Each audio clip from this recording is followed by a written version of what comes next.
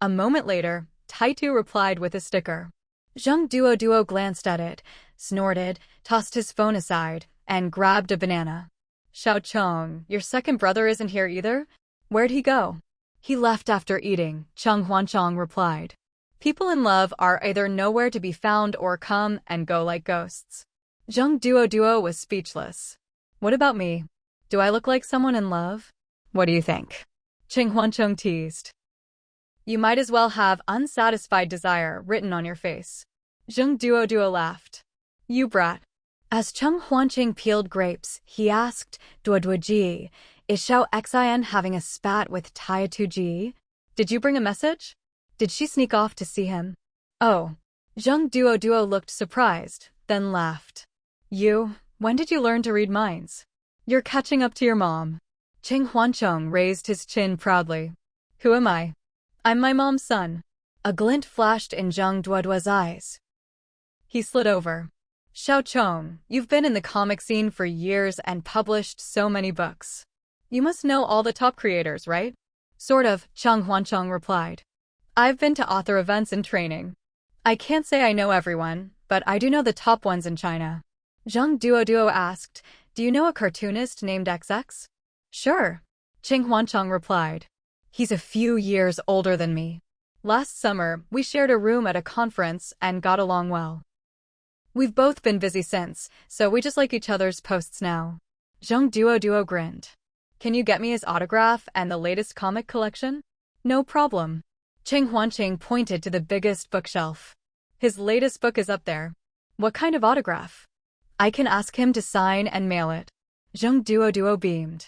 It'd be best if he could write some encouraging words or a New Year's wish. The recipient is a big fan, has loved his work for years. Oh, sure, Cheng Huanchong said lazily. No problem, I'll message him in a bit. But Zheng Duo got anxious and grabbed his arm. Wait, it has to be now. Xiao Chong, help your brother out, quick. Your phone's right here. Come on, hurry. Hee. Duoji, you're so diligent when it comes to chasing girls. Chong, if I win her over, I'll buy you the latest, coolest game console right after your college entrance exams. Wow. Why didn't you say so earlier? Hee. Late at night, past 1 o'clock. Cheng Tianyuan called his eldest son.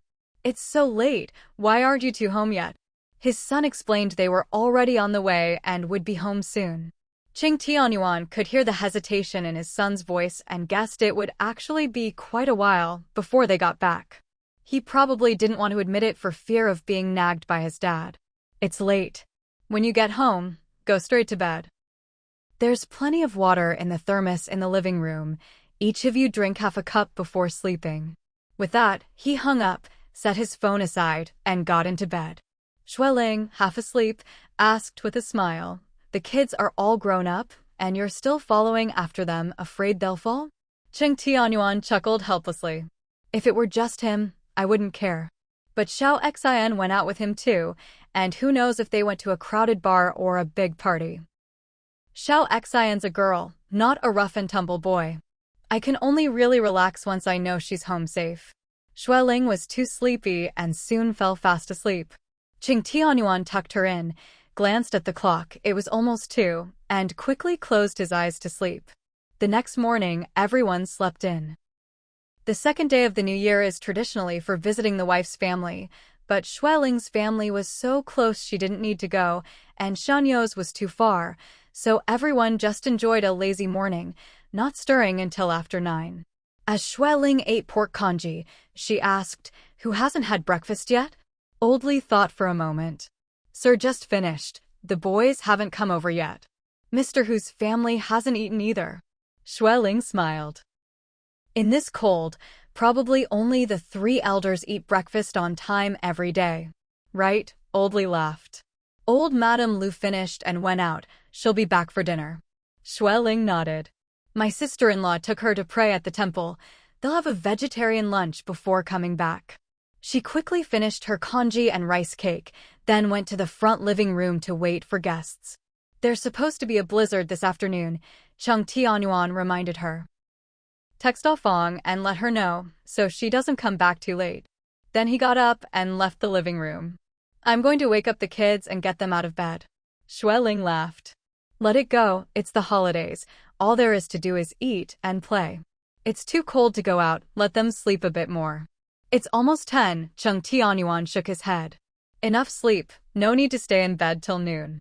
Xueling ignored him, took out a packet of pu'er tea, and started brewing. A while later, Chung Tianyuan came back looking troubled. After so many years together, she knew her husband well. What's wrong? Chung Tianyuan said seriously, Xiao Xian didn't come home last night. Huh? Xueling immediately thought of something. What did Renan say? They went out together last night, right? Yes, Chung Tianyuan said, but that rascal said. Xianji picked her up halfway. Xueling looked a little embarrassed and kept making tea. Chung Tianyuan frowned. You call him. Isn't that a bit much? Xueling said, half laughing, half crying. If we're going to call, we should call our daughter first. Chung Tianyuan's face darkened, his voice low. He took our daughter out in the middle of the night and she didn't come home. As parents, can't we at least call and ask? Fine, Xueling stifled a laugh. Then you call. I won't. Chung Tianyuan's eye twitched. Why? It's not really appropriate. You're the one worried about your daughter, and you want to question him too. Why isn't it appropriate? What, you want me to play the bad guy? Chung Tianyuan took a deep breath, barely containing his anger. She's an adult. Still no sense. If it weren't for him, you'd have gone after him with a knife, right? Xueling teased. Good thing it's Taidu we know. Otherwise, no one would dare chase our daughter. Chung Tianyuan fumed. She's just 18, about to take the most important college entrance exam. This is not the time for romance. If it were anyone else, I'd have chased him off with a broom. Xueling poured him a cup of tea. People in love don't think straight. Tide is not reckless. Maybe something came up, and with a bit of love brain, he got carried away. Since we agreed to their relationship from the start, we should stick to not interfering and just play dumb. Chung Tianyuan glared at her. Agreeing doesn't mean she can stay out all night. What if she gets pregnant? Huh? Xueling looked away, embarrassed. That probably won't happen. You sure? Chung Tianyuan said gruffly. This is a crucial time for her studies, and she's got years of school ahead. She's not a boy. If she gets pregnant, she'll have to pause her studies. If she has to end it, her health will suffer and her studies will be delayed. Either way, it's bad for Xiao Xian. Xueling paused, then nodded. You're right. We do need to be careful about this and make sure she knows how to protect herself. No need for a little life at her age. Chung Tianyuan was still angry. She's only 17 or 18, and how old is Chinshinji? How can he have no sense at all? All right. Xueling patted his hand, lowering her voice. Don't shout, or word will get out. Taitu may be close to us, but he's still a Chunjia's son, not ours. Even if both kids are at fault, we can't scold them both. Our own kids, we can discipline. Sons and daughters are ours. If we scold or hit them, they'll still be close. But daughters-in-law and sons-in-law are someone else's kids. We have to be careful how we speak, or we'll hurt feelings. When you're angry, it's easy to say harsh things, and once there's a rift, it's hard to fix. Chung Tianyuan was impatient, but forced himself to calm down. Fine, then I won't say anything to him. But I can talk to my own daughter, right? Xueling shook her head. No, I'm her mom. I've been a girl too. I'm better suited for this kind of talk. He was too emotional right now, definitely not the right person for this. A daughter is a father's little darling, and before she's even grown up, someone's already trying to take her away. No wonder the old man felt so upset. Chung Tianyuan said seriously, when she gets back, you talk to her right away. All right. This New Year was especially cold. It snowed heavily before New Year's Eve, and on the second day, another cold wave hit. The blizzard howled, snowflakes swirling everywhere. The blizzard covered every corner of the capital in a thick layer of white, dampening everyone's enthusiasm for going out or visiting relatives. Zheng Duo sat in the living room playing on his phone. Juachun stood by the window, watching the dark, snowy sky, and couldn't help but complain that Taitu He really has no sense of boundaries. Auntie, what's wrong? Zhang Duo put down his phone and stretched. Didn't Taidu say at noon he was in the city? Don't worry, even with heavy snow, he'll make it back. The subway's still running, and with so many people out of town for the holidays, it's almost empty. Even if driving is tough, a few stops on the subway and he's home. Jua Chun's face was stern, her voice low. I'm not worried about him, I'm mad at him. What happened? Zhang Duoduo's eyes flickered as he played dumb. What did he do to make you angry? As far as he knew, Taitu hadn't come home all night or this morning. Could Auntie already know he was with Xiao Xian? No way, he'd kept his mouth shut, not saying a word. Jua Chun sighed, lowering her voice. Madam called me earlier, said there's a blizzard and to avoid going out. She also asked if Xiao Xian was here. The moment I heard that, I knew what happened. That rascal. Oh, she really does know. Zhang Duo chuckled awkwardly, lowering his voice. Maybe the weather's bad and the roads are tough, so he got delayed. Yeah, right? Jua Chun said sternly. You're always making excuses for him. The wind and snow only started this afternoon. He left last night and still isn't back. The city center is just a few streets away. How could it take his car over 10 hours to get back to Ronghua Mall? Zhang Duo kept up his silly grin. Auntie, they're in love, you know how it is. I don't know, Jua Chun snorted. Falling in love is fine, but if your head's so full of it you lose all sense, how can that be good? It can't. Zhang Duo still tried to plead for him. Auntie, Taitu's been so busy lately, barely sleeping a few hours a day. Xiao Xian's been busy with exams and revision too. Finally, they get some time together during the new year. They just want to make the most of it. Jua Chun shook her head. Is that what I'm mad about? I'm upset because he has no sense of boundaries. Once again, he stayed out all night with Xiao Xian. It's freezing and snowing, and he still didn't send her home quickly. Madam and Sir must be so worried. She was a parent too, and knew how hard it was when your child didn't come home all night. She didn't have a daughter, but she'd been someone's daughter herself, and knew how angry parents could get if their unmarried daughter spent the night out with a man. Yes, society is more open and civilized now, but some things still matter. Luckily, he's dealing with Madam and Sir, otherwise, any other girl's parents would have scolded him, maybe even hit him. Zhang Duo grinned. That's why he's lucky. Uncle Yuan and Lingjia are great people. They trust Taidu completely and would never blame their future son-in-law. They're just too polite to blame him. Jua Chun said sternly. He did wrong, and as his mother, it's my job to teach him. When he gets back, don't you dare plead for him or speak up on his behalf. Zhang Duo smiled wryly. Auntie, isn't that a bit hard on me? Brothers should stick together. How could he just watch his brother get scolded and do nothing? That'd be too disloyal. Jua Chun shot him a look. Go hide in your room and pretend you don't know anything. What's so hard about that? You're not the one getting scolded. Sigh, Zhang Duo got up, lowering his voice. It's so cold. Nothing's better than being under the covers. Auntie, I'm off for a nap. Jua Chun nodded. As soon as Zhang Duo got back to his room, he called Chen Xinji. A moment later, his cheerful younger brother picked up. Zhang Duo, half laughing, half complaining, asked why he wasn't home yet. He was tempted to smack some sense into him. Bro, did you send Xiao Xian home? Do you know what the weather's like? Don't tell me you're still out there. It's -10 degrees. No matter how passionate your love, it needs to cool off a bit. No doubt, this round of dog food, public displays of affection, was enough to last him the whole holiday. Showing off like this during the new year, how are single guys supposed to survive? While he was stuffed with dog food, he'd probably have to run interference and calm the parents down later too. In a word, enough already.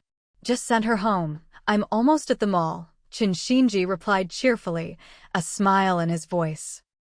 No matter how cold or snowy, nothing can stop us. Good thing I drove the SUV last night, no trouble at all. Zhang Duo grinned slyly. Don't get too happy yet. Auntie's waiting for you in the living room, and her temper's no less fierce than the blizzard outside. Chen Xinji was a little embarrassed. Then I'll wait downstairs in a cafe for a bit, maybe take a nap. No, Jing Duo said quickly. The later you come back, the angrier Auntie will be. The timing of your return is directly related to her fury level. Shinji could only say, I'll be there in 5 minutes. A while later, the front door opened. Jung Duo pressed his ear to the door, listening closely. He heard Andy scolding Taitu, saying he was thoughtless, careless, inconsiderate of Xiao Xian, and so on a long list. Taitu stayed quiet the whole time, obediently listening, not daring to say a word. Auntie, seeing him like a block of wood, eventually got tired and told him to wash up and get some sleep. That was all Shinji said, and then only footsteps remained. Jung Duo let out a long sigh of relief, stuffed his phone in his pocket, and went out to the living room for some water. He saw that Jua-chun still looked a bit upset, but clearly less angry than before, so he went over to comfort her. Jua-chun gave him a fond look. Weren't you napping? Eavesdropping and playing messenger, weren't you? Oh. Jung Duo grinned sheepishly and hugged her shoulders. Auntie, you're amazing. A true heroine, a female Zhuge Liang. Jua-chun smiled helplessly. Little rascal, what do you want for dinner? Taitu's gone to nap. He said he'll get up in 3 hours for dinner. In this weather, hot pot, of course. Jung Duo replied. Jua-chun nodded. All right, I'll go make the broth. Thanks, Auntie. I'll help wash the veggies later. Okay. As dawn broke, Xueling woke up and stared blankly at the white snowflakes outside the window. Cheng Tianyuan rolled over, half asleep, and mumbled, What's wrong? Why are you up so early? It's freezing out there, sleep a bit more. Xueling chuckled softly. Getting older means going to bed early but not being able to sleep in. No matter how cold it is outside, it's all the same with the heater on inside. Cheng Tianyuan rolled over again, smiling wryly. When you get older, even if you have time to sleep, you just can't. Exactly. Xueling sighed. In our 20s and 30s, even into our 40s, we just wanted to get to bed early and sleep through the night, but when the alarm went off, it was torture to get up. Now we have all this free time, but we can't sleep much, sometimes even get insomnia, and as soon as it's light, we're awake. Back then, we were always sleep-deprived, Cheng Tianyuan said with a bitter smile. Especially when the kids were little, sometimes we only got 5 or 6 hours, and even then, we'd wake up at night to cover them up, make milk, or change diapers. If we could nap for half an hour at noon, it felt like a feast. Xueling thought back to the days of starting her business, feeling a wave of emotion. 11 or 12 at night, up again at 5 or 6 in the morning, just 4 or 5 hours of sleep a day. When the clothing factory was at its peak, I basically lived in the office. The workers did 2 or 3 shifts, but I was on call 24/7. If anyone needed me, I had to wake up. I'd nap on the sofa whenever I could. The worst was going 2 days without sleep. When I finally collapsed that night, I had no idea how I fell asleep, just hit the pillow and was out.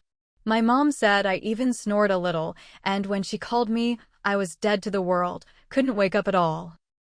Those days were exhausting, but orders poured in like snowflakes, and as long as they were filled, there was money to be made. Even though it was tough, she was happy and full of drive.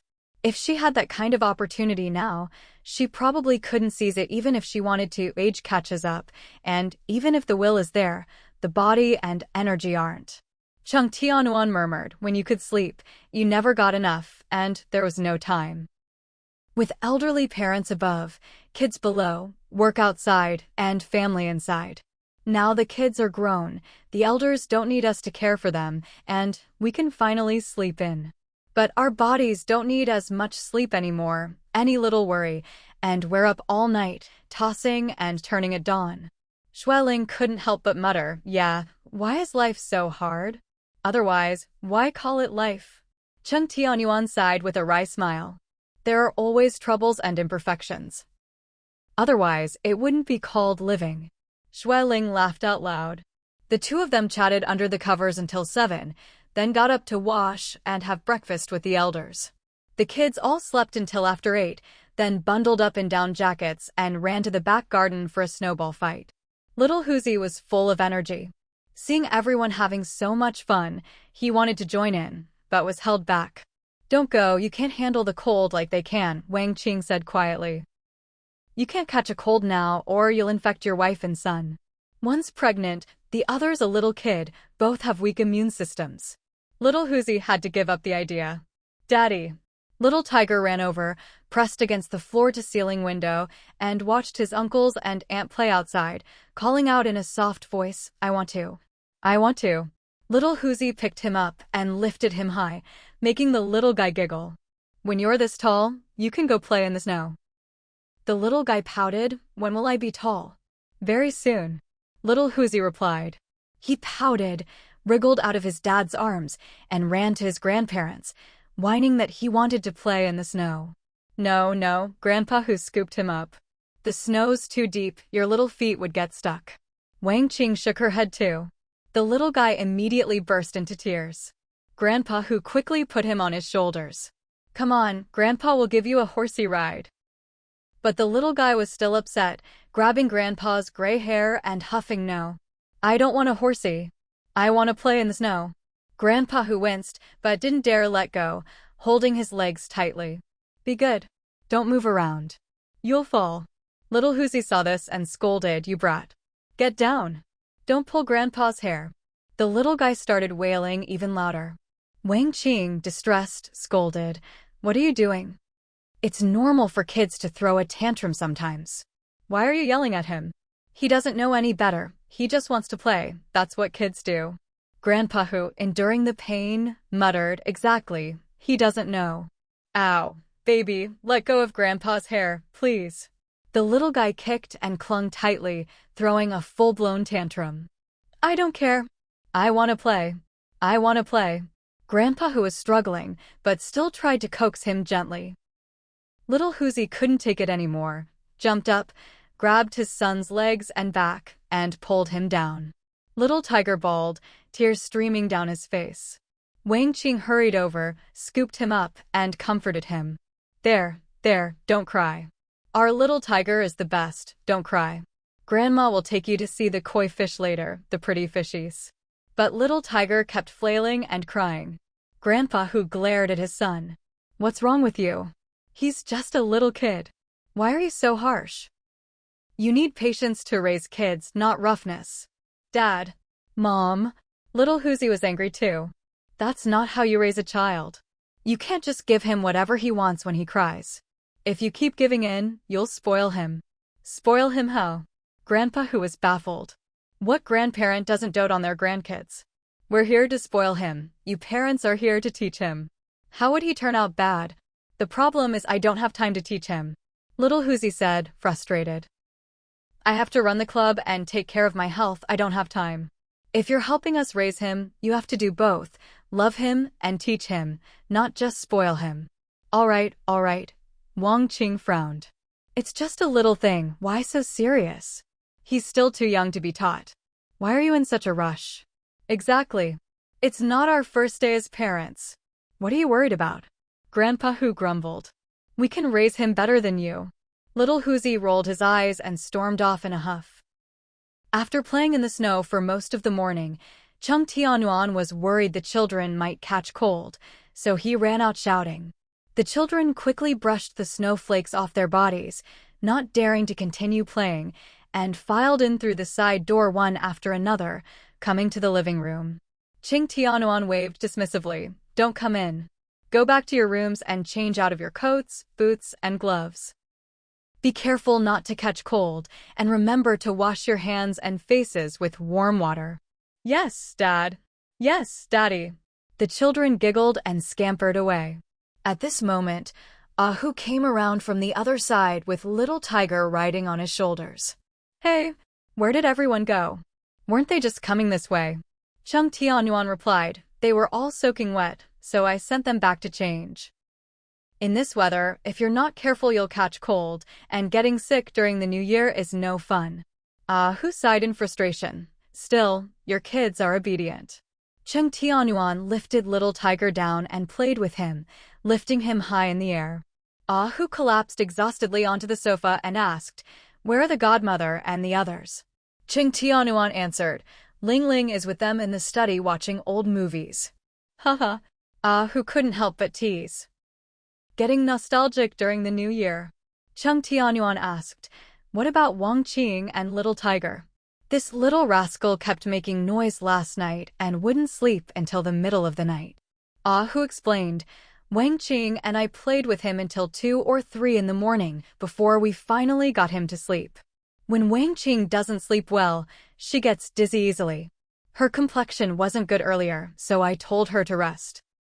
Chung Tianyuan took a cherry from nearby and gave it to Little Tiger to eat. Children are still young, so occasional night fussing is normal. Kids have lots of energy. You and Wang Qing shouldn't both take care of him together. Try to take turns, otherwise you might not be able to handle it. Both Ahu and Wang Qing weren't in great health. One had several high conditions, and the other had cervical problems plus back and waist pain. Taking care of themselves was manageable, but caring for such a mischievous little one was somewhat overwhelming. Ahu sighed deeply and grumbled irritably, "Don't even mention it. Wang Qing and I are exhausted, but that little rascal still complains that we're not taking good enough care of him. Damn it. Like we owe him for life." Ching Tianyuan raised an eyebrow and said quietly, "Since Little Tiger was born, nannies and child care specialists have been helping to raise him, so the young couple hardly had to lift a finger. Little Tiger only knows how to play with the child. How would he know that taking care of a child involves countless tedious tasks that you can't count on 10 fingers? He doesn't understand, but you do. Are you really going to argue with your own son?" "Brother, this isn't about arguing or not," Ahu said irritably. "That boy simply doesn't know gratitude. His mother and I have worked hard most of our lives. We can barely take care of ourselves, and we still have to worry about our son and grandson. He really thinks we owe him." All right.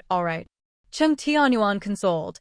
"His health is still weak, and he's cooped up in the compound every day, unable to go out. He's frustrated too. He still has several chemotherapy sessions to go through, and maintaining a good mindset is very important. As the old saying goes, a father loving his son is natural. When have you ever heard the saying, a son loving his father is natural?" "Huh. Pfft." Who was amused by him, looking at his little grandson sitting on the expensive carpet playing with cherries. "I used to not believe in grandparents' love. I thought if your own flesh and blood isn't close to you, what can you expect from a grandson? Since this little guy was born, I finally believe it." Chung Tianyuan made tea while occasionally looking up at Little Tiger. "How do you believe it? Tell me about it." Who squinted and said quietly, "It's that feeling of liking him from the bottom of your heart, every pore in your body radiating joy, thinking he looks good no matter how you look at him, as if he's living right in the tip of your heart. Simply millions of times better than his father, that rascal." Haha. Ching Tianyuan laughed. "Since your grandson is better than your son, just love your grandson well and don't worry about what your son thinks." Ahu's face darkened as he explained, "He complains that we don't take good care of his son, saying we'll spoil the child." "No rush." Chung Tianyuan said, "A child this small doesn't know good from bad yet, can't tell right from wrong. For now, as long as he doesn't cry or fuss, eats obediently, doesn't make trouble and doesn't get sick, that's enough. When he gets a bit older, we can slowly teach him. That boy was still throwing tantrums when he was several years old." Ahu laughed and scolded, "We didn't spoil him. What's he afraid of? We managed to raise both him and his sister, didn't we?" Chung Tianyuan handed him a cup of clear tea and picked up one for himself. Now that he's become a father himself, he has a father's sense of responsibility, so he's nervous about the child being spoiled. Don't always think about the bad side of things. There are plenty of good aspects. 3. I won't drink it. Who shook his head with a bitter smile. "My health isn't what it used to be. If I drink even a few sips of tea, I definitely won't be able to sleep tonight." Ching Tianyuan explained, "We drink it almost every day, so we're used to it." Who saw his grandson stop playing with the cherries and start fiddling with the remote control on the coffee table, so he couldn't help but ask with a smile, "Baby, Do you want to watch cartoons? Yes, the little one answered crisply. Who quickly took the remote control and selected a children's channel. Here it comes. The cartoon is playing. The little one sat on Grandpa's lap, watching seriously and obediently. Who smiled as he gently stroked the child's soft hair, praising.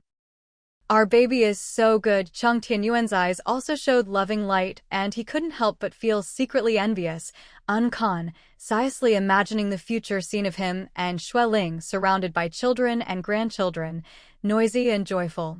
And his heart began to yearn for it. Who, being his good brother for many years, immediately saw through his thoughts.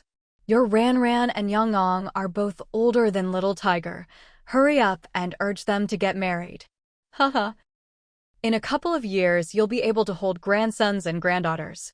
Cheng Tianyuan shook his head and smiled. I won't urge them. Let them arrange it themselves. Ran is about to graduate, right? Who asked, soon, right? I remember it's either this year mid-year or next year. Cheng Tianyuan answered, this year. He's already been interning and working at the hospital. So many people think he's already graduated. These 3 years of graduate school have passed quite quickly. Yang will also graduate next year. He probably won't need to attend classes by the end of this year, and it seems he's planning to start a business. Seems? Who frowned. Why don't you ask clearly? It's really not easy for young people to start businesses nowadays. The competition is too fierce. Cheng Tianyuan shook his head. If he thinks it's good and has the ability to make it work, let him go and struggle on his own. I don't need to ask. He'll naturally sneak off to tell his mother. When it comes to doing business, I can't compare to his mother. Haha, you're happy to take it easy.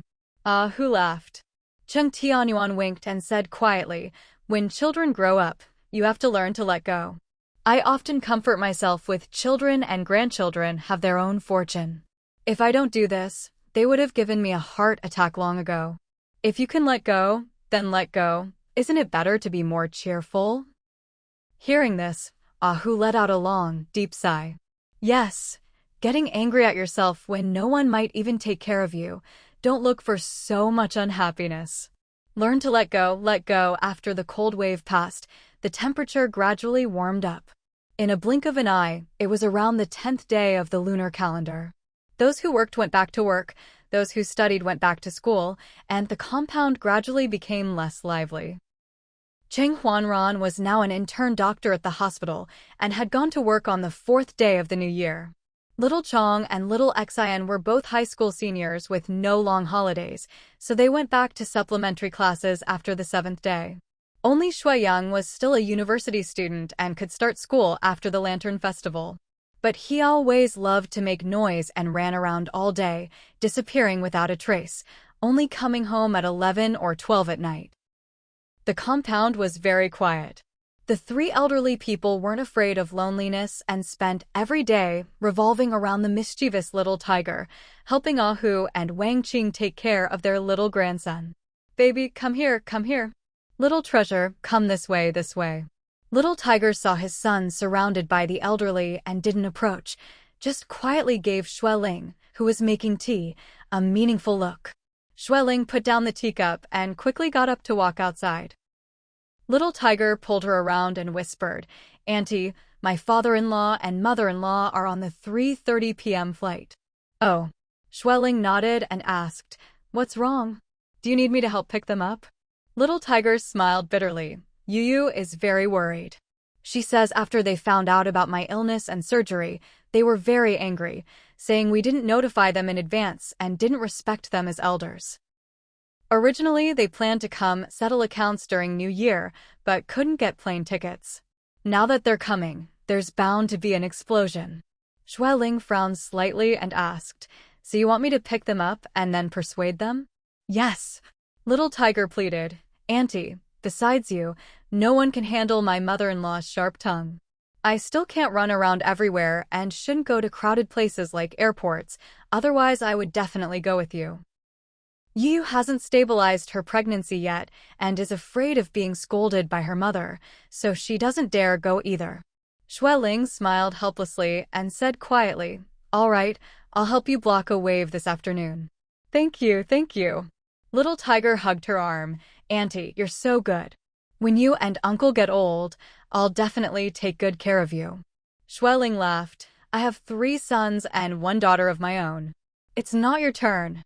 Hee hee, Little Tiger said. Then I'll go accompany you. I have to take medicine in half an hour.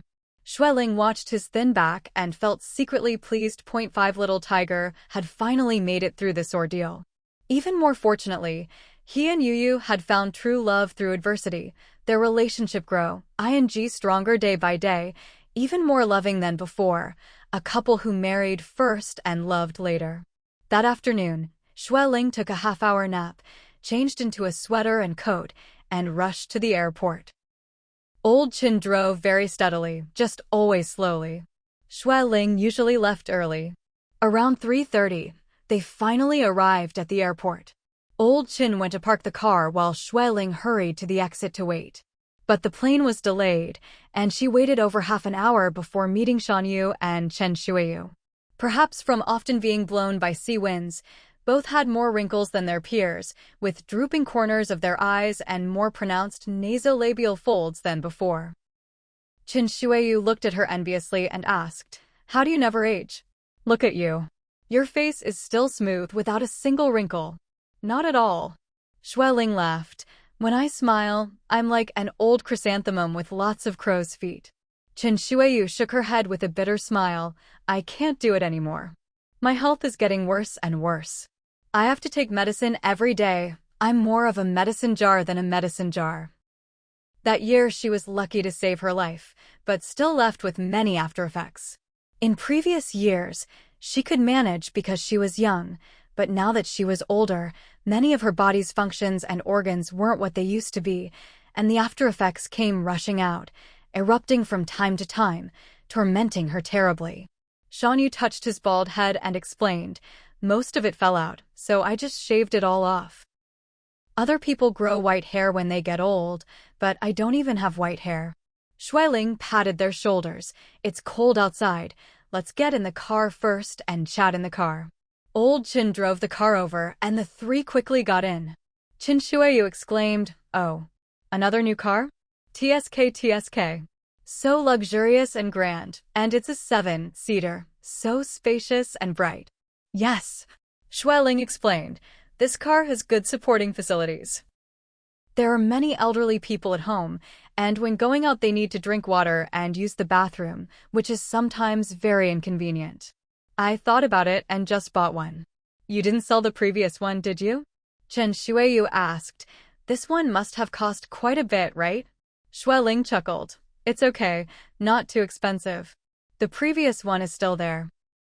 There are many people in the family, and now several children are learning to drive, so we try to keep a couple extra cars to avoid not having enough. Your not expensive must still be several $100,000. Chen Shuiyu laughed. "Anyway, you're not short of money. You could buy 10 cars for each child, and it wouldn't be a problem." 6 Schweling asked back with amusement. 10 cars per person? Even with 3 heads and 6 arms, you couldn't drive them all, right? Even if you have money to buy them, there's nowhere to park them. Parking fees in Beijing are very high now, and traffic jams are serious.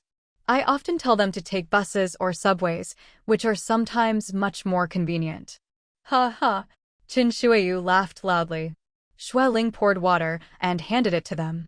"Would you like coffee or tea? Are you hungry? There's some simple food inside too." Shan Yu shook his head. "My health isn't good. I can't drink coffee or tea anymore. I ate some noodles on the plane and I'm not hungry yet. I can't sleep if I smell coffee or tea." Chen Shuiyu waved her hand. "Don't bother, just some water is fine." The 3 chatted while drinking water. Chen Shuiyu's face darkened slightly as she asked, "Little Tiger and his whole family have been staying at your compound these days?"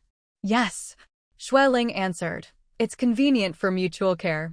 During New Year, the nannies and child care workers all take holidays.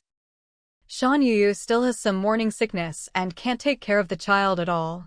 Living here, the big kitchen provides 4 or 5 meals a day to nourish her and Little Tiger. Little Tiger's medicine is personally prepared and brewed by Uncle Jilon, so he can't leave the compound. Fortunately, Ahu and Wang Qing came to help take care of Little Tiger, and they also look after the young couple together. Qin Shuiyu snorted coldly. It's fine not to mention it, but once I do, I get angry. Such a big thing, why hide it from us? If we had known earlier, we definitely would have rushed over to help. They immediately notified their own parents, but in-laws are still a layer removed after all. It's different. That's not true. Xue Ling sighed. I was the one who told them not to notify you temporarily, to wait until the surgery was successful before telling you, to avoid having you worry along with everyone else. During that period, besides crying and worrying, everyone didn't know what else they could do. Tianyuan and I barely slept night after night. He accompanied Little Tiger to the hospital, and Ahuan and I went to find specialists. We were busy during the day, and at night when we lay down, we just tossed and turned like pancakes. After a pause, she added, in the bitter cold, heartbroken and worried, unable to eat or sleep well, most everyone got sick. Our health is obviously better than yours, and we were still like this. Ahu and Wang Qing were in terrible shape. If you had come, you would have inevitably fallen ill quickly too. Chen Shuiyu frowned and blinked with difficulty, but you still can't not tell us. Such a big thing. Shan Yu also had a dark expression, saying displeasedly, such a big thing, and you didn't even discuss it. Xue Ling smiled bitterly and explained, it's not that they didn't want to discuss it with you. There simply wasn't time to discuss it. Just a little bit more, and it might have been terminal stage.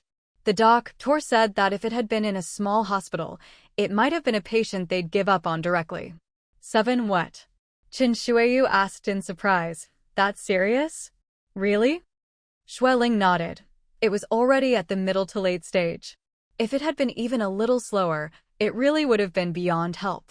Shan Yu frowned and asked, really? How could this happen? The elderly couple found it hard to accept, looked at each other, and both had rather ugly expressions. Xue Ling lowered her voice. When Little Tiger found out, he almost completely broke down. He's just a young man in his 20s. His life has just begun.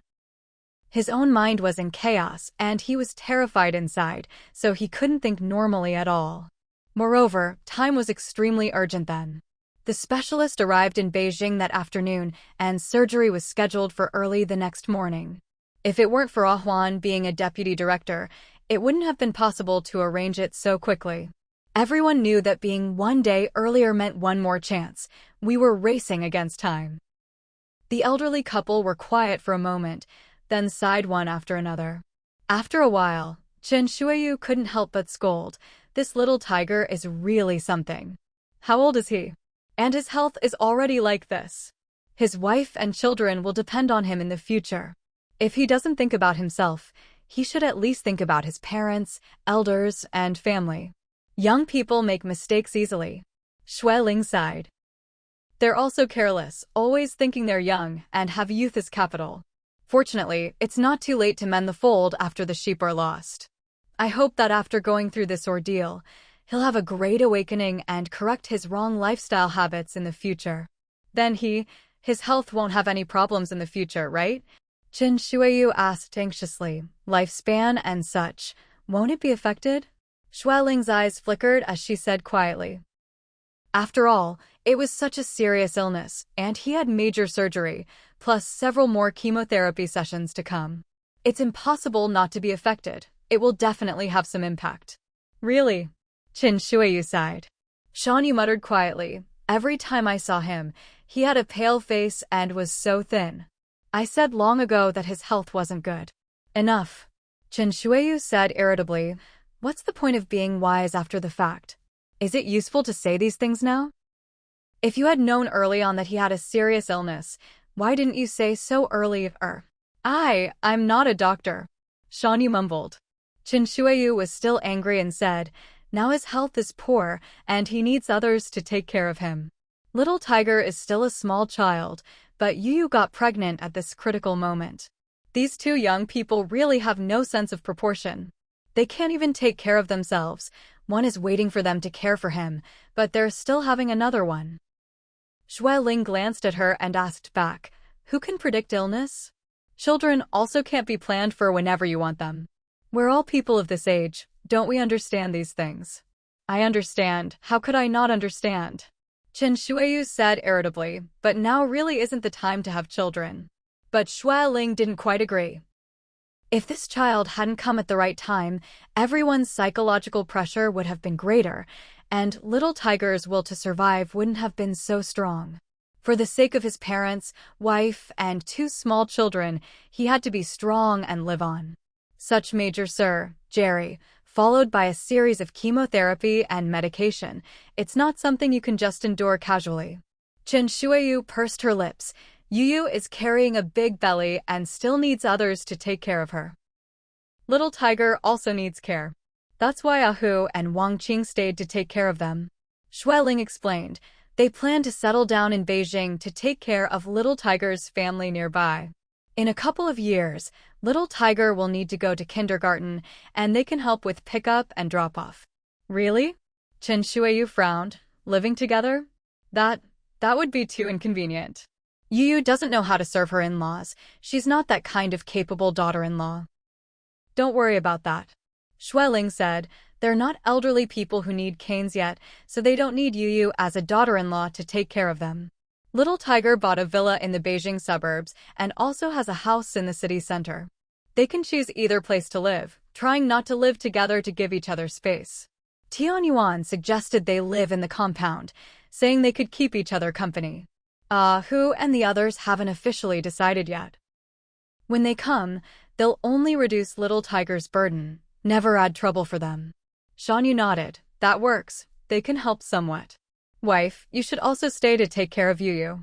Her health is weak, pregnancy isn't easy for her, and Little Tiger is so small. You really should stay and help this time. Of course.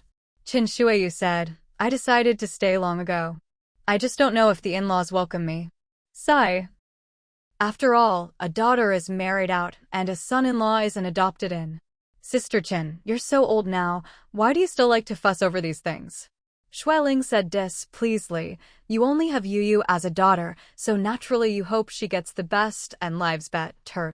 If you and Ahu's couple keep showing sour faces all day, it will only make it harder for Yuyu and Little Tiger, especially Yuyu. It's not. Chen Shuiyu laughed awkwardly. How am I showing sour faces? They make me unhappy. There are few things they do that satisfy me. How could I possibly have a good expression? Right? Shui Ling waved her hands. You're too fond of being critical and calculating. We've been old friends for many years. You should know I'm not the type to beat around the bush. I'm telling you this, and you shouldn't be unhappy, because you really are like this. Chen Shuiyu's face alternated between red and white. Shan Yu beside her felt somewhat embarrassed and said quietly, She's always been straightforward and speaks without thinking. She says this with her mouth, but her heart doesn't think this way. Shui Ling took Chen Shuiyu's hand and sighed gently. Sister Chen, your heart isn't bad. You've been pampered by Brother Shan Yu most of your life, so inevitably your temper is a bit big. Let me tell you quietly. When you came this time, both Little Tiger and Yuyu were trembling with fear, even secretly afraid. Chen Shuiyu's eyes darted around evasively as she muttered irritably. Afraid of what? We're not going to eat them. Shui Ling chuckled softly. Initially, I didn't approve of their marriage, but things are unpredictable. The young couple married first and loved later, stumbling along the way but getting smoother and smoother. Now they support each other as husband and wife, taking care of each other, with their feelings growing stronger day by day. After going through this serious illness, I believe their future relationship will be even better. Little Tiger has just recovered from his serious illness, and Yuyu is pregnant again. This is double happiness. Although both are busy and uncomfortable, their attitudes are excellent, supporting and encouraging each other. Originally, your arrival should have made Yuyu the happiest, but she's also secretly afraid, worried that you'll take out your anger on her and Little Tiger because of previous matters. Think carefully about how it became like this. If you can figure it out, everything is good news. If you can't figure it out, everything becomes bad news. The elderly Shan Yu couple had known Xueling for decades, and this was the first time they'd seen her speak so directly. They gradually realized they might have gone too far. So after arriving at the compound, the two only cared about their son-in-law and daughter, hugged their little grandson, and didn't say a single word of complaint. Both Shan Yu and Little Tiger were puzzled, but more than anything, they were secretly delighted and breathed sighs of relief. Ah Hu and Wang Qing warmly welcomed them, apologetically explaining that they hadn't notified them in advance about previous matters and hoped they wouldn't mind. Chen Shuiyu waved her hand. We're all family, what's there to mind? The most important thing is that Little Tiger is fine now. Shan Yu also nodded repeatedly. Yes, yes. As long as everyone is healthy and safe, that's what matters most. The atmosphere was unexpectedly harmonious, and everyone was happy. That evening, Chen Shuiyu took the initiative to help in the kitchen, working alongside Wang Qing to prepare dinner. Sister Wang, you've worked hard these days. Taking care of so many people must be exhausting. Wang Qing smiled. Not at all, not at all. We're all family, and besides, there are helpers in the kitchen. I just help out a bit. Chen Shuiyu looked around the spacious kitchen and sighed. This place is really nice, so big and well-equipped. Much better than our small kitchen at home. Sister Chen, you can stay as long as you want. Wang Qing said warmly. You need someone to take care of her during pregnancy, and Little Tiger also needs to recuperate. It's good to have more people helping. Chen Shuiyu nodded. I was planning to stay anyway. My daughter needs me now. The two women chatted while cooking, and the atmosphere was very pleasant. Meanwhile, in the living room, Shan Yu was playing with his grandson while chatting with Ah Hu and Cheng Tianyuan. Brother Hu, thank you for taking such good care of Little Tiger and Yu during this time. Ah Hu waved his hand. We're all family, no need for thanks. Little Tiger is like my own son. Shan Yu's eyes reddened slightly. I really don't know how to thank you all. If it weren't for you, don't say that. Cheng Tianyuan interrupted. Little Tiger is a good kid. He'll definitely get better and better. Shan Yu nodded vigorously. Yes, he will definitely get better. Little Tiger, who had been quietly listening nearby, felt warmth in his heart. He walked over and bowed deeply to the elders. Dad, Mom, Uncle Hu, Aunt Wang, Uncle Qing, Aunt Shui, thank you all. I will definitely work hard to get better and not let you down. Everyone's eyes moistened at his words. Xueling patted his shoulder. Good child, we all believe in you. That night, the whole family had dinner together. The table was full of laughter and warmth, as if the previous tensions had never existed. After dinner, Chen Shuiyu pulled Xueling aside. Ling Ling, thank you for what you said to me today. I thought about it carefully, and you're right. I was too petty and calculating. Xueling smiled. Sister Chen, as long as you understand.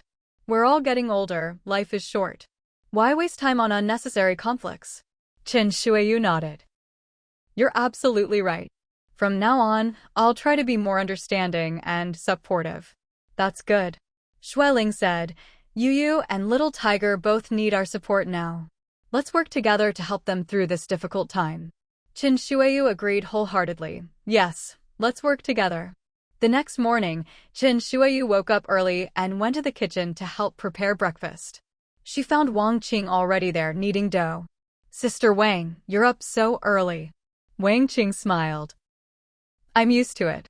Besides, there are many people to feed. Chen Shuiyu rolled up her sleeves. Let me help. What can I do? You can help me make dumplings if you'd like. The two women worked side by side, chatting about their children and grandchildren. 11 Little Tiger is such a good child, Chen Shuiyu said. I was too harsh on him before. Wang Qing nodded. He's been through a lot, but he's strong. And Yu is a good girl too, she's been taking such good care of him. Yes, they really love each other. Chen Shuiyu smiled. I'm glad they found happiness together. When breakfast was ready, the whole family gathered around the large dining table. Little Tiger looked much better than the day before, with more color in his cheeks. How are you feeling today? Shan Yu asked his son-in-law. Much better, Dad. Thank you for asking. Qin Shuiyu served him a bowl of congee. Eat more. You need to build up your strength. Little Tiger was touched by her kindness. Thank you, Mom. Shan Yuyu watched her parents and husband getting along so well, and tears of happiness filled her eyes. After breakfast, Shui Ling found Qin Shuiyu in the garden. How do you feel now? She asked. Qin Shuiyu took a deep breath of the fresh air. Much better. You were right yesterday. I was being too stubborn and selfish. We all make mistakes, Shui Ling said gently. The important thing is that we learn from them. I want to be a better mother and mother-in-law, Qin Shuiyu said determinedly. Little Tiger and Yuyu deserve our support, not our criticism. Shui Ling smiled. I'm proud of you for realizing that. As they walked through the garden, they could hear laughter coming from the house, the sound of a family truly united. You know, Qin Shuiyu said thoughtfully, maybe this illness was a blessing in disguise. It brought us all closer together. Shui Ling nodded. Sometimes the most difficult times reveal what's truly important: family, love, and forgiveness. Yes, Qin Shuiyu agreed. And I don't want to waste any more time on petty grievances. Life is too precious. They continued their walk in comfortable silence, both feeling that a new chapter had begun for their family, one filled with understanding, support, and unconditional love. Back in the house, Little Tiger was playing with his son while Shan Yuyu rested nearby, her hand on her growing belly. The future looked bright, and everyone was ready to face whatever challenges lay ahead, together. Before lunch, Chung Tianyuan returned home. He hadn't even reached the living room when his elderly mother hurried over with anxious steps, telling him that their eldest son had suddenly come home today, looking terrible. He nearly fainted, and the security guard had to help carry him to his room. Ling Ling said it was nothing, that he'd be fine after sleeping it off. Cheng Tianyuan raised an eyebrow and said, if Ling Ling says it's nothing, then it should be nothing. But his mother lowered her voice and explained mysteriously. Ran cried, his eyes were red, and it wasn't just from staying up late. He had obviously been crying. Chung Tianyuan was secretly surprised. Men don't shed tears lightly, and their eldest son hadn't cried since he was about 10 years old. He thought something serious must have happened, otherwise how could he possibly cry? Despite thinking this, he still didn't forget to comfort his mother. It should be nothing serious.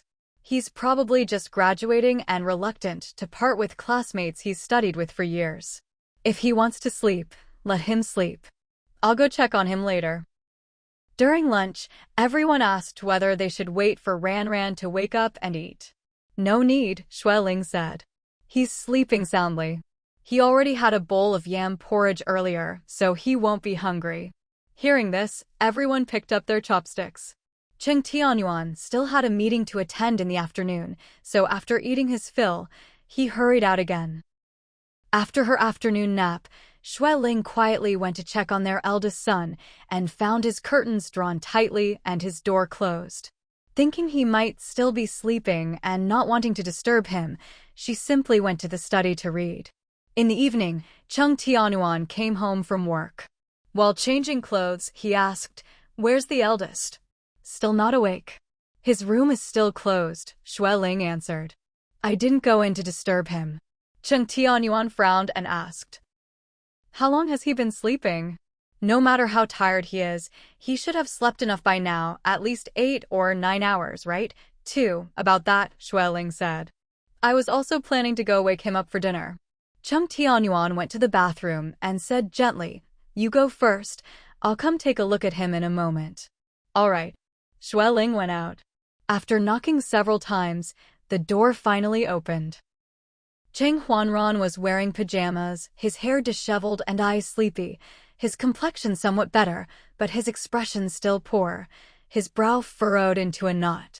He called out, "Mom," and then walked to the outer balcony, entering the bathroom. Shui Ling looked at the messy bed and began tidying up. After a while, she brought in a glass of warm water. Ran, come drink some water." Cheng Huanran walked out dejectedly, thanked her quietly, and drank half the glass.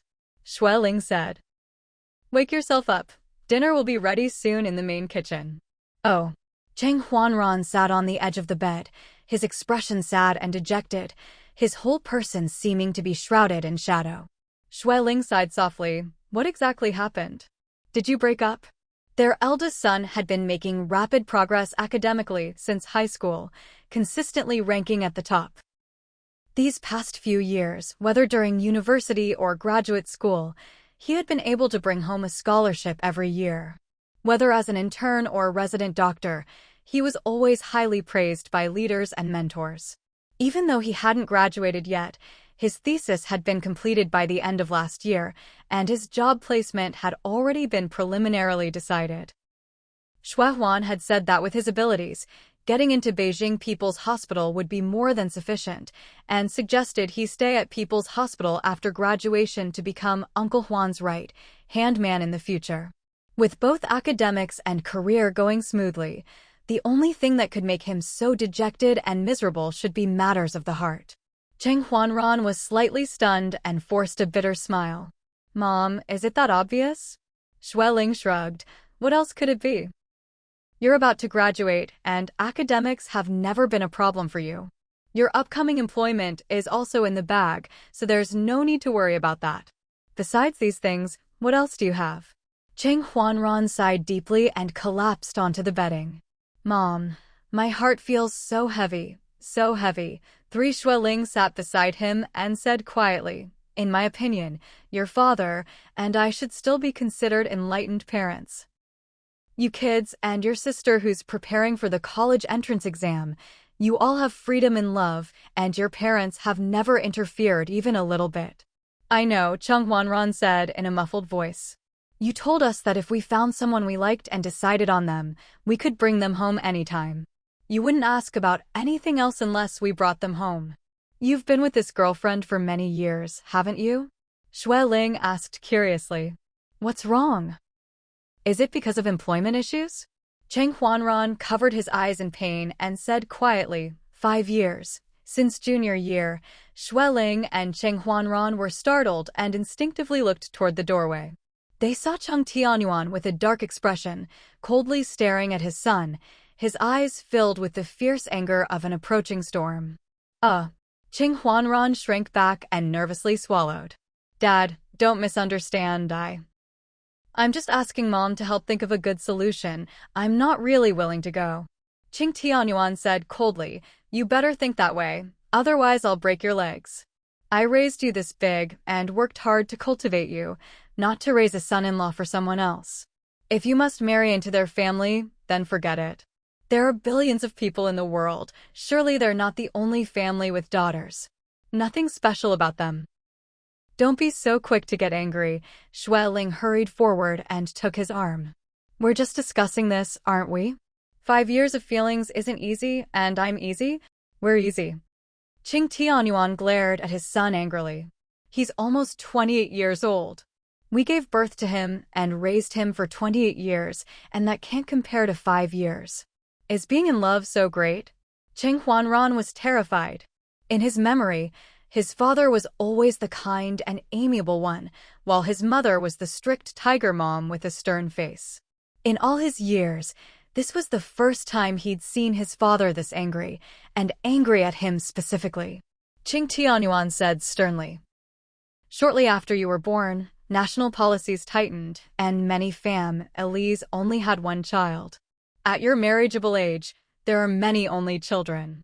Does that mean every family with an only daughter needs a son-in-law to marry in? What kind of logic is that? What if you were also an only child? What would you do then? Xueling frowned and said quietly, the other girl's family thinks our family has too many boys. Too many.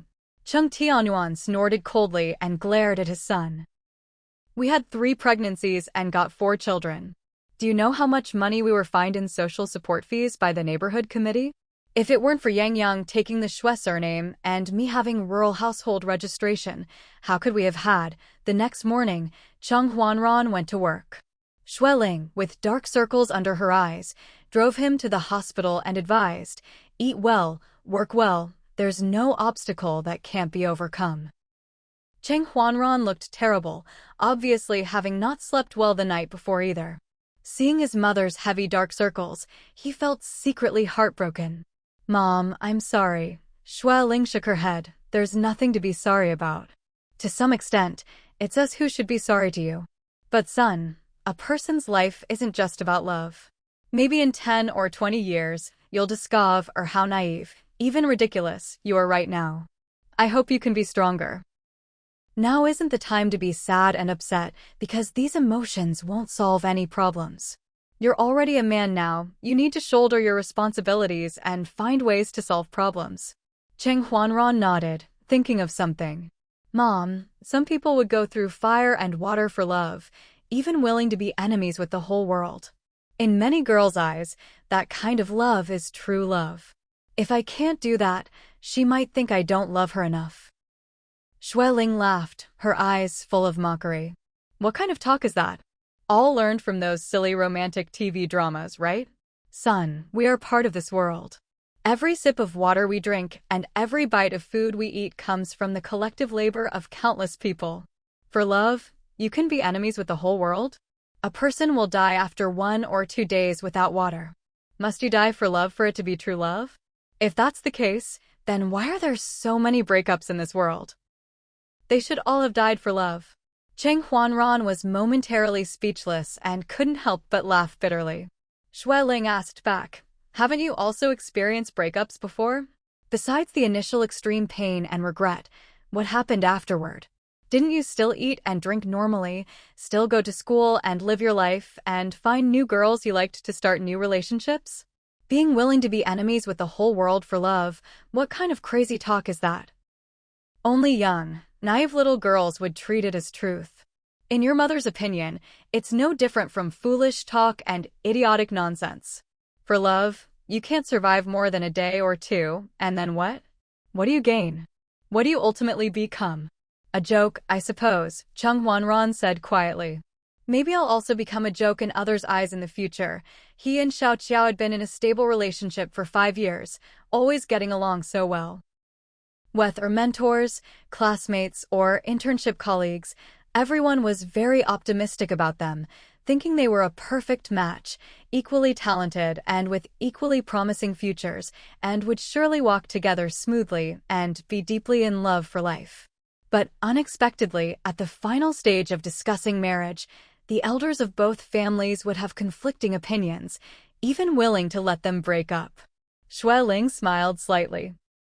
Of course, if you act impulsively and insist on being with her, willing to break with your family and parents, that's also your own choice. 5. How is that possible? Cheng Huanran shook his head. Mom, I'm not an impulsive 17 or 18-year-old. How could I do something so foolish? I'm part of this family. Abandoning the family also means abandoning myself. I absolutely cannot do such a conscienceless thing.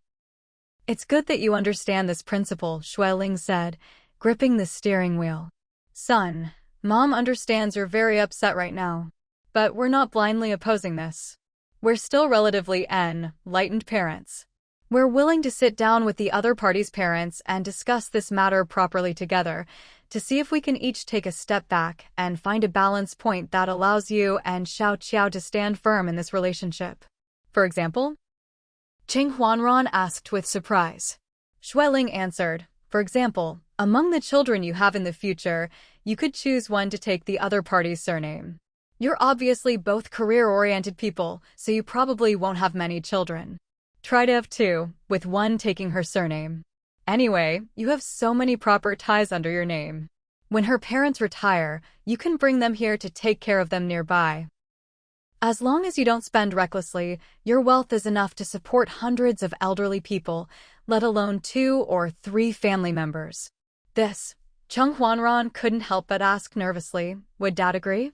I'm the eldest son in the family and the eldest grandson of the Cheng family. I don't have many children. He'll agree, Xue Ling explained. When Yang Yang and Xiao Xian took my surname, it was your father who suggested it himself. If he hadn't actively agreed, how would your grandparents have dared to make such a request? Don't worry, your father is reasonable and understanding. He's not the type to grab onto mistakes and not let go. Hearing this, Cheng Huanran finally showed a hint of a relaxed smile. This is a compromise our family is actively making. With such great sincerity, Xiao Qiao will defend. I'll be very happy when she finds out. I'll discuss it with her later and have her persuade her parents too. Xueling reminded him, dating is between you two, but marriage is between two families. It's not something you two can decide alone. Tell her to have her family come to Beijing when they're free recently, so both sides can sit down and discuss this properly. All right, Cheng Huanran nodded eagerly. Over the next few days, Xueling didn't proactively call their eldest son, giving the young couple enough space and time to discuss and compromise. Cheng Tianyuan was even more indifferent toward him, feeling that such matters needed to be resolved by himself. Parents couldn't help him. Even so, every night before going to sleep, he would still indirectly probe his wife beside him. That boy didn't say anything, did he? Xueling took off her glasses and set her book aside. He sent me a message this evening saying he wants to introduce his girlfriend to us and plans to bring her home for dinner on Friday night. Cheng Tianyuan frowned slightly and asked, did the woman's side compromise? No longer insisting on him marrying into their family? 6, he didn't say, Xueling answered. Cheng Tianyuan's expression darkened. Then tell him not to bring her. It's unnecessary. Xueling's eyes flickered as she picked up her phone from beside the pillow. I'll ask. If the woman's side hasn't compromised on this issue, then don't bring her home. It really is unnecessary. After a while, Cheng Huanran replied. What did he say? Cheng Tianyuan leaned over. Xueling had to show him the phone so they could look together, and she read it aloud. He says her parents are coming this weekend to meet with us face to face. However, their opinion seems very stubborn. They say they're coming with the greatest sincerity to persuade us. Cheng Tianyuan sneered. No amount of sincerity can shake my bottom line. I will never agree. Tell them to save their breath and not waste my time. Xueling thought for a moment and suggested, how about this? Tell them not to come home Friday night. This weekend I can arrange to meet with the woman's parents, and we can all meet together then. If their whole family insists on their position, then I'll refuse directly and tell them not to bring this up again in the future. We'll part ways there. Good, let's do that, Cheng Tianyuan nodded in agreement. After receiving his mother's message, Cheng Huanran could only reply with agreement. He understood their good intentions and was also clear that whether he and his girlfriend Xiao Qiao could ultimately be together depended crucially on this weekend's dinner meeting. Now he could only place his hopes on his mother, expecting her to persuade Xiao Qiao's parents in return. Xiao Qiao was with him at the moment and couldn't help asking, how is it? Your parents agreed, right? My dad isn't free this weekend, so my mom will come, Cheng Huanran explained. I'll book a nice hotel in advance for your parents to stay in. Weekends have heavy traffic, so let's have the dinner meeting in the lobby downstairs. Xiao Qiao's eyes flickered as she asked, nice hotels are expensive. Are you sure you can afford it? No problem, Cheng Huanran answered. During Chinese New Year this year, his mother had given him a card, saying that since he was about to graduate and it was inconvenient to travel between school and hospital every day, there were tens of thousands in the card to subsidize his taxi rides and social expenses. He usually took the subway and buses, so the money in the card had barely been touched. Xiao Qiao was secretly dissatisfied and said with displeasure, what's wrong with your father? My parents are specially flying to Beijing to discuss our marriage, but your father lives in Beijing yet refuses 7 to meet them? Being busy is just his excuse, isn't it? What could be more important than his own son's marriage? Cheng Huanran sighed helplessly. My dad doesn't agree, you know that. Not necessarily, Xiao Qiao said with great confidence. My parents will definitely be able to persuade your father. They said they're coming with the greatest sincerity. But Cheng Huanran had no confidence at all and tossed his old phone aside. It's impossible. As long as your family doesn't back down, our family will never agree. Xiao Qiao frowned and asked nervously, if your parents stubbornly stick to their position, what would you do?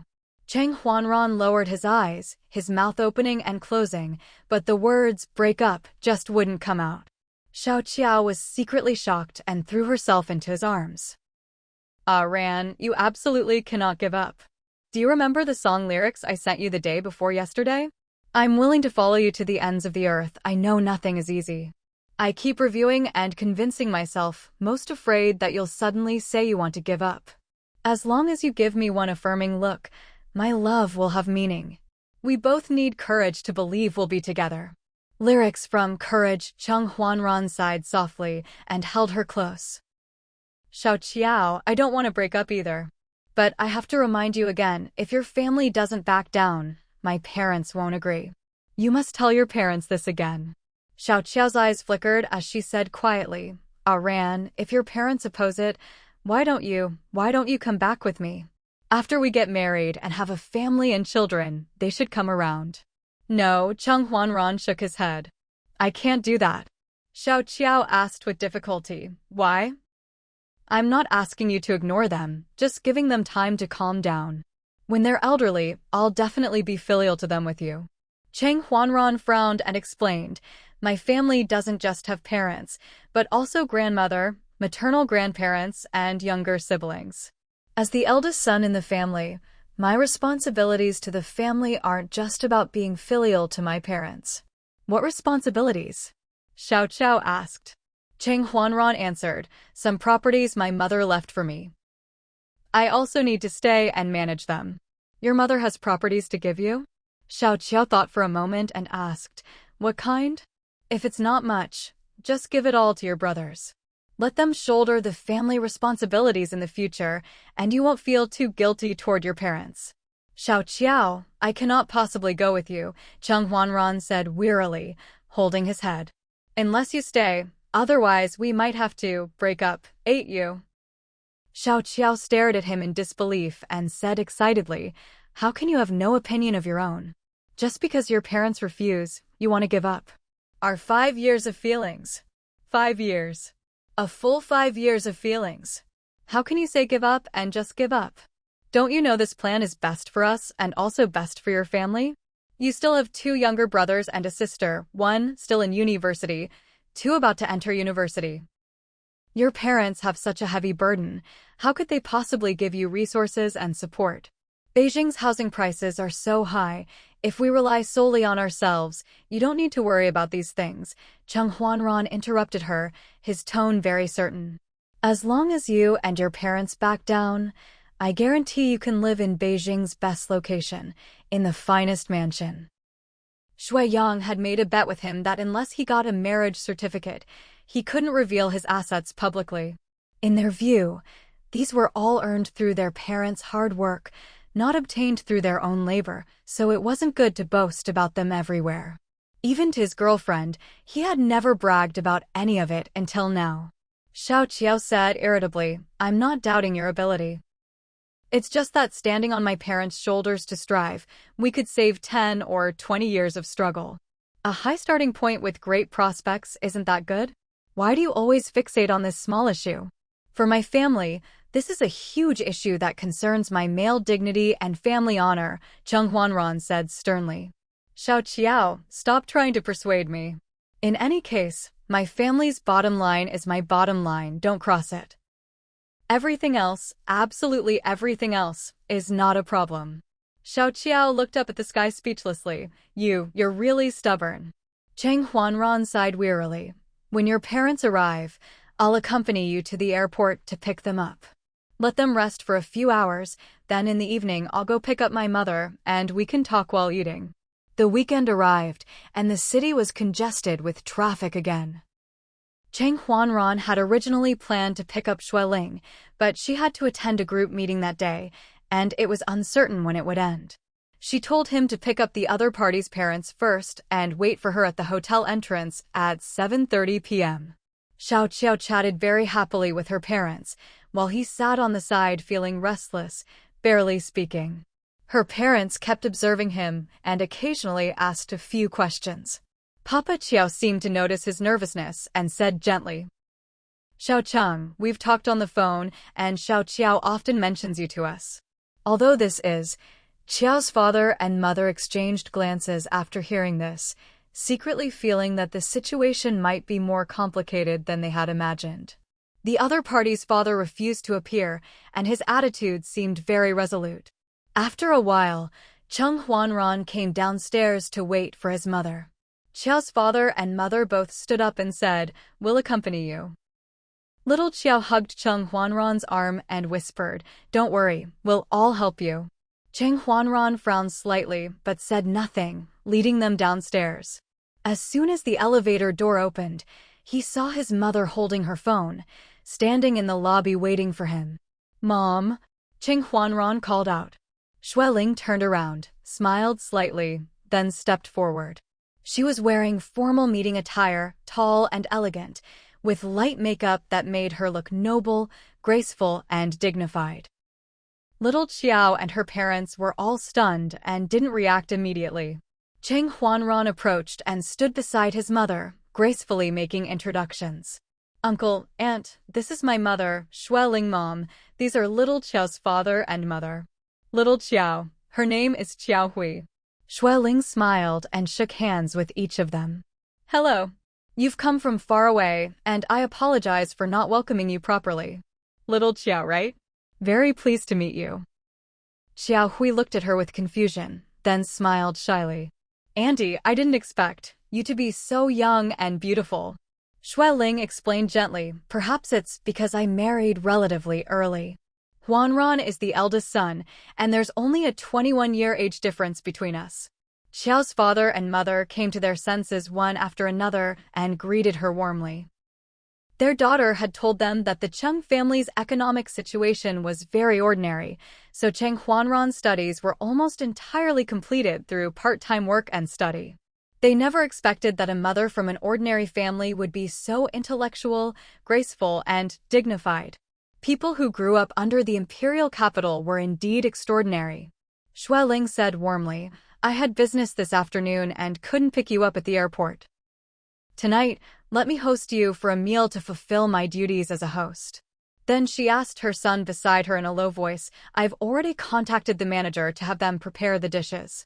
You booked private room number 5, right?" "Yes," Cheng Huanran answered. Under the waiter's guidance, everyone soon arrived at private room number 5 in the first-floor restaurant. After exchanging some pleasantries, Qiao's father asked, "Mrs. Cheng, you're locals from the capital, right? May I ask what industries you and your husband are engaged in?" Xueling smiled and answered, "I'm from the capital, but my husband isn't. Our hometown is Rongqing in the south. Later, I came back here to take care of my parents nearby, and my husband accompanied me back to start a business. For the convenience of their studies, we registered all the children's household registration here in the capital." "Oh." Qiao's mother glanced thoughtfully at Cheng Huanran and said, "So you're not really old capital residents either?" Xueling nodded, "Not really. My health hasn't been very good these past few years, so I retired early last year to stay home. My husband runs a tissue wholesale business, a small operation." Qiao's father laughed, seeming both comforting and pleased. "That's good, that's good." Qiao Hui straightened her back, her eyes shining with confidence. "Auntie, my father is a civil servant, currently a department-level leader. My mother is the deputy director of our provincial people's hospital and often comes to the capital for conferences and academic research exchanges. They've been to the capital many times and are quite familiar with it." Xueling smiled and nodded.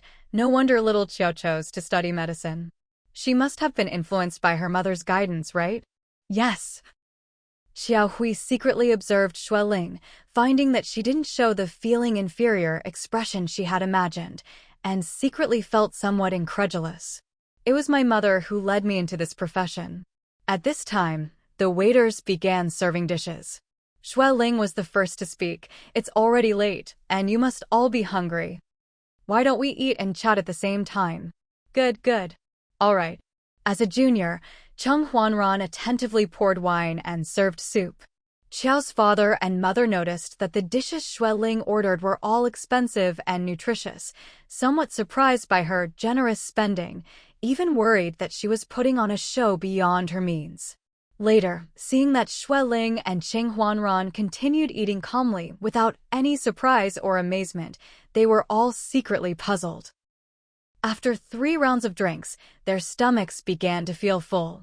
Qiao's father took the initiative to stand up, laughing heartily. "Mrs. Cheng, you seem to be a straightforward person too, so let's not beat around the bush. Let me get straight to the point. We came here specifically for the marriage between these two children. Xueling smiled and nodded. Xiao's father gestured to Qing Huanran and smiled. We are truly satisfied with this young man Huanran. He's tall, handsome, and has excellent academic performance. I must say, you and your husband have raised a very outstanding child. Thank you, Xueling said. Xiao's father continued. As far as I know, they've been dating for several years. When they were still in university, I thought they were still young and unstable, so I didn't pay much attention to their relationship. It wasn't until they continued being together during graduate school that I began to pay attention to their romance. Before the new year, we specifically talked with our daughter about this matter. It turns out their relationship has matured, and they plan to get married after graduation. Xiao Hui beside them embarrassedly lowered her head, her face blushing. Cheng Huanran was also somewhat shy, but he was much calmer, his gaze moving back and forth between Xiao's father and his own mother. Xiao's father continued, my wife and I are both very busy with work, so little Xiao has been very independent since childhood.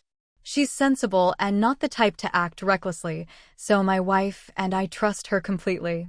Whether it's studying, academics, or internships and employment, she never needs us to worry.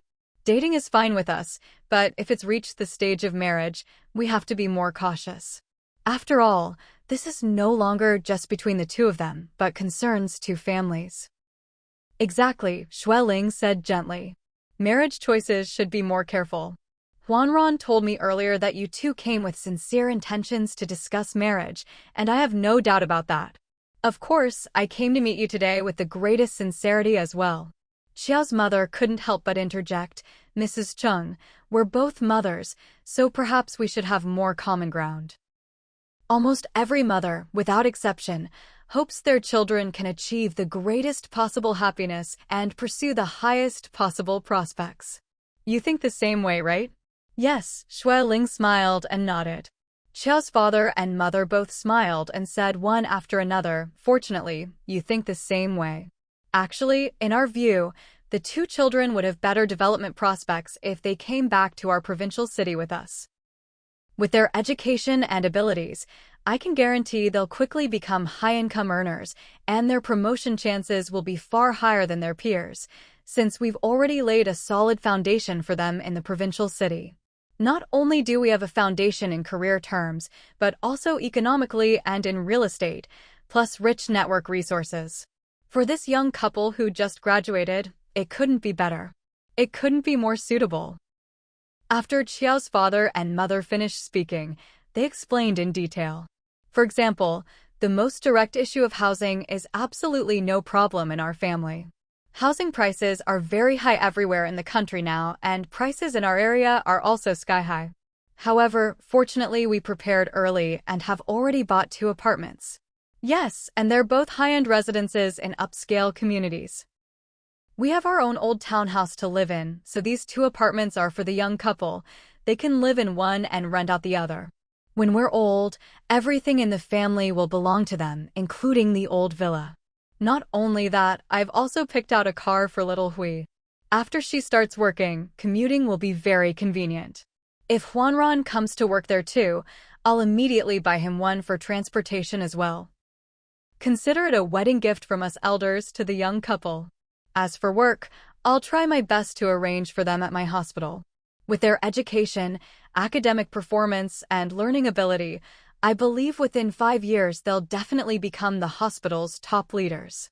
I'll definitely guide and take good care of them. Xueling listened quietly throughout, with a slight smile at the corners of her mouth, her gaze calm and steady. When they finally finished, she glanced at her son and Xiao Hui from the corner of her eye, one listening with little interest, the other secretly pleased, and couldn't help but chuckle softly. You two indeed came with great sincerity. As Huanran's mother, I'm very grateful for your appreciation and regard for him.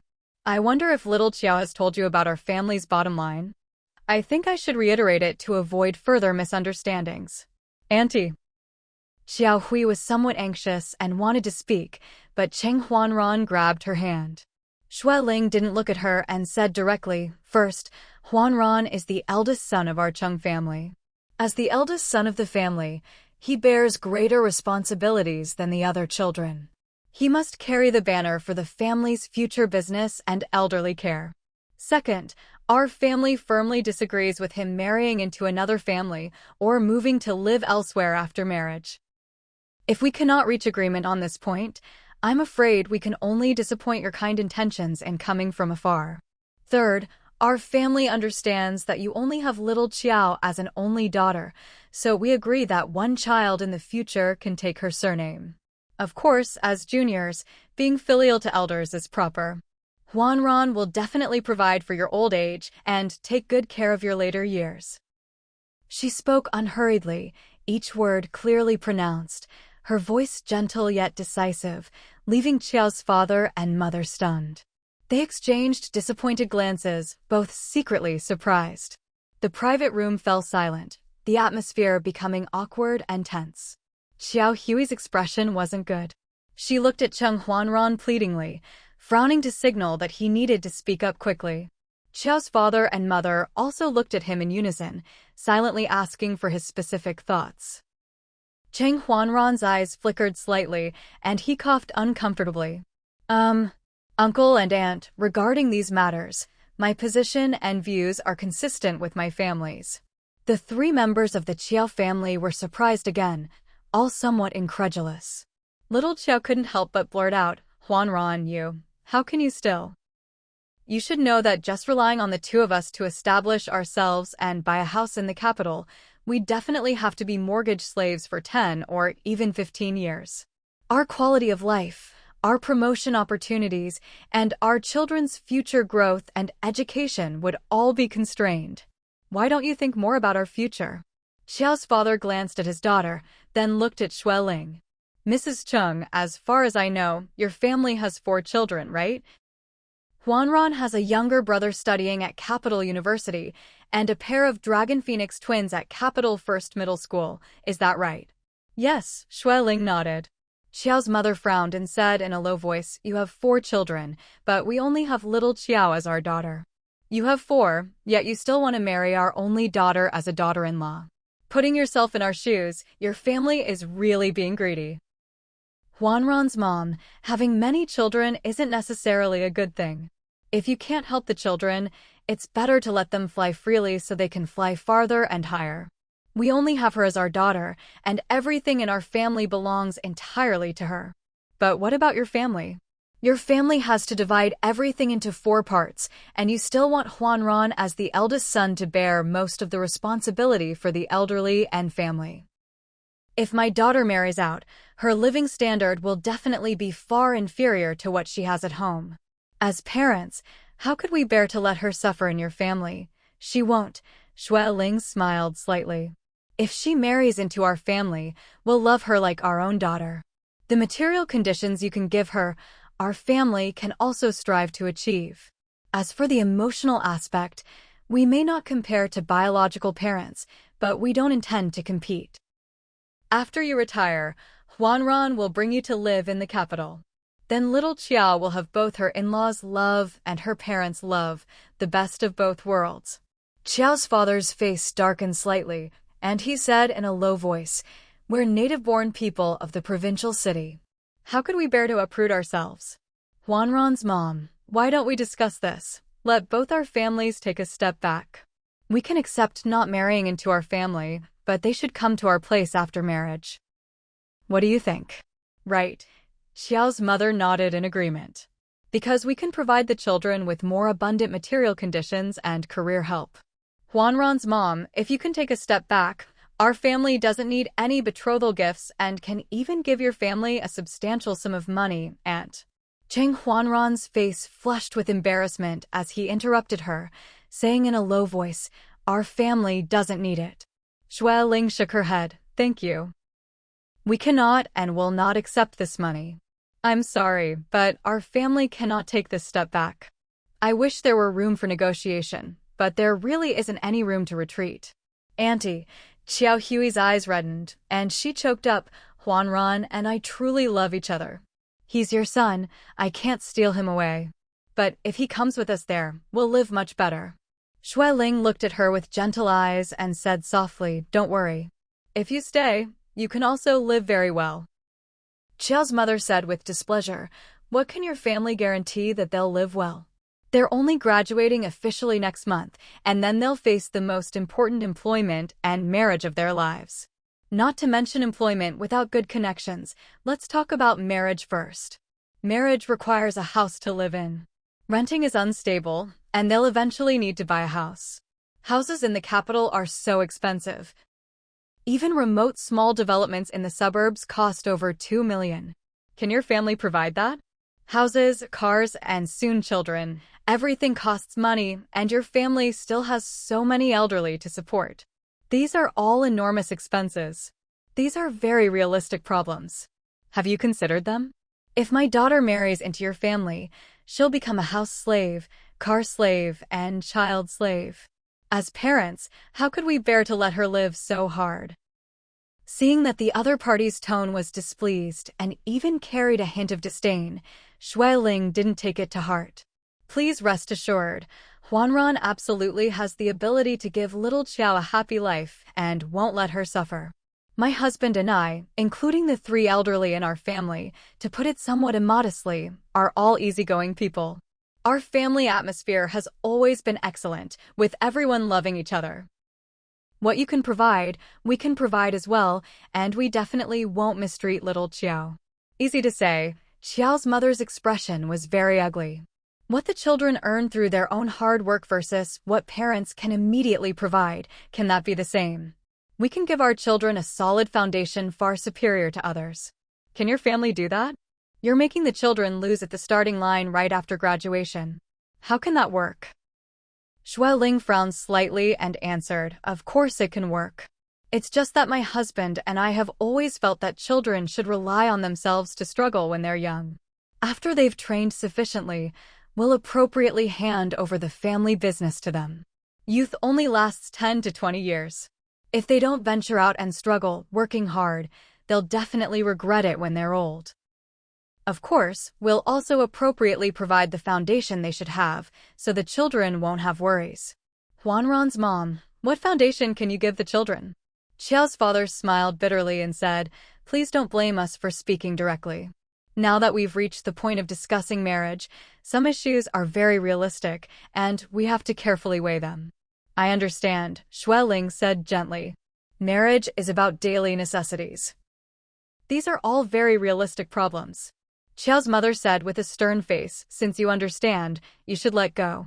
To be honest, the conditions our family can give them are not what ordinary families can provide. Not to mention other things, just the 2 apartments and 2 cars alone are worth at least 5 million yuan. If they rely solely on their salaries and save to buy these, when would that be? Qiao's father glanced at his wife and said in a low voice, she always speaks directly, don't take it to heart. But my wife is also thinking of the 2 children's welfare. Huanran's mom, you have so many children, why must you keep everyone by your side? When children grow up, you should let go when it's time to let go and let the children fight for a better future. Speaking of this, he smiled lightly, his eyes filled with thick confidence. In my view, everything has a certain competitiveness, including marriage. In marriage, there are rarely situations where both sides are evenly matched. Usually one side is stronger and the other is somewhat weaker. Of course, the stronger side is mainly reflected in economics and personality. If one side has an absolute economic advantage, then the other side should make sacrifices for the family's long-term consideration. After all, this is determined by strength. Huanran's mom, don't you agree? Yes, Shui Ling smiled. There's some truth to that. Qiao's father continued, you have several children in total. No matter how substantial the family foundation, layer by layer, it will definitely become less and less divided. Keeping all the children in such a competitive, high-consumption place adds a lot of invisible pressure to them. No, Shui Ling explained. Although I have 4 children, I only require Huanran not to be too far away because he's the eldest son of the family. The others can decide for themselves, we don't force them. What era is this? How can you still have such old traditional thinking? Xiao's mother said sternly. The eldest son is a son, but the second and third sons are also sons. It's fine for the other two to stay. You can't make Huanran bear greater responsibility just because he's the eldest and must stay in the capital for life. Xueling smiled slightly and nodded. Regarding this point, we are indeed very traditional. As the eldest in the family, as the eldest son and grandson, he naturally should have the responsibility of an elder brother. The three elderly in our family are all in their 80s and 90s and need the younger generation to take care of them as much as possible. Additionally, some of the family's modest assets need him to inherit and help manage. My husband and I are also getting older, our energy is not what it used to be, and will eventually need his help. Xiao's mother couldn't help but frown and ask, "What business does your husband do?" Huanran is an excellent graduate student in medicine. How can you make him take over some small business? His future should focus more on the medical field. The business isn't small, Xueling said gently. We've already transferred part of it under his name, and he'll eventually have to learn to manage it. If he wants to work at a hospital these few years, that's fine with him, but we'll have him gradually learn to take over the family enterprise. When the time is right, he'll probably have to resign to help with the family business. If he goes to another city, he'd have to take flights back and forth. How could he possibly manage a business in the capital? What? Xiao Hui stared in surprise, grabbing Cheng Huanran's hand. You don't plan to be a doctor in the future? Cheng Huanran nodded, just temporarily for a few years. Before I studied medicine, my parents told me I could choose. If I insist on continuing in the future, it's up to me. If I want to take over the family business, I'll resign and come home to work. Xiao's father and mother couldn't help but frown, looking at each other in disbelief. Huanran's mom, how big is your family's business exactly? Huanran has such good prospects. How can you bear to let him sacrifice so many years of professional study to take over some business? It's not very big, but part of it is related to his profession, so we have to let him inherit and manage it, Xueling explained. It's also related to his profession. Huanran has interned there for several winter and summer vacations, so he's somewhat familiar with it. XX Pharmaceutical Group. Xiao Hui asked in surprise. Is it? Yes, Cheng Huanran answered. Our family has some shares there. Xiao's mother, being an industry insider, was very familiar with the famous XX Pharmaceutical Group. She looked at Xueling suspiciously. Your family has shares? A lot. Xueling smiled calmly and answered, not much, currently about 50% of the shares.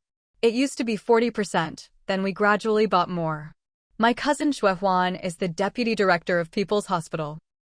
Over 10 years ago, he and a friend cooperated to open a pharmaceutical factory, and I rented them a piece of land for the factory building. Who knew that at one point, funding was too tight and the factory almost couldn't continue operating? He's a family relative, and it was on my land, so I couldn't just watch him fail. I allocated tens of millions for him to use. Later I invested more money and got about 40% of the shares. Fortunately, the factory came back to life and operated better and better, eventually successfully going public and becoming the now nationally famous pharmaceutical group. Xiao's father and mother, Xiao Hui, Cheng Huanran explained in a low voice, when I was a teenager, Uncle Huan often took me and my brother to play there. Part of the reason I studied medicine was influenced by great-uncle and Uncle Huan, and another part was because of the pharmaceutical factory. My mom felt I liked it and was studying a related profession, so she planned to have me take over and help manage it. The large, luxurious private room that had been filled with verbal sparring fell silent again. This silence was full of embarrassment, confusion, disbelief, calmness, and helplessness. Xiao Hui couldn't help but glare coquettishly at the man beside her, whispering, why did you have to hide this from me? At this point, you're only saying it now? It wasn't time yet, Cheng Huanran explained helplessly. My brother and I made a bet that unless we get married and register, we won't casually reveal our respective private assets. Xiao's father wasn't from the capital and had only vaguely heard of XX Pharmaceutical Group. He had no concept of how much 50% of the shares might be worth, so he couldn't help but quietly pull his wife beside him. 50% shares of a listed company sounds like quite a lot. About how much would that be? Cheng Huanran entered the elevator and soon went downstairs and walked out of the hospital gate. Just then, his phone buzzed and vibrated. Cheng Huanran thought it was his girlfriend urging him, but when he took out his phone and looked, he found it was actually his second brother Shui Yang. He smiled and answered. That kid immediately laughed and said, "Big brother, you lost. You lost." Cheng Huanran was slightly stunned, then remembered what he had lost, and couldn't help but smile bitterly. There's no way around it. Her parents always think our family is too poor and worry that their daughter staying in the capital will become a house slave, car slave, or child slave. They insist I go to their place. Mom and I had to explain our family's financial situation to put them completely at ease. Is that possible? I think they're completely uneasy now. Cheng Huanran couldn't quite understand and asked, "What do you mean? By the way, how did you know about this? Did Mom tell you?" Of course not. Our mom isn't the type to gossip. I happen to have no classes this afternoon, so I came home to mooch a meal. I just happened to hear Mom talking to you on the phone while wandering around. That's how I found out. Big brother, you lost. But Cheng Huanran still refused to admit defeat, saying in a low voice, "You haven't gotten your marriage certificate yet. You might lose too. If you lose and I lose, then we're still tied. I won't lose. Just wait and see." My girlfriend is completely different from future sister-in-law. She's the hardworking type, and her family is just an ordinary worker's family. She doesn't care at all whether I'm poor or not, since they're poor too. Cheng Huanran seemed to sigh and laughed. Until the last moment, we can't determine who wins. I've lost, but you might not necessarily win. Kid, I'll wait and see. Fine, then you just wait quietly and watch. Cheng Huanran walked along the roadside, couldn't help but feel touched and spoke from the heart. Yang, let me give you a heads up first. Dating is easy, but marriage seems quite difficult. Especially when facing future in-laws, that kind of social awkwardness and embarrassment. I don't quite know how to express it. I understand. Cheng Huanran couldn't help but roll his eyes. You understand nothing. Have you met your future in-laws? Asked them for permission to marry their daughter? Have you? Well, no, but I have met them.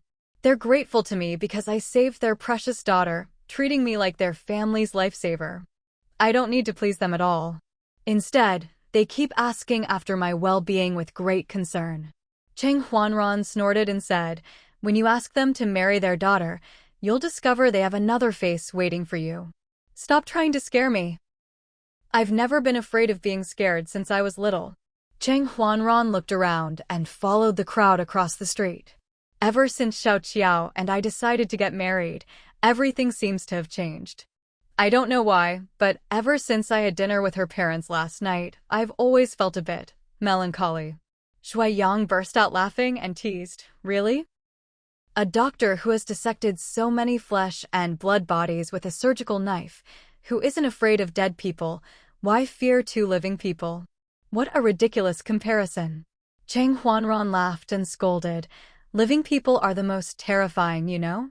Because living people have hearts, and hearts are always the hardest to guess and fathom." I probably understand what you mean. Most new sons-in-law probably have the same problem as you. Cheng Huanran said in a low voice. I hope things will go more smoothly next.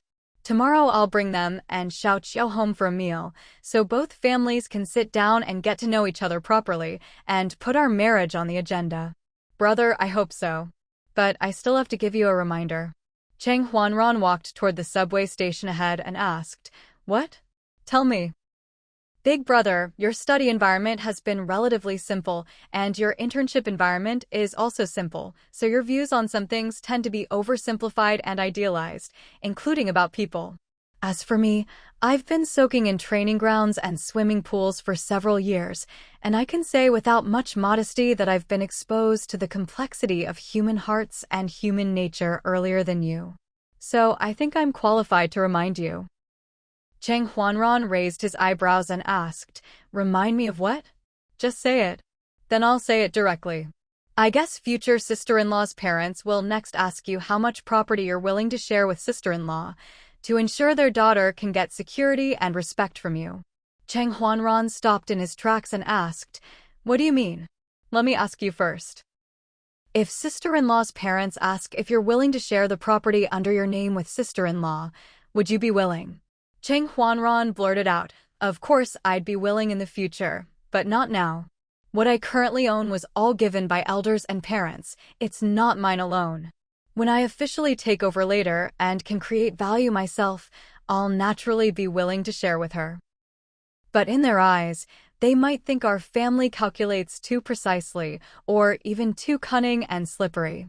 Cheng Huanran frowned and asked, "What do you mean?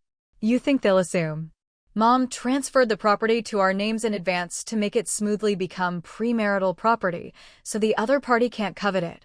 It's not what I think, it's what they'll definitely think.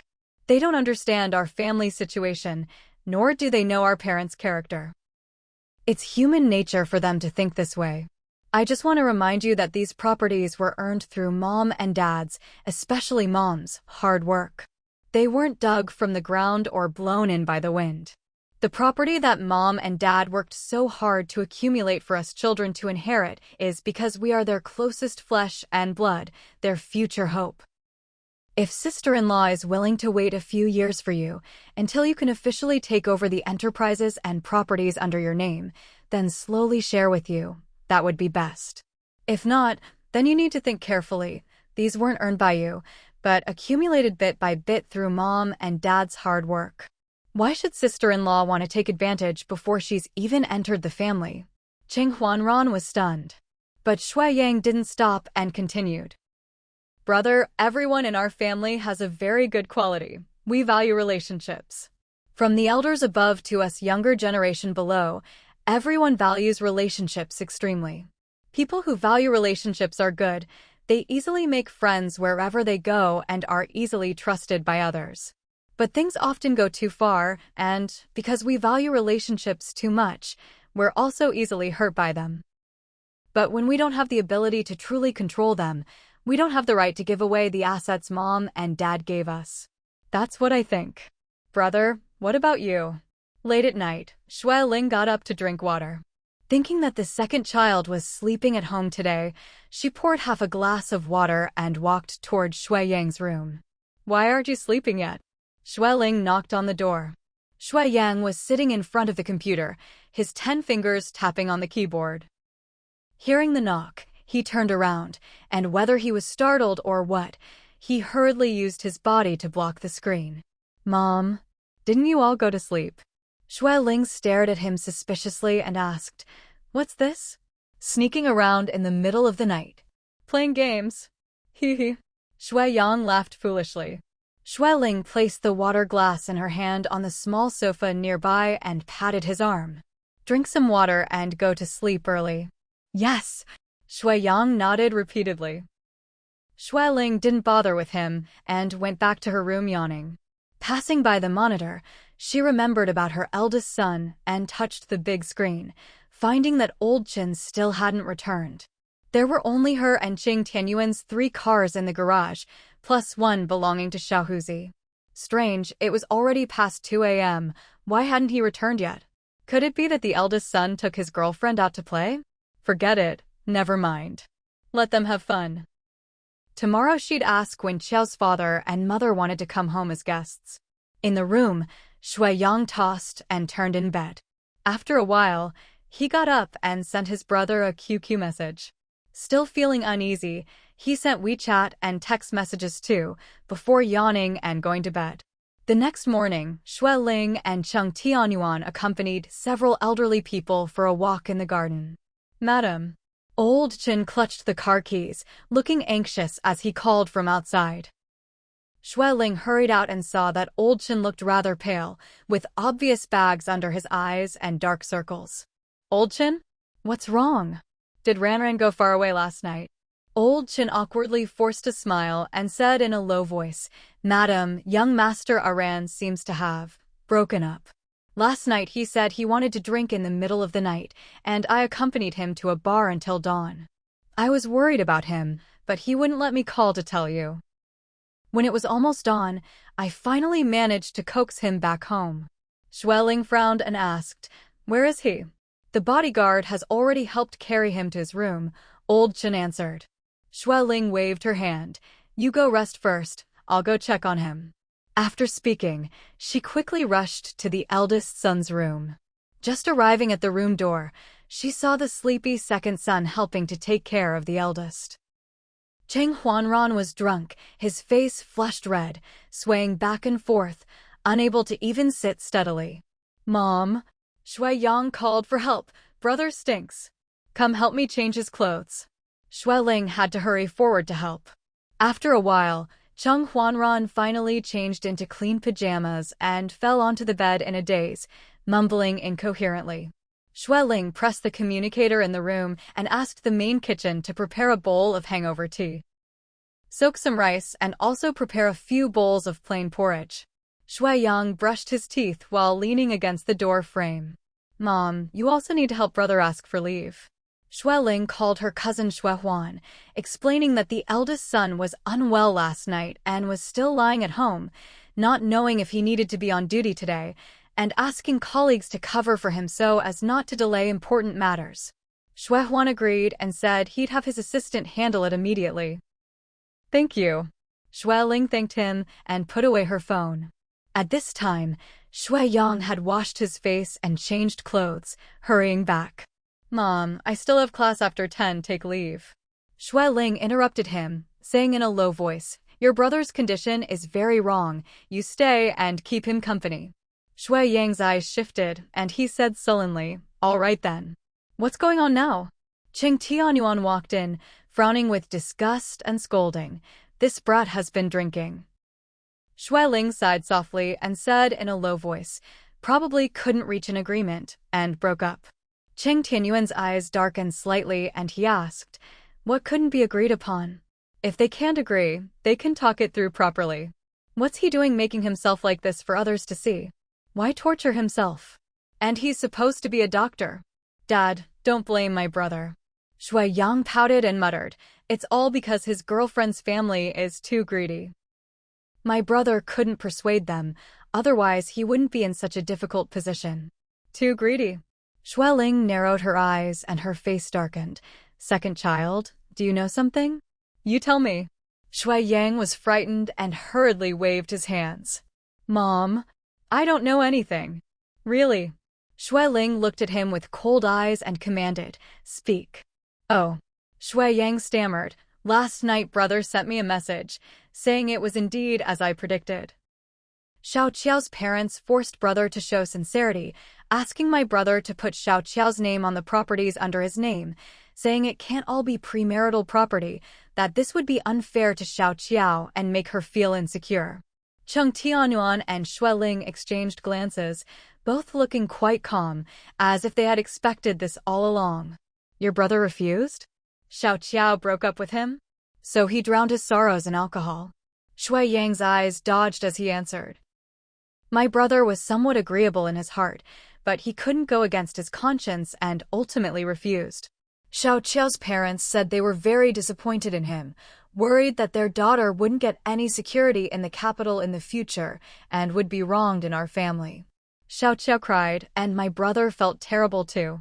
Later my brother said, if she married him, he would definitely not let her be wronged, but if she wanted to marry his properties and shares, then he'd have to go home and discuss it, because those weren't earned by him and don't belong to him yet. Brother originally wanted to marry for love, but who knew he'd ultimately have to return to cruel reality. He was disappointed in Xiao Qiao and angry that she didn't trust his abilities enough. Angry and disappointed, his heart couldn't take it, so he secretly went to a bar to drink and drown his sorrows. How do you know so clearly? Xueling raised an eyebrow and asked, you didn't sleep last night and were chatting with your brother, right? Shui Yang shifted his eyes, knowing he couldn't hide from the Empress Dowager, so he obediently nodded. Cheng Tianyuan lifted his chin slightly and said calmly, when he wakes up, ask him what he plans to do. If he's truly deeply in love, then we'll step forward to negotiate with the other party's parents. If he feels the other party has disappointed him too much and wants to break up, then let him do as he pleases. After speaking, he hurried off to work. Shui Yang leaned carelessly against the door frame, grinning. Mom, what did Dad mean by negotiate just now? Bargaining like in business? Marriage is inherently realistic. Shui Ling was also very calm. Why can't we bargain? No rush. Let's wait for your brother to wake up, then we'll discuss it with him. No, Shui Yang couldn't help but lower his voice. How can you be so calm? Mom, what my brother wants is a romantic marriage, not a blind date mode of material weighing, finding evenly matched opponents to play games for a lifetime, writing marriage contracts or agreements, and only getting certificates after signing. Shui Ling raised an eyebrow, then smiled. Why can't we be calm? When we divided the property among you children, what did we say? As long as you're willing, you can share your property with your other half, and we won't forcibly interfere. Now they want money and houses, and it's not like we don't have them. Why can't we be calm? After hearing this, Shui Yang was stunned. Mom, then, according to what you're saying, you and Dad want to compromise? My brother himself doesn't want to compromise, so why are you taking the initiative to agree? Shui Ling sat by the bedside, looking at her deeply sleeping eldest son, and gave a low, bitter laugh. Everyone in our family has a very good quality. We value relationships. From the elderly above to younger ones below, everyone values relationships extremely. People who value relationships are good. They easily make friends wherever they go and are easily trusted by others. But things often go to extremes, and because we value relationships too much, we're also easily hurt by them. Exactly. Shui Yang said sullenly, money is like dirt to us. Relationships are what we truly pursue as the true meaning of life. Shui Ling laughed again and asked back, if we really view money as dirt, shouldn't we give up the dirt for the sake of relationships? Isn't this obvious logic? You can't say it like that. Shui Yang pouted. The money and houses weren't earned by us. They were given by Mom and Dad. If we don't have the ability to earn them ourselves, what right do we have to give away what our parents gave us? Besides, even if we give them away, can we guarantee that the other party will truly value relationships? What if they're just greedy for money and houses? What if after getting the money and houses, they turn around and dump us? Then wouldn't we have lost both money and relationships? That's a good point. Shui Ling nodded approvingly, so we need to be smart about how we give. How to be smart? Shui Yang asked curiously. Shui Ling smiled slightly. For example, we can set conditions. The property can be shared, but it must be after marriage, and there must be a certain period of marriage before it can be transferred. Or we can set up a trust fund that only takes effect under certain conditions. There are many ways to protect both relationships and interests. Mom, you're so smart. Shui Yang's eyes lit up. This is called being experienced. Shui Ling stood up. Your brother is still young and thinks too simply about things. He thinks that if you truly love someone, you should give everything without reservation. But he doesn't understand that in this world, not everyone thinks the same way. Some people, the more you give them, the more they want. If you don't set boundaries, they'll never be satisfied. Then what should we do now? Shui Yang asked. Wait for your brother to wake up first, then see what he really thinks. Shui Ling said. If he really loves that girl and is willing to make some concessions for her, then we'll help him negotiate with her parents. But if he feels that the other party is too greedy and disappoints him, then we'll support his decision to break up. But Mom, Shui Yang hesitated. What if brother agrees to their demands, but they keep asking for more in the future? Shui Ling's expression became serious. That's exactly what I'm worried about. Yang, you need to understand that some people, once they taste sweetness, will become insatiable. If Xiao Hui's parents are really this type of people, then even if we satisfy their current demands, they'll definitely make more demands in the future. At that time, your brother will be even more passive. So you think they're that type of people? I don't know yet. Shui Ling shook her head. That's why we need to test them. If they're reasonable people who just want security for their daughter, then we can understand and cooperate. But if they're greedy and insatiable, then we need to reconsider this marriage. Shui Yang nodded thoughtfully. I understand, Mom. You want to use this opportunity to see their true colors. Smart child. Xueling patted his shoulder. Remember, in this world, there are all kinds of people. We can be kind and generous, but we can't be naive and foolish. Especially when it comes to major life events like marriage, we must be extra careful. At this moment, Cheng Huanran on the bed groaned and seemed to be waking up. Xueling immediately went over. Ran, are you awake? How do you feel? Cheng Huanran opened his eyes with difficulty, his head still dizzy. Mom. I feel terrible. Drink some water first. Xueling helped him sit up and handed him the hangover tea. Drink this. You'll feel better. Cheng Huanran drank the tea obediently, then looked at his mother with red eyes. Mom, I might have messed things up. Don't worry about that now. Xueling said gently. Tell me what happened first. What exactly did Xiao Hui's parents say to you? Cheng Huanran was silent for a moment, then slowly recounted what happened the night before. After listening, Xueling and Xueyang exchanged glances, both understanding the situation clearly. Ran, Xueling said seriously. Now I need to ask you a question, and you must answer honestly. Do you really love Xiao Hui? Are you willing to spend your life with her? Cheng Huanran hesitated. I thought I did, but now I don't know anymore. Mom, I originally thought she loved me for who I am, but now it seems like she and her family care more about what I can give her. That's normal. Xueling said calmly. Marriage is different from dating. When dating, you can just consider feelings, but when getting married, you have to consider many practical issues. Xiao Hui's parents' concerns aren't entirely unreasonable. But Mom, Cheng Huanran said painfully, I feel like they don't trust me. They don't believe I can give Xiao Hui happiness, they only believe in money and houses. Then let me ask you, Xueling said, if we agree to their demands and add Xiao Hui's name to some of the properties, would you be willing? Cheng Huanran was silent for a long time before slowly saying, if it's really necessary. I think I could accept it. But I hope they can understand that these properties weren't earned by me, they were given by you and Dad. I don't have the right to dispose of them arbitrarily. Good.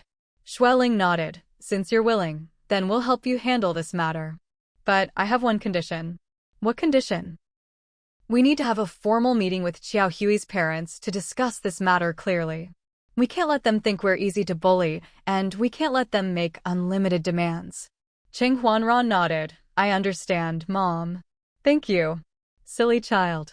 Xueling smiled. We're family. There's no need to thank each other. But you need to remember, no matter what decision you make, we'll support you. But you must think clearly about what you really want. 3 days later, the two families sat down for a formal discussion. Xiao Hui's parents had obviously prepared well, bringing a list of their demands and expectations.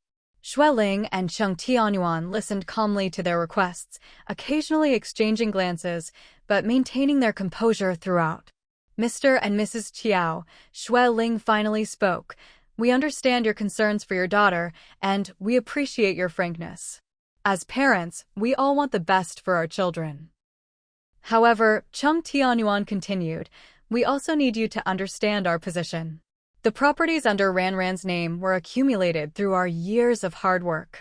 While we're willing to share them for the sake of the children's happiness, we also need appropriate guarantees. Qiao's father frowned. What kind of guarantees? First, Xueling said, the property sharing must be done after marriage, not before. Second, there must be a marriage duration requirement. At least 3 years of stable marriage before any property transfer takes effect. Third, if the marriage ends in divorce within the first 5 years, the shared property must be returned. Xiao's mother's face changed. Isn't this too harsh? Not harsh at all. Cheng Tianyuan said calmly, we're protecting both parties' interests. If Xiao Hui truly loves our son and plans to spend her life with him, these conditions shouldn't be a problem. But if she has other intentions, then these conditions will protect our family's interests.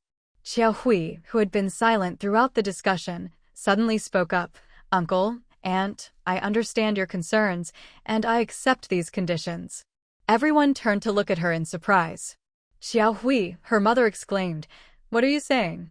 Mom, Dad, Xiao Hui said firmly, I've thought about it these past few days.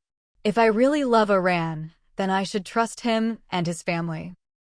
These conditions are reasonable. If I can't even accept these, then maybe I don't deserve to be part of this family. Cheng Huanran looked at her with surprise and gratitude. Xiao Hui, Iran. Xiao Hui turned to him. I'm sorry for what happened before. I let my parents' worries cloud my judgment. I should have trusted you more. It's okay. Cheng Huanran took her hand. We're both learning how to handle these things. Xiao's parents looked at each other, clearly not entirely satisfied with the outcome, but seeing their daughter's determination, they reluctantly agreed. All right, Xiao's father sighed. If this is what Xiao Hui wants, then we'll respect her decision. Shui Ling smiled. Wonderful. Now that we've reached an agreement, let's discuss the wedding arrangements. As the discussion continued, Cheng Huanran felt a weight lift from his shoulders. The past few days had been difficult, but they had helped him understand something important. Marriage wasn't just about love, it was also about trust, compromise, and mutual respect. Looking at Xiao Hui beside him, he felt more certain than ever that they could build a good life together, despite the challenges they had faced. The negotiations continued late into the evening, but by the end, both families had reached a satisfactory agreement. The wedding was set for the following spring, giving everyone time to prepare properly. As Xiao Hui's parents prepared to return home the next day, there was a sense of resolution in the air. The relationship had been tested, but it had emerged stronger. Thank you, Xiao Hui whispered to Cheng Huanran as they walked her parents to their car. For what? For being patient with my family, and for not giving up on us. Cheng Huanran squeezed her hand. We're going to be family soon. Family doesn't give up on each other. As the car drove away, Cheng Huanran and Xiao Hui stood together, looking toward their future with renewed confidence and understanding. The challenges they had faced had taught them both valuable lessons about love, trust, and the complexities of bringing two families together. But they had emerged from the experience more committed to each other and better prepared for the journey ahead. Cheng Huanran thought of his beloved woman and couldn't help but redden his eyes slightly. It's not that I don't love her anymore, I'm just really angry with her. Am I such an untrustworthy man? Do I have to rely on property given by my elders and parents to give her a sense of security, otherwise I can't marry her? Shui Ling sighed softly and patted his shoulder. Silly child, no one doubts your ability. You don't need to torture yourself like this. Cheng Huanran waved his hand. But in my view, she is doubting me. All right. Shui Ling couldn't help but smile bitterly. Right now, the point you're struggling with and what Xiao Qiao and her family are focusing on are completely on different wavelengths. How can you communicate? How can you not have conflicts? Cheng Huanran irritably ran his hand through his hair and said in a low voice, Mom, I need to calm down. I'm not in a rush to propose and get married for now. Let's take a break and both calm down first before talking. That's fine. Shui Ling said gently, you do need to calm down. But don't rush to break up, otherwise you might regret it later. 5 years of feelings isn't easy to come by. You should cherish it. And then Cheng Huanran nodded. At this moment, Shui Yang brought in a large bowl of white porridge. Brother, eat it while it's hot. I also prepared 2 pieces of salted dried tofu for you.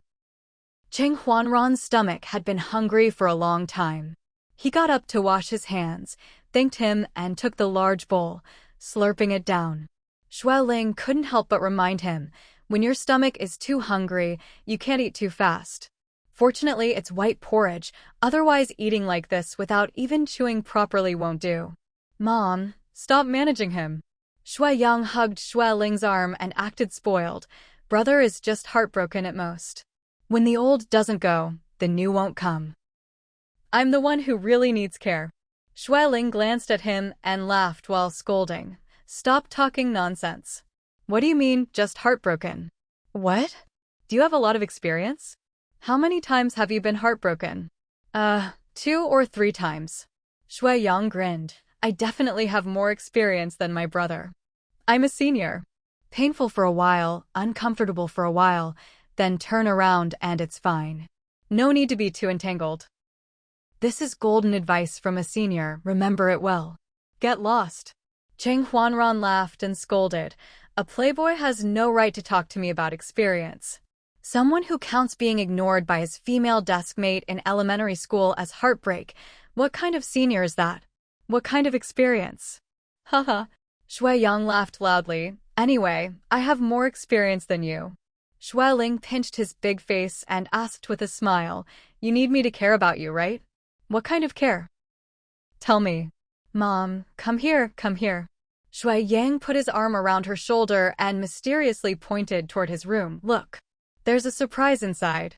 Come on, let me take you to see. After Cheng Huanran finished the white porridge, he stretched his limbs comfortably. Too lazy to change into pajamas, he simply climbed back into bed and curled up. Glancing at his turned-off phone, he thought for a moment and still pressed the power button. A moment later, beep, beep, beep, beep. Several text messages flooded in, along with more than 10 missed calls. Except for 1 or 2 colleagues, the rest were all from Xiao Qiao. Cheng Huanran couldn't help but sigh slightly. Looking at those 2 familiar characters on the screen, he didn't dare press them for a long time and simply called back his colleague's number to talk about work. After a while, he hung up the phone. Suddenly, he noticed his father peeking in, not knowing how long he had been standing at the door. Dad? When did you come? Come in and sit. Cheng Tianyuan had a cold, stern face and asked, have you eaten? When did you wake up? Where's your mother? Mom went to Yang Yang's room. Cheng Huanran answered, I've eaten, I woke up earlier. Cheng Tianyuan snorted and asked mockingly, earlier? Do you know what time it is this afternoon? I know. The eldest son lowered his head and said quietly, Dad, I was wrong. Cheng Tianyuan said sternly, how old are you? You're almost 30 and you run off to drink all night without saying a word? Do you know you were supposed to be on duty today? Do you know your family would worry about you? Fortunately, you're still an intern doctor and don't have the qualifications to operate on patients. Otherwise, your irresponsibility could have harmed other innocent patients. Do you know that? I know. Cheng Huanran murmured. I had a colleague help me request leave. Cheng Tianyuan didn't buy this at all and snorted coldly. So, what if you requested leave? Did you tell your family? We trust you and let you be independent outside, and this is how you show us your independence? Running to drink in the middle of the night, being picked up by old Chen at dawn, unable to even walk, needing the bodyguard to carry you into the house. Do you know that if criminals had targeted you, could old Chen alone have protected you? Is that possible? A chaotic place like a bar, is that somewhere you should go? Are you tired of living too long, or do you think the family has too much money and needs criminals to extort some, is that it? Dad, I didn't think that much at the time. Cheng Huanran apologized quietly. I will definitely be careful in the future. But the old father wasn't planning to let him off yet, saying coldly, you should know that your momentary carelessness could bring great loss and disaster to this family. How old are you? Unable to solve a little emotional problem, you can disregard your own life and your family? You careless and numb. Dad, I was wrong. Cheng Huanran sincerely apologized. Cheng Tianyuan said sternly, last night someone followed my car home. Fortunately, the bodyguards discovered it in time. Your younger siblings live at school, so I don't need to worry. Shui Yang came home to sleep last night, so I don't need to worry about him either. Around 1 o'clock last night, I called your phone but found it was turned off, and I was very nervous. Fortunately, your mother said Old Chin was responsible for picking you up, so I contacted Old Chin and learned everything was fine, and he said he was on the way. I thought he would immediately bring you home, but who knew you went drinking? If I wasn't afraid your mother would worry if she knew, if I hadn't seen you drunk and unconscious this morning, I should have slapped you to death. Cheng Huanran was greatly shocked, his face paled, and his heart was filled with fear. If he had also been followed last night, in a dark and chaotic place like a bar, he would definitely have been in trouble. My God, Dad was right. In recent years, the family had been safe and sound, and he had unknowingly become careless and numb, wandering around late at night, even going to such a chaotic place to get drunk. If someone had followed him last night, the consequences would have been unthinkable. After Chung Tianyuan finished scolding, he took 2 deep breaths to calm down. Dating is between you two, we can stay out of it. Marriage is different. When 2 people unite, it's a matter of 2 families, we can't ignore it. If you can't handle it well, you still have parents behind you and a whole family. What are you afraid of? What are you worried about? If the other side has parents stepping forward, you also have parents. If you feel your values don't match and want to break it off, then endure the pain and break it off. If you feel the feelings are deep and you can't let go and everything else can be tolerated, you can find your mother and me to accompany you to talk. You're not alone. You have parents behind you to support and protect you. There's no need to worry. Cheng Huanran's eyes reddened as he nodded heavily. Thank you, Dad. I understand. After Cheng Huanran caused trouble twice, the elders in the family, though old, were not confused. They quickly came to get to the bottom of things. So, word spread, and the family soon knew about this matter. Several elderly people all had the same tone, feeling that since they wanted to marry someone's daughter, they should at least show their family sincerity. Anyway, their family could afford the betrothal gifts, so they should give what they should give. The younger generation didn't think this way at all, shaking their heads one by one to express disagreement. Not only Shui Yang felt this way, but Xiao Huzi also said so. Even Cheng Huanchong and Shui Xian, who had just finished their second mock exam and came home originally planning to sleep well, suddenly became energetic and kept expressing disagreement.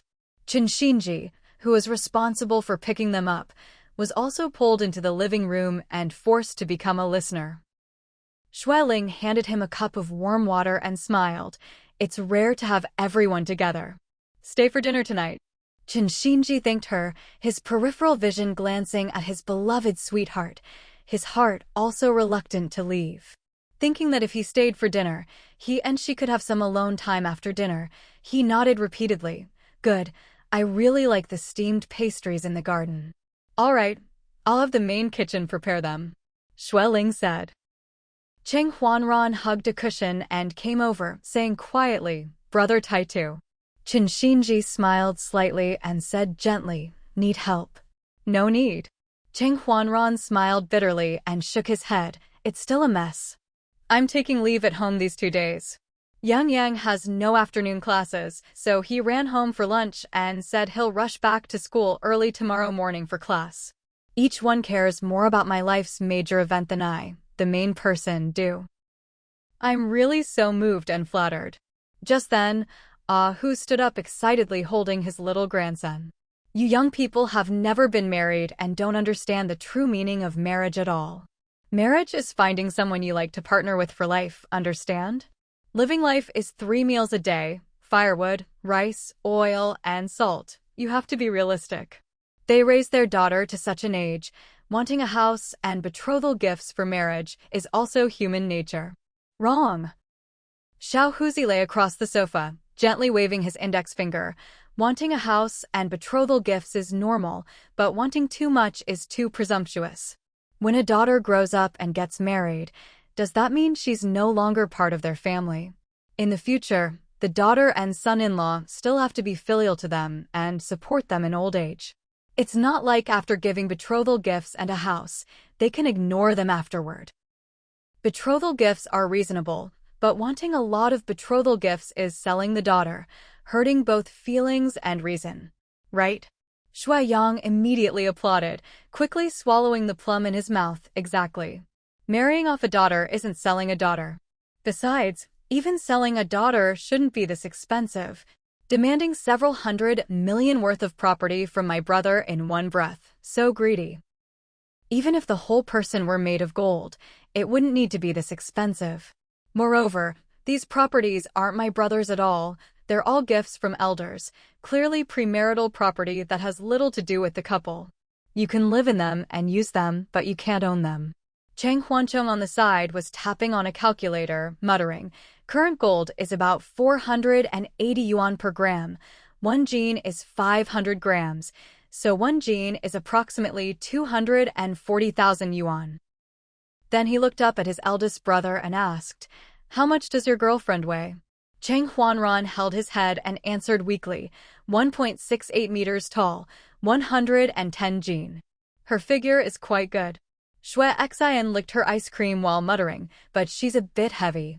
If she could lose about 5 jin, she'd be perfectly slim and beautiful. Being too thin isn't good. Qin Xinji smiled dotingly and snatched the ice cream from her hand. You can't eat anymore. The weather isn't hot enough yet. Eating too much is bad for your stomach. Xue Xian pouted pitifully and looked at him with grievance. Qin Xinji felt a bit soft-hearted, hesitating whether to give back the ice cream in his hand. Cheng Huanran snatched it and threw it directly into the trash can, then glared at his sister with a stern face, showing his authority as the eldest brother. Huh? Xue Xian pursed her lips, not daring to act up anymore, and obediently nestled beside Qin Xinji. Cheng Huanchong over there looked at the big calculator and shouted loudly, based on today's gold price, 110 jin of gold is approximately 26.4 million. Did you hear that? The asking price is more expensive than gold. Xiao Huzi laughed heartily. You could buy more than 20 of them. Xue Xian giggled. If it were in war-torn countries or backward countries, a few hundred yuan or even a few dozen yuan could buy a woman. By this calculation, buying tens of millions would be no problem. Pfft. Cheng Huanchong burst into laughter. Buying them is no problem, but supporting them would be a big problem. Think about it. Suddenly buying a small country's population, 3 meals a day, several sets of clothes per person. That's simply the concept of managing a country. Everyone laughed heartily. Getting more and more ridiculous. Grandpa Xue looked at the younger generation with amusement and said, how can you calculate and compare like this? Don't make things worse. Stop talking nonsense. Luing and Xue's mother surrounded. Now I need to ask you a question, and you must answer honestly. Do you really love Xiaohui? Are you willing to spend your life with her? Cheng Huanran hesitated. I thought I did, but now. I don't know anymore. Mom, I originally thought she loved me for who I am, but now it seems like she and her family care more about. Discuss the marriage arrangements and hold the wedding banquet during summer vacation. Be quick about it. Try to let your parents hold a grandchild by this time next year, and your grandparents and grandmother can also upgrade soon. Right. The 3 elderly people smiled from ear to ear. We haven't reached an agreement yet. Xue Yang reminded. Mom and Dad already asked eldest brother to arrange a meeting with the other family's parents, but he said he doesn't want to for now. Who was always very straightforward and said, silly boy, if you really like her, give the property you should give. She's going to be with you for life and bear children for you. Being good to her is right. You can't say that. Xiao Huzi intervened. What if it's not for life? The divorce rate is too high now, especially in developed big cities. 1 out of several new couples gets divorced. If you can't get along, you'll lose several hundred million in a few years. Brother, making money is really difficult. These aren't earned by you. You can't give them away lightly. You can't say that either. Xue Xian pouted and muttered. In my opinion, if you truly love someone, you can give them your life, let alone property and material things. If eldest brother really loves her, giving her everything should be right. After speaking, she shyly stole a glance at Qin Xinji. Qin Xinji smiled dotingly and nodded gently, obviously very supportive of his sweetheart's words. Xue Yang smiled ambiguously and asked loudly, Brother Taitu, are you willing? Someone is very greedy, wants life, wants property and material things, wants everything. Qin Xinji smiled and nodded, his eyes full of confidence, naturally willing. Wow. Haha, he's willing. Everyone laughed and made a fuss. Xue Xian shyly hid in Qin Xinji's arms and said coquettishly, I never said it was me. Stop making assumptions. Ha. Who gave a thumbs up and praised, right. This is the spirit and responsibility a man should have. Cheng Huanran smiled helplessly and shrugged. Uncle Hu, one thing is one thing. What Brother Taidu owns was all earned by his own hands. When you married Aunt Wang Qing, it was also with money you earned yourself. But right now I'm just a poor student. The properties they want are all inherited from my elders. They don't count. Right? This is the key to the problem, Xiaohuzi said. Xiaohuzi even jumped up excitedly, his handsome face showing thick disdain. You must be careful of this kind of woman who covets your house and property before even entering the family. When your resources can't keep up with her ambitions, she'll abandon you and divorce you. What nonsense are you talking? Wang Qing laughed and scolded. She's a top student, not some messy woman from outside. If we can't trust Ranran's judgment, who can we trust? But it's not just her alone. Xiaohuzi said, she also has parents and other relatives, right? Even if she doesn't think this way, if her family thinks this way, that's bad enough. Shut up. Hu jokingly teased. With your little bit of money, others wouldn't even have a chance to take advantage if they wanted to. Ranran's knowledge level is far above yours. He values feelings and can already see through houses and money. If he could, he wouldn't be in such pain. Xiaohuzi shrugged and smiled. What he wants is not just feelings, but that kind of pure love that has nothing to do with material things. Everyone laughed heartily again. Cheng Huanran had a smile at the corner of his mouth, letting everyone talk, not caring at all in his heart. Maybe, but now I seem a bit tired and don't want anything anymore. How can that be? Grandpa Xue shook his head. Now is the time to intensify the attack and fight for it. How can you retreat because of a little obstacle? Luing nodded in agreement. Yes, your grandfather is right. The young lady has been dating you for several years. You should be responsible for her. Grandma, Xue Yang said with amusement. My brother has also been dating her for several years. She also got my brother. In today's society, where is there any reason for who should be responsible for whom? Everyone plays together when they can, says goodbye when they can't. Carefree love brain, romantic you and me. Go, go, go. Xue's mother slapped his head and laughed while scolding. Never serious. Exactly. Cheng Huancheng teased, acting like a love master, but actually just a rookie. His girlfriend is obedient to him, so he takes the opportunity to be arrogant. What love brain? Clearly speaking without thinking. Xue Yang laughed heartily and hid behind Ahu. I'm just talking, joining the fun. Everyone just listen for fun. Xue Xin snorted coquettishly, joining the fun without caring if things get worse. Right now is eldest brother's most difficult time. If we can't help, that's fine, but you're even encouraging him to break up. Too much. Hey, Cheng Huancheng pretended to be profound inside. Your words are also wrong. Dating is about getting along if you can, breaking up if you can't. There are plenty of people who regret at weddings, and the divorce rate keeps rising year by year. Those who want to marry and those who are married are like this, let alone those dating. Xue Xin frowned upon hearing this and couldn't help but look at Qin Xinji beside her. It seems so. Qin Xinji glared at Cheng Huancheng reproachfully, then turned to comfort her gently.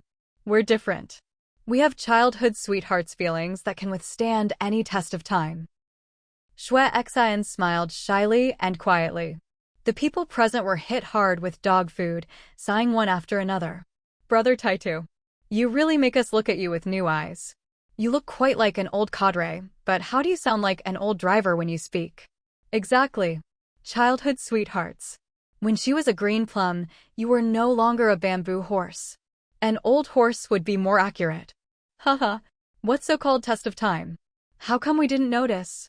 Where did your tests come from? The lovesickness torture of only being able to meet 2 days a week. Qin Xinji was after all an old hand who had been in the business world for a long time, with very thick skin. He smiled calmly and let them tease him, maintaining the composure of not changing expression even if Mount Tai collapsed in front of him. But Xue Xin was different. She was so embarrassed that she simply ran away. Seeing his sweetheart run away, Qin Xinji quickly grabbed her backpack to chase after her. But was grabbed by Cheng Huanran. Brother Taitu, you can't leave yet. Qin Xinji raised an eyebrow and asked, What's wrong? Cheng Huanran suppressed a smile. Everyone has expressed their views, but you've remained silent. Do you have a different opinion? Give me some advice. Qin Xinji's eyes flashed slightly, and he asked with a playful smile, My advice isn't necessarily good advice. Are you sure you want to hear it? Yes. Shui Yang rushed over and smiled. You're an old hand who's been in the world for more than 10 years. Your opinion is definitely extraordinarily good. Qin Xinji smiled slightly and said gently, when only talking about feelings, then only focus on feelings. If you love her enough and she loves you too, then everyone is happy. But right now her family doesn't just want to talk about feelings, they also want you to place a big bet on this marriage. The nature is completely different. How to bet and how much to bet, you need to have a ruler in your heart to measure. You mean? Cheng Huanran asked puzzledly, I need to bargain with them? Qin Xinji nodded, you could say that. Marriage has no fixed price, so why can't you bargain? My mom and dad also said so. Shui Yang agreed, but my brother is hesitating and doesn't want to talk for now. He probably doesn't want to reach this point in his heart because it hurts his feelings too much and feels like it defiles their years of relationship. Qin Xinji waved his hand and asked back, since you value feelings so much, what's there to worry about? Just give her everything directly. Give her whatever she wants, as long as she lives well with you. You don't need to care about anything else. Oh. Cheng Huanran was slightly stunned and fell into thought. Shui Yang patted Qin Xinji and smiled quietly. Brother Taitu is still amazing. I'm sure you're 100% an expert at sweet talk. How can fourth sister be your match? Wrong. Qin Xinji smiled slightly. It's sweet talk, but also sincere words. Every sentence I say to Xiao Xian is sincere. Shui Yang squinted his eyes, made a forceful cupping gesture, and exclaimed in admiration, admirable, admirable, prostrating in admiration. Qin Xinji chuckled and patted Cheng Huanran's shoulder. Your situation is different from mine. Maybe you shouldn't listen to me. You two are partners in study and work, and emotionally, you've always been in equal positions. But Xiao Xian and I are not. I am her guardian, her protector, so I'm willing to dedicate everything to her, including everything. After speaking, he picked up Shui Xian's backpack and strode toward her room. Shui Yang and Cheng Huanchong praised him admiringly, bowing to his tall and straight back, almost prostrating themselves. Xiao Huzi squinted his eyes and let out a long wow. An expert is an expert. Once he makes a move, he's a master, hitting the key points with a few sentences and looking effortless. Cheng Huanran suddenly came to his senses, his eyebrows moved, then he threw down the cushion and hurried out. I'll be right back. Xue Ling and Cheng Tianyuan weren't present and didn't know that the old and young had such a commotion. The old couple were originally waiting for their eldest son to arrange a meeting with the other party's parents to negotiate, but who knew that the next evening Cheng Huanran came home saying he had already resolved it. Everyone looked at each other in surprise, then became excited one after another. What? Resolved? What do you mean? Resolved? When are you getting married? Wait. What do you mean by resolved? A crowd of people swarmed forward, surrounding Cheng Huanran tightly. Cheng Huanran hugged left and right, his eyes full of smiles. After Xiao Qiao and I had that fight that night, she went back and had an argument with her parents. She's also a very strong and independent woman. How could she need other people's property to guarantee her happiness? She also said that whether I'm poor or rich, she would still go to work and earn money to realize her own life value. She's also had a terrible time these past few days, always worried that I would break up with her.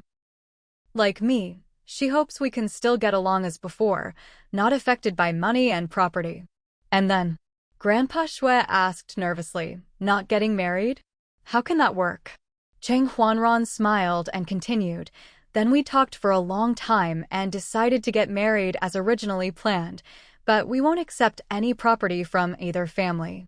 We'll rent a place to live first, and when we save enough money in a few years, we'll buy our own house with our own money. What?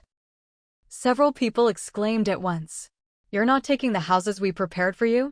How can you live without a house? Renting is just throwing money away. Silly child, we prepared those houses specifically for your marriage. Cheng Huanran raised his hands to calm everyone down. Listen to me first. Xiao Qiao and I discussed it thoroughly. We want to prove that our love doesn't depend on material things. We want to build our own life with our own hands. This way, no one can say we're together because of money or property. Xueling looked at her son with mixed feelings. But son, life is practical. You're both just starting your careers. Mom, we've thought it through. Cheng Huanran's eyes were firm. We both have stable jobs now. As doctors, our income will only get better. Xiao Qiao is also very capable. We can definitely make it on our own. Qing Tianyuan frowned. But what about when you have children? What about emergencies? Dad, if we really encounter difficulties we can't handle, we'll ask for your help then. But for now, we want to try on our own. Cheng Huanran looked at his parents sincerely. Please support our decision. The room fell silent for a moment. The elders exchanged glances, clearly not entirely convinced by this plan. Finally, Xueling sighed. If this is what you both really want, and you've thought it through carefully, then we'll support you. But you must promise us. If you encounter any real difficulties, you'll come to us immediately. I promise, Mom. Cheng Huanran smiled with relief. When's the wedding then? Shui Yang asked excitedly. We're thinking this autumn. A simple ceremony, just family and close friends. Cheng Huanran's smile grew wider. Xiao Qiao said she wants to meet all of you properly first. She's been too embarrassed to come over because of all the property talk, but now she's eager to be part of our family. That's wonderful. Lu Ying clapped her hands. Finally. We can meet our future granddaughter-in-law. When is she coming? Shue's mother asked eagerly. This weekend, if that's okay with everyone. Of course it's okay. Hu boomed. We've been waiting to meet this girl for years. As the family continued to discuss the upcoming meeting and wedding plans, Cheng Huanran felt a weight lift from his shoulders. Sometimes the simplest solutions were the best ones. The weekend arrived quickly, and the entire household was buzzing with nervous energy. Xueling had spent the morning directing the kitchen staff to prepare an elaborate lunch, while the younger generation argued about how to make the best first impression. Should we all be here when she arrives, or should it just be Mom and Dad first? Shui Yang asked, pacing around the living room. Don't overwhelm her, Shui Xian advised, looking up from her book. Remember, she's probably more nervous than we are. Cheng Huancheng nodded in agreement. Xian is right. Maybe just the parents first, then gradually introduce everyone else. But I want to see what she looks like. Shui Yang protested. I've been curious for 5 years. You'll see her soon enough, Cheng Huanran said, checking his watch for the 10th time. She should be here any minute. Just then, the doorbell rang. The entire room fell silent. That's her, Cheng Huanran said, his voice slightly nervous despite his earlier confidence. Xueling smoothed her dress and walked toward the door with Cheng Tianyuan. Remember, everyone be natural and welcoming. When the door opened, a petite young woman with shoulder-length hair and intelligent eyes stood beside Cheng Huanran. She was holding a beautifully wrapped gift box and wore a simple but elegant dress. Uncle, Aunt, this is Qiao Hui, Cheng Huanran said, his hand gently on her back for support. Qiao Hui bowed slightly and said in a clear, pleasant voice, Uncle Cheng, Aunt Shui, I'm sorry it took me so long to come visit. I brought some tea from my hometown. I hope you'll like it. Xueling immediately warmed to the young woman's polite manner and genuine nervousness. Xiao Qiao, welcome. We're so happy to finally meet you. Come in, come in. As they entered the living room, the rest of the family stood up. Qiao Hui's eyes widened slightly at the number of people, but she maintained her composure. This is my younger brother Shui Yang. Cheng Huanran began the introductions. Shui Yang stepped forward with a big grin. Sister-in-law. Finally. I was starting to think my brother made you up. Yang. Xueling scolded, but she was smiling. Xiao Hui laughed, her nervousness beginning to ease. I've heard so much about you, Shui Yang. Huanran says you're the family comedian. Guilty as charged.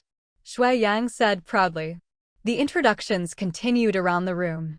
When they reached the elderly grandparents, Xiao Hui was especially respectful, addressing each one properly and listening attentively to their questions about her family and work. So you're also a doctor? Lu Ying asked with interest. Yes, Grandma. I specialize in pediatrics. I love working with children. Xiao Hui's face lit up as she spoke about her work. Wonderful. Children need doctors who truly care about them, Shue's mother said approvingly. As lunch was served, the conversation flowed more naturally. Xiao Hui proved to be intelligent, well-spoken, and genuinely interested in the family. She asked thoughtful questions about everyone's interests and shared stories about her own family. Your parents must be proud of you, Cheng Tianyuan observed. It's not easy to become a doctor. Xiao Hui's expression grew slightly serious. They are proud, but they were also concerned about our marriage plans. I want to apologize for any misunderstanding about the property issue. That was never my idea, and I've made it clear to them that Huanran and I want to build our life together on our own terms. The room grew quiet for a moment. Then Ahu spoke up, young lady, that takes courage. Not many people your age would choose the harder path. It's not harder if you're with the right person, Xiao Hui said, glancing at Qing Huanran with obvious affection. We both believe that what we build together will mean more than anything given to us. Xueling felt her eyes moisten slightly. This was exactly the kind of daughter-in-law she had hoped for, someone who truly loved her son for who he was. Well then, Xueyang said, raising his glass of juice, here's to the future Mr. and Mrs. Cheng. Everyone raised their glasses, and for the first time in weeks, the atmosphere was completely joyful and harmonious. As the afternoon wore on, Xiao Hui helped clear the table despite protests from the elders, played games with the younger siblings, and even convinced the usually reserved Qin Xinji to share stories about his business travels. She's perfect for our family, Xue Xian whispered to her mother as they watched Xiao Hui patiently listening to one of Grandpa Xue's long stories about the old days. Xueling nodded, her heart full of contentment. Sometimes the best things in life were worth waiting for. As the sun began to set, Xiao Hui reluctantly prepared to leave. The day had gone better than anyone could have hoped, and she felt like she had truly found her second family. Before you go, Xueling said, we need to talk about the wedding. Autumn isn't that far away, and there's a lot to plan. Oh yes. Lu Ying clapped her hands excitedly. We need to discuss the guest list, the venue, the dress. Grandma, Cheng Huanran laughed. We said we wanted a simple ceremony. Simple doesn't mean unprepared, Cheng Tianyuan pointed out practically. Even a small wedding needs organization. Xiao Hui looked around at all the eager faces and felt overwhelmed by their enthusiasm. We really don't want anything elaborate. Maybe just a dinner with family and close friends. Nonsense. Hu declared. This is the first wedding in the family in years. We're going to do it properly. But not extravagantly, Xueling added quickly, seeing Xiao Hui's worried expression. We'll respect your wishes for simplicity, but we want it to be beautiful and memorable. What about the garden? Xue Xian suggested suddenly. We could have the ceremony in our garden. It's beautiful in autumn, and it would be intimate but still special. Everyone turned to look at her with surprise and approval. That's a wonderful idea. Xiao Hui's eyes lit up. I've always dreamed of a garden wedding. The garden it is then, Cheng Tianyuan decided. We can set up a small pavilion for the ceremony and have dinner on the terrace. I can handle the flowers, Xue's mother offered. I know exactly which ones will be blooming in autumn. And I can take care of the photography, Xueyang volunteered. I've been practicing with my new camera. What about music? Qing Huancheng asked. We could hire a small string quartet. Or I could play piano, Xiao Hui said shyly. I've been playing since I was little. Even better. Xueling exclaimed. A bride who plays her own wedding music, how romantic. As the family continued to plan, Cheng Huanran watched with amazement. Just a week ago, he had been miserable and confused about his future. Now, surrounded by his family and the woman he loved, everything seemed to be falling into place perfectly. What are you thinking about? Xiao Hui asked quietly, moving to sit beside him. Just, how lucky I am, he replied, taking her hand. A week ago I thought I might lose you forever. Never, she said firmly. We just needed to remember what was really important. I know exactly which ones will be blooming in autumn. And I can take care of the photography, Xueyang volunteered. I've been practicing with my new camera. What about music? Qing Huancheng asked. We could hire a small string quartet. Or I could play piano, Xiao Hui said shyly. I've been playing since I was little. Even better. Xue Ling exclaimed. A bride who plays her own wedding music, how romantic. As the family continued to plan, Cheng Huanran watched with amazement. Just a week ago, he had been miserable and confused about his future. Now, surrounded by his family and the woman he loved, everything seemed to be falling into place perfectly. What are you thinking about? Xiao Hui asked quietly, moving to sit beside him. Just, how lucky I am, he replied, taking her hand. A week ago I thought I might lose you forever. Never, she said firmly. We just needed to remember what was really important. And what's that? Each other, she said simply. Everything else is just details. Across the room, Xue Ling watched her son and future daughter-in-law with satisfaction. Love like this, pure, strong, and based on mutual respect, was rare and precious. So, she announced to the room, shall we set a date? How about the second weekend in October? The weather should be perfect, and the autumn colors will be at their peak. Cheng Huanran and Xiao Hui looked at each other and nodded. October it is, Cheng Huanran said. October it is, Xiao Hui agreed, squeezing his hand. As the evening wound down and Xiao Hui finally had to leave, she hugged each family member goodbye. When she reached Xue Ling, the older woman held her a little longer. Welcome to our family, dear, Xue Ling whispered. We're so happy to have you. Thank you for accepting me, Xiao Hui whispered back, her eyes bright with unshed tears of happiness. After she left, the family sat in comfortable silence for a moment, each lost in their own thoughts about the day and the wedding to come.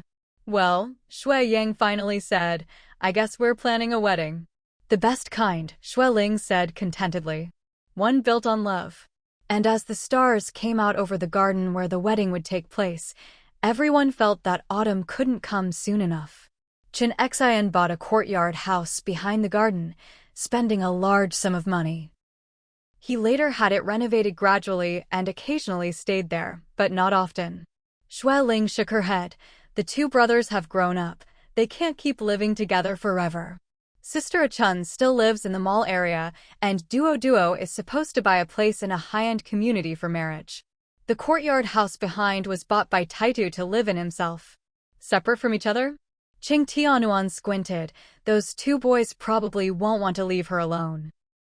Xue Ling smiled lightly. After they marry and have kids, Sister Chun will naturally move over to help take care of them.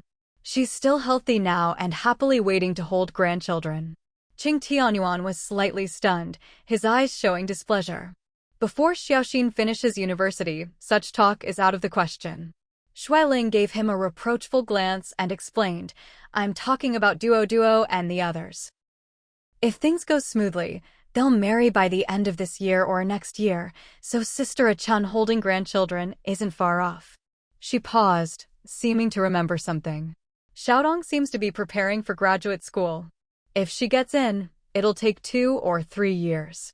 But Duo said she probably won't pass because she's too busy with her assistant work. Cheng Tianyuan asked suspiciously, why? Doesn't he support her? Xiaodong is his assistant. If he wanted to support her, he could assign her less work. Xue Ling suppressed a laugh. Duo is very scheming, probably afraid Xiaodong will fly away, so he piles a lot of work on her every day. TSK tisk. Qing Tianyuan couldn't help but tease, young people nowadays, they really have a lot on their minds. Suddenly, he raised his eyebrows and lowered his voice. Xiaoxin is still young. We have to keep a close eye on her. Before she graduates from university, she absolutely cannot marry, at least not before graduation. Got it. Xue Ling smiled lightly. I've already quietly warned her not to gamble with her future, so she won't regret it later. She had long warned her daughter that if they were together, they must insist on contraception. Although university students can marry, being pregnant during university means missing out on many things, unable to focus on studies or the child. Qing Tianyuan finally relaxed, snorting lightly, so young. Don't just think about getting married, or she'll regret it later. If it weren't for Taitu, I would have never mind. When Taitu was a child, they treated him like their own. But unexpectedly, after being away for over 10 years, he quietly took their daughter away during the crucial senior year of high school. Xueling patted his chest lightly, laughing, I know. If it weren't for Taitu, you would have kicked and beaten him out, right? They say daughters are their father's lovers from a past life. It's natural to be reluctant to let go. Separate things are separate. Cheng Tianyuan sneered.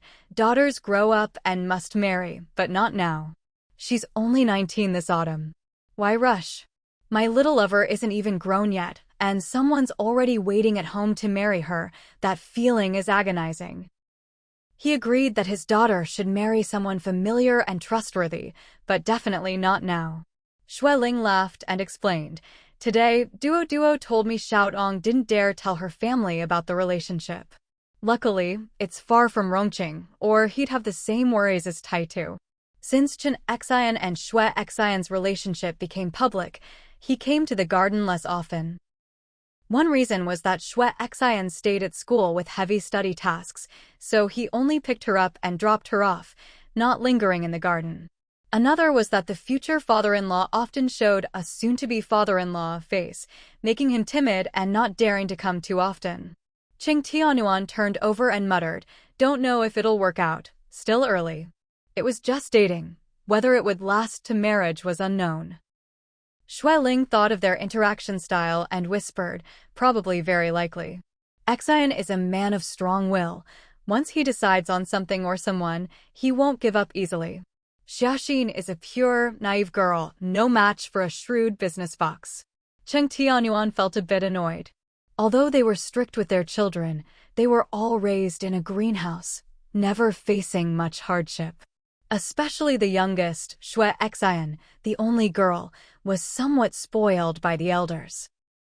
Since she was targeted by criminals after exposure, the family protected her tightly. Moreover, her chess master's family also cared for her a lot, protecting and pampering her openly and secretly, even influencing the school to give her a better dorm and better teachers. The elders were usually low-key and retired, rarely interfering, but when it came to their precious disciple, they wouldn't be careless.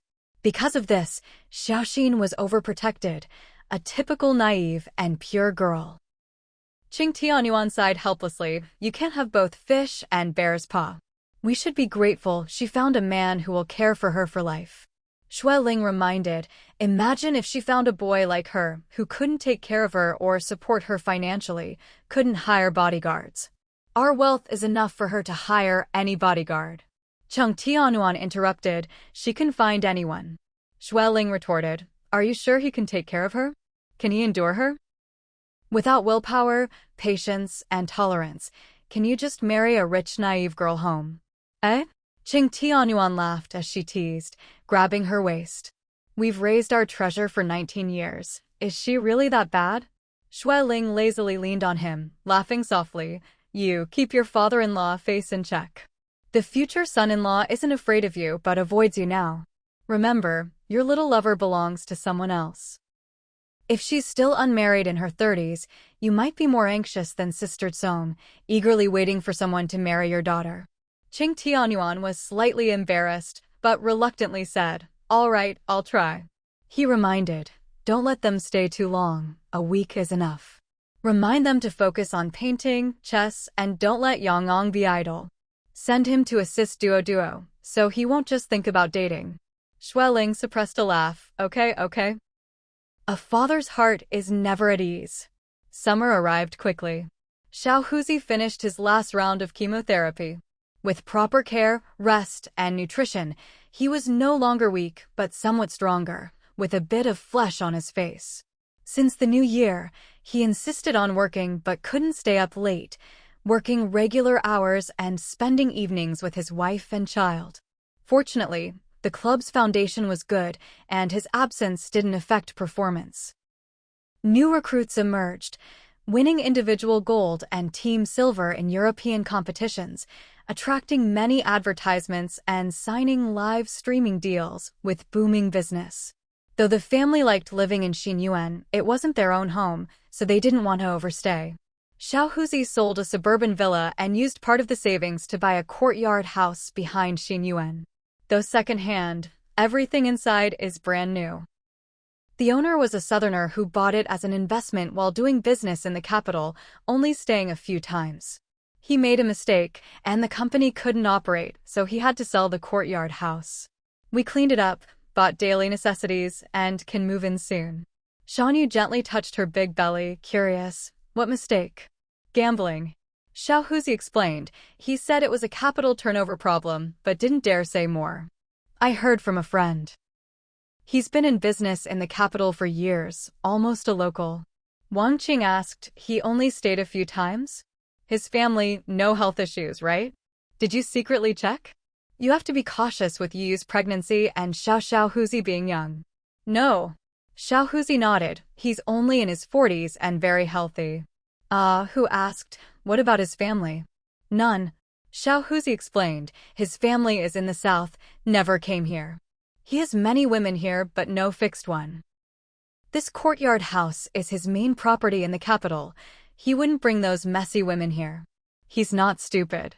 Xue Ling, arranging flowers, couldn't help but comment, people with bad character can't have a big vision or go far. Xiao Huzi laughed. He didn't think that way before. Very proud. I met him a few times at gatherings, only a little impression, not close. Shanyu snorted disdainfully, men with a perfect home, but many affairs outside can't be good men. Good or not, we don't know. Xiao Huzi shrugged. Anyway, he's selling, we're buying, so we're definitely better. Who nodded approvingly, Mom, and I checked it out yesterday. It's quite nice. The key is it's close to the garden, just a few minutes to the back gate. Close and convenient. Xue Ling smiled. When making soup, we can bring it over hot. Everyone laughed. Xiao Huzi came over. Auntie, want me to trim the thorns? These aren't roses. Xue Ling explained. Daisies don't have thorns. Xiao Huzi cuddled her, whispering, Auntie, I want to discuss something. Go ahead. Xue Ling smiled, trimming leaves. I've troubled Uncle Jilan for medicine and health food for half a year. Luckily, with his and Uncle Huan's help, I might have died young otherwise. I want to give them a big gift. That's right. Xue Ling said warmly, gratitude is a virtue. Xiao Huzi laughed. I don't have much, but I feel it's ungrateful not to do this. People must have a grateful heart. Xue Ling asked, want me to help you think? Yes. Xiao Huzi smiled helplessly.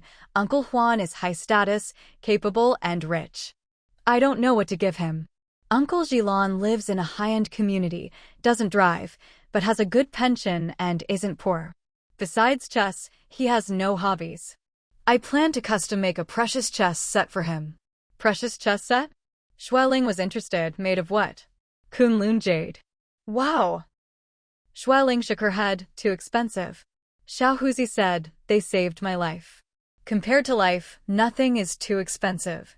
Xue Ling asked, have you decided? Not yet. Xiao Huzi smiled. That's why I'm asking you.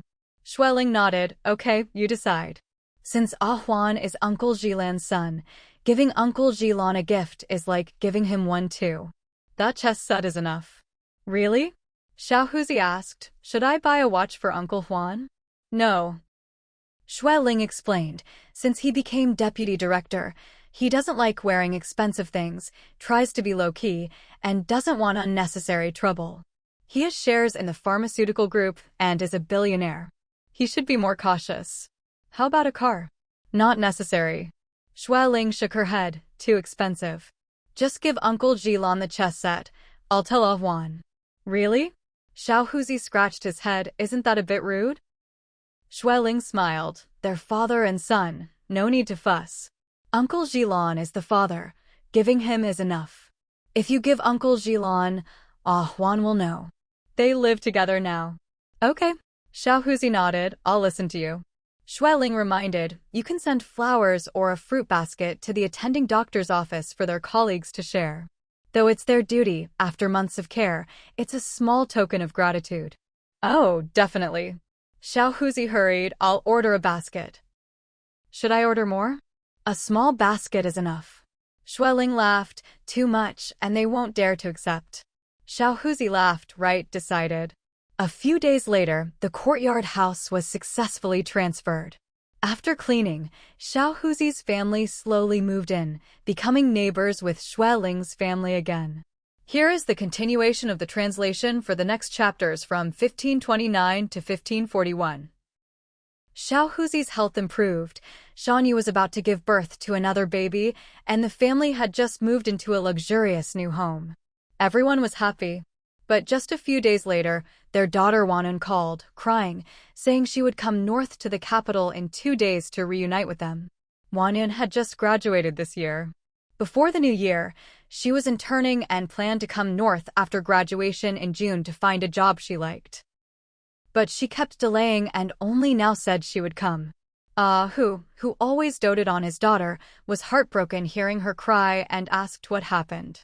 Wanun sobbed that she had broken up with her boyfriend completely and planned to find a job in the capital, never returning to the provincial city. Who was stunned, having never heard about her dating before, and now hearing about the breakup shocked him. Wanun resembled Wang Qing in youth, not only in looks but also in gentle personality. Who spoiled her and gave her everything. Fortunately, like Wang Qing, Wanun loved reading and was timid and low-key, or she might have been spoiled. Who felt helpless hearing her cry and could do nothing over the phone. He urged her not to cry and asked if she was bullied, promising to buy a ticket to pick her up and beat up the guy if needed. Wanun refused to say more, crying that she had already bought a ticket to come north and didn't want to talk or see him anymore. Who urged her to buy a ticket for today instead, promising to send money. Wanun said she had plenty of money from her brother and father and hadn't spent much. Who was touched by her maturity and told her to bring only a little luggage and important documents. Wanun agreed. Who was restless all day and couldn't eat dinner. Wang Qing teased him about his mood. Xiao Huzi was happy to hear his sister's flight was at 9 p.m. and said he would drive to the airport to pick her up. Who insisted on going with him. Shanyu and the sister-in-law liked Wanun, and her room was cleaned and ready. Who felt uneasy thinking about his daughter being bullied without parents around. After dinner, he and Xiao Huzi drove to the airport. They waited at the exit, and after some time, Wanun appeared, crying with swollen red eyes and a thin face. She ran to her father and brother, who comforted her. Xiao Huzi thought she was just emotional from seeing family after a long time.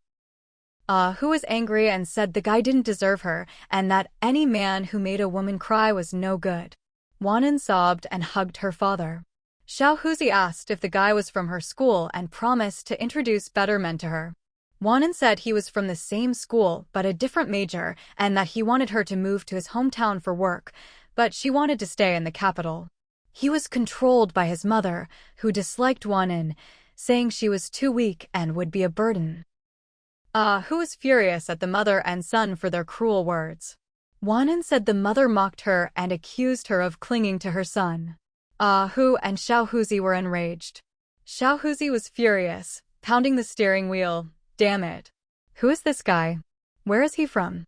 I won't let him off. Wanun was extremely aggrieved, crying with tears streaming down her face. Huzi comforted her with a big hug. Don't cry, Dad is here. I'll stand up for you. Who is he? Where does he live? I'll go find his family tomorrow and settle this. He couldn't bear to see his precious daughter treated so badly and insulted. How dare they? Damn scoundrels. Wanun shook her head repeatedly, refusing to say more. When they arrived at the courtyard gate, she was crying so hard her eyes looked like walnuts. Xue Ling happened to bring a bowl of soup to Shanyu, and Wang Qing was pulling her to cool off in the yard, saying Wanun should be arriving soon, and Xiao Huzi and family had been gone for a long time, so she should wait a bit longer. Xue Ling thought of how long it had been since she last saw the sweet and obedient Wanun, so she stayed to wait with them.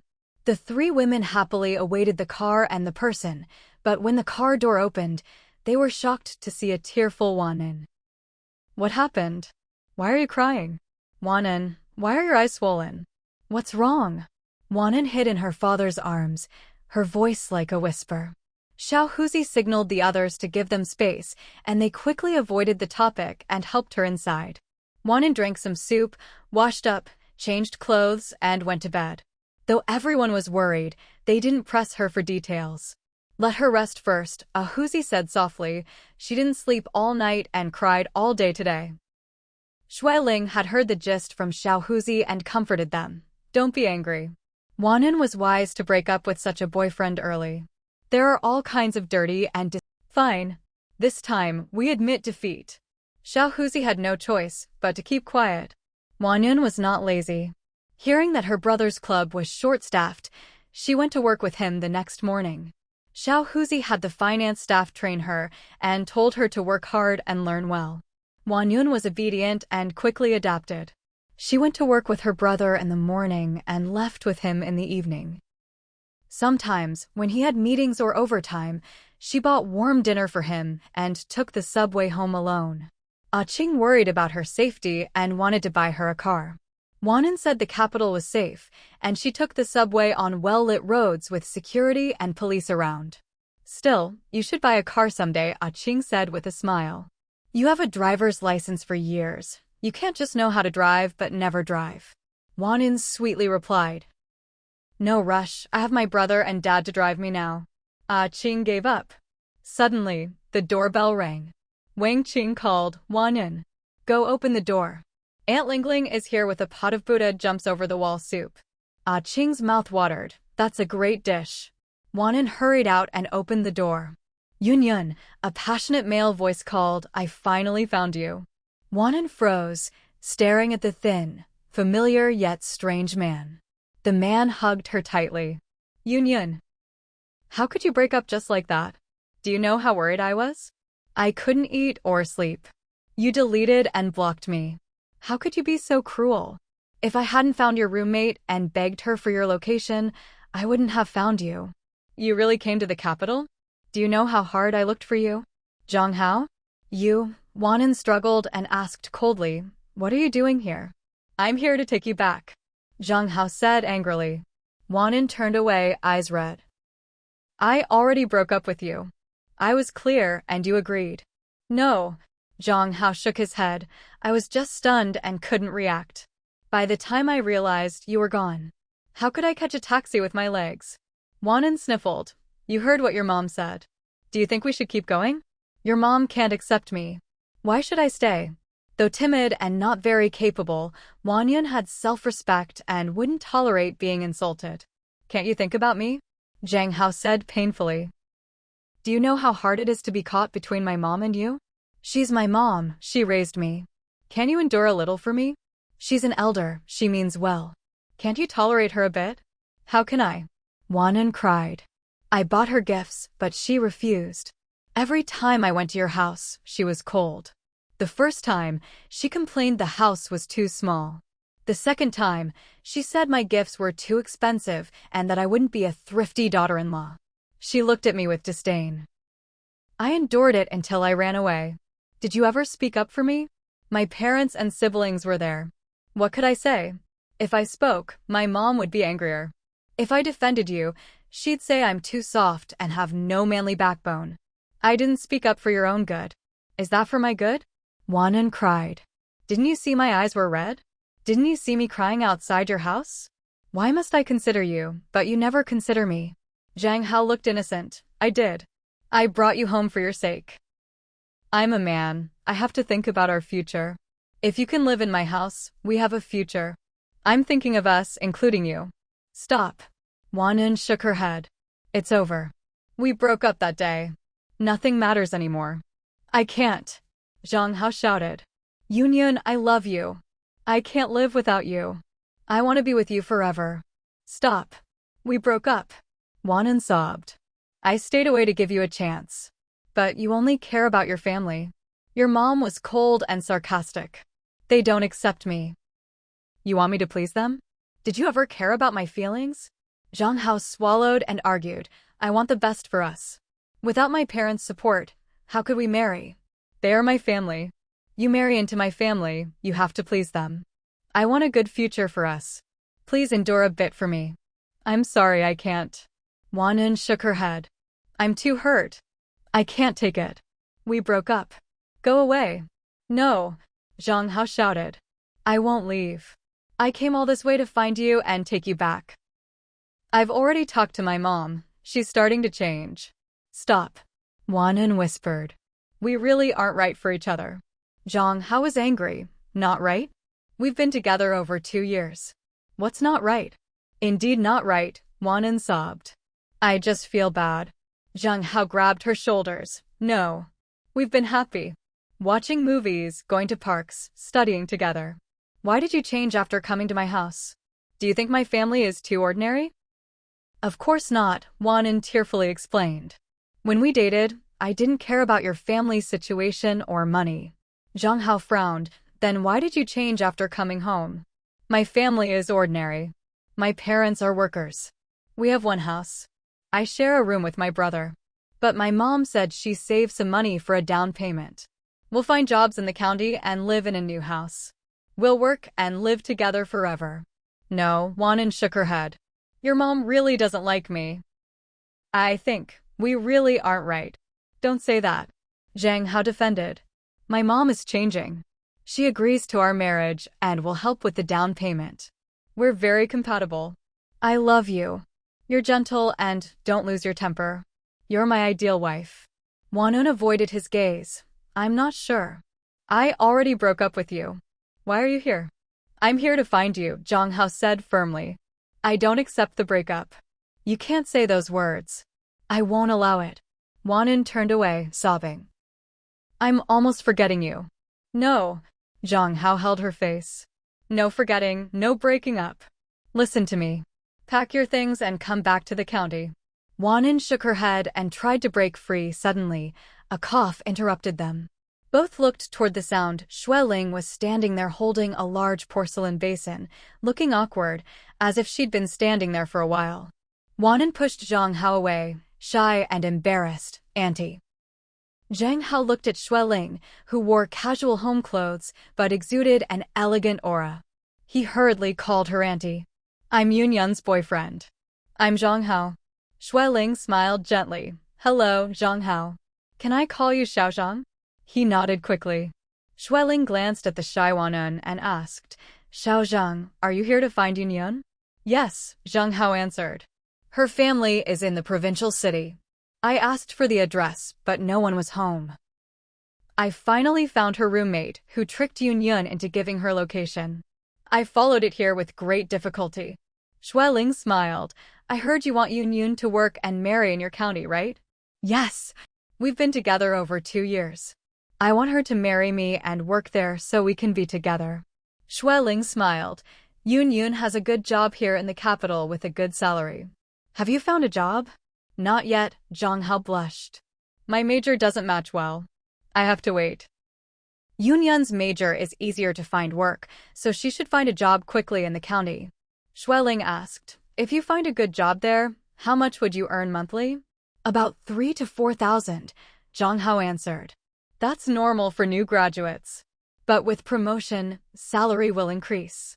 Xueling asked Wanun, on your first day, did the finance tell you the salary? Yes, Wanun said softly. Trial period is 8,000, then 10,000 after regularization, with annual raises and year-end bonuses. Zhang Hao was stunned. That much? Really? Where did you find such a job? What do you do? Before Wanun could answer, Xueling interrupted. Xiaozhang, the cost of living in the capital is high, but salaries are good.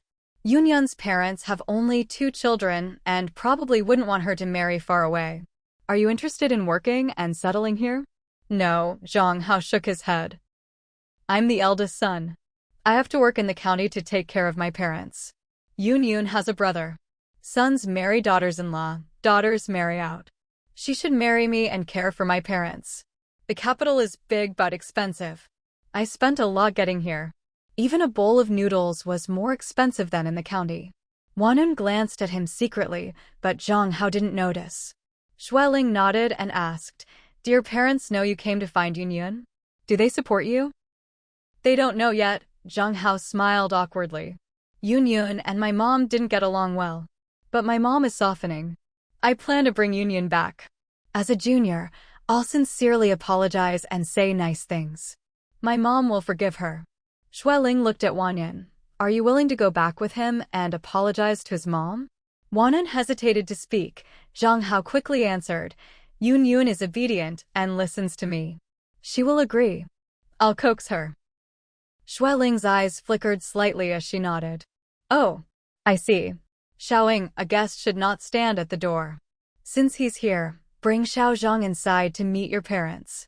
Waning hesitated, unsure whether to agree or object. Zhang Hao was startled and asked, You said your family is in the provincial city. Why are your parents here? Is this your brother's home? Is this big house your brother's? Waning quietly explained, This is my brother's newly bought Sihiyuan. You should leave, don't come in.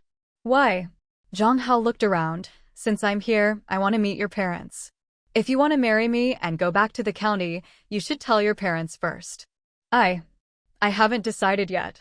Waning frowned, My dad won't like you. Zhang Hao frowned and was about to ask why when a tall figure came out of the yard. Xiaoying, why did you take so long to open the door? Ling Ling is here. Haha, I'm waiting for your Buddha jumps over the wall soup. Waning was scared stiff, not knowing what to do, almost fainting from nervousness. Zhang Hao was also nervous, his eyes darting around, his head twisting uncomfortably. Xueling gave Zhang Hao a look, and who looked over, puzzled, Hey, who's this young man? Waning dared not answer, burying her head, blushing and silent. Zhang Hao stammered, Uncle? I'm Zhang Hao. Hu looked suspicious, trying to recall if he had ever seen this young man before, but he couldn't place him. Oh? You said who just now? Xueling quietly explained, Xiao Zhang is Xiao Ying's boyfriend. He came looking for her. What? Hu immediately exploded, glaring fiercely, his face turning grim, instantly adopting a fierce expression as if ready to tear Zhang Hao apart. So you're that bastard. Damn you. I won't let you off today. I'm so sorry for myself. Dad. Waning hurriedly rushed forward, holding Hu's arm. Don't hit him. I've already broken up with him. Zhang Hao was terrified, trembling that Hu angrily rolled up his sleeves, shouting, Break up or not, didn't he bully you before? Damn bastard. I thought I couldn't find him and had to accept it, but who knew you'd bring him here yourself? You little bastard. My precious daughter has been loved and cared for since she was little. She's obedient, studies hard, kind-hearted, and the only flaw is being too honest. You dare to bully her because she's honest, I'll beat you to death. Dad. Waning hugged him, begging repeatedly, Don't hit him, don't hit him. Zhang Hao was so scared he hid behind Xueling. He was short and timid, trembling nervously, which made Hu even angrier. You're blind. Your mother must be blind or have poor eyesight. My precious daughter is so good, and you dare to look down on her. What right do you have? What? Is my daughter eating your food? Using your stuff? What right do you have to despise her? I warn you. My daughter is not someone just anyone can have. Zhang Hao kept dodging but was pushed out by Xueling. Xiao Zhang, why are you hiding? If you have a clear conscience, stand up straight and face Xiao Ying's father. If you really love Xiaoying, you should boldly face her father. It's not. Zhang Hao swallowed nervously, forcing a timid smile. Uncle, please don't be angry. Let me explain. Explain? Hu shouted. My daughter cried until her eyes were swollen, suffered so many grievances and tears. I will get justice for her today. Wait. Uncle. Zhang Hao shouted fearfully, Don't hit me. I really love Ying. Really? Hu held his daughter with one arm and raised his fist with the other. Really love. You made her so sad and cry so much, you call that love. If that's love, what happens when you're not loving enough? Will she lose her life? Dad, don't. Waning cried, hugging her father, I've already broken up with him. The past is past. Zhang Hao anxiously whispered, No. We haven't broken up. Uncle, Ying and I really love each other. We had already decided to get married. Impossible.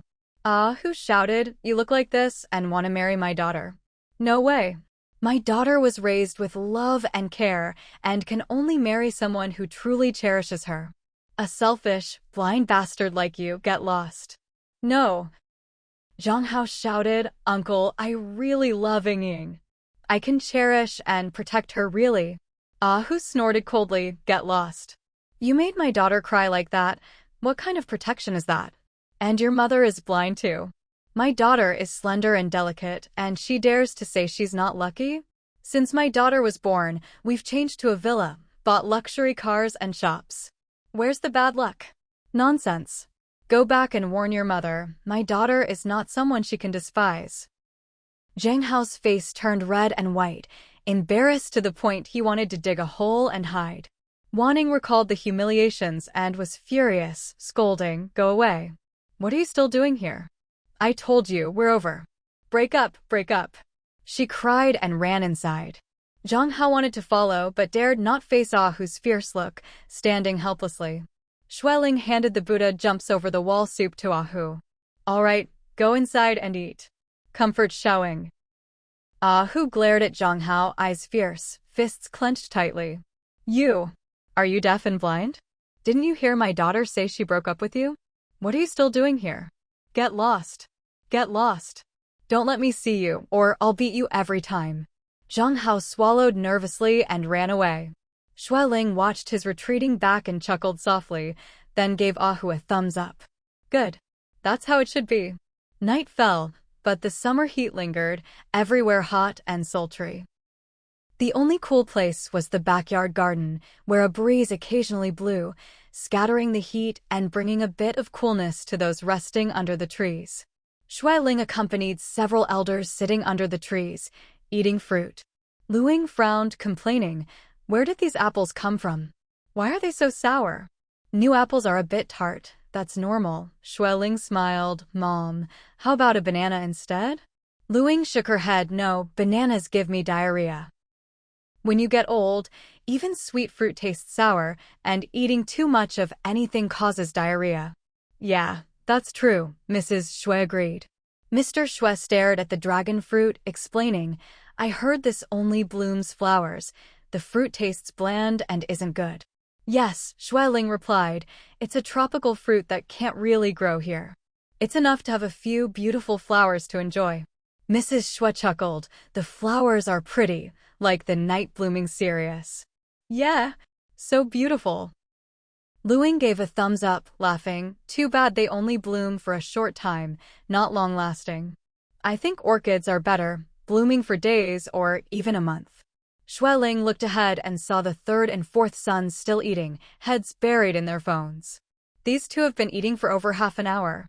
Might as well just eat their phones, why bother with food? The three elders left. Let them be. The exams are over, they can play as they like. When school starts, they'll be busy again. Yeah. Once school starts, they'll be busy. Lu Ying blinked her old eyes. Ling, I heard the third son wants to study art. Painting, right?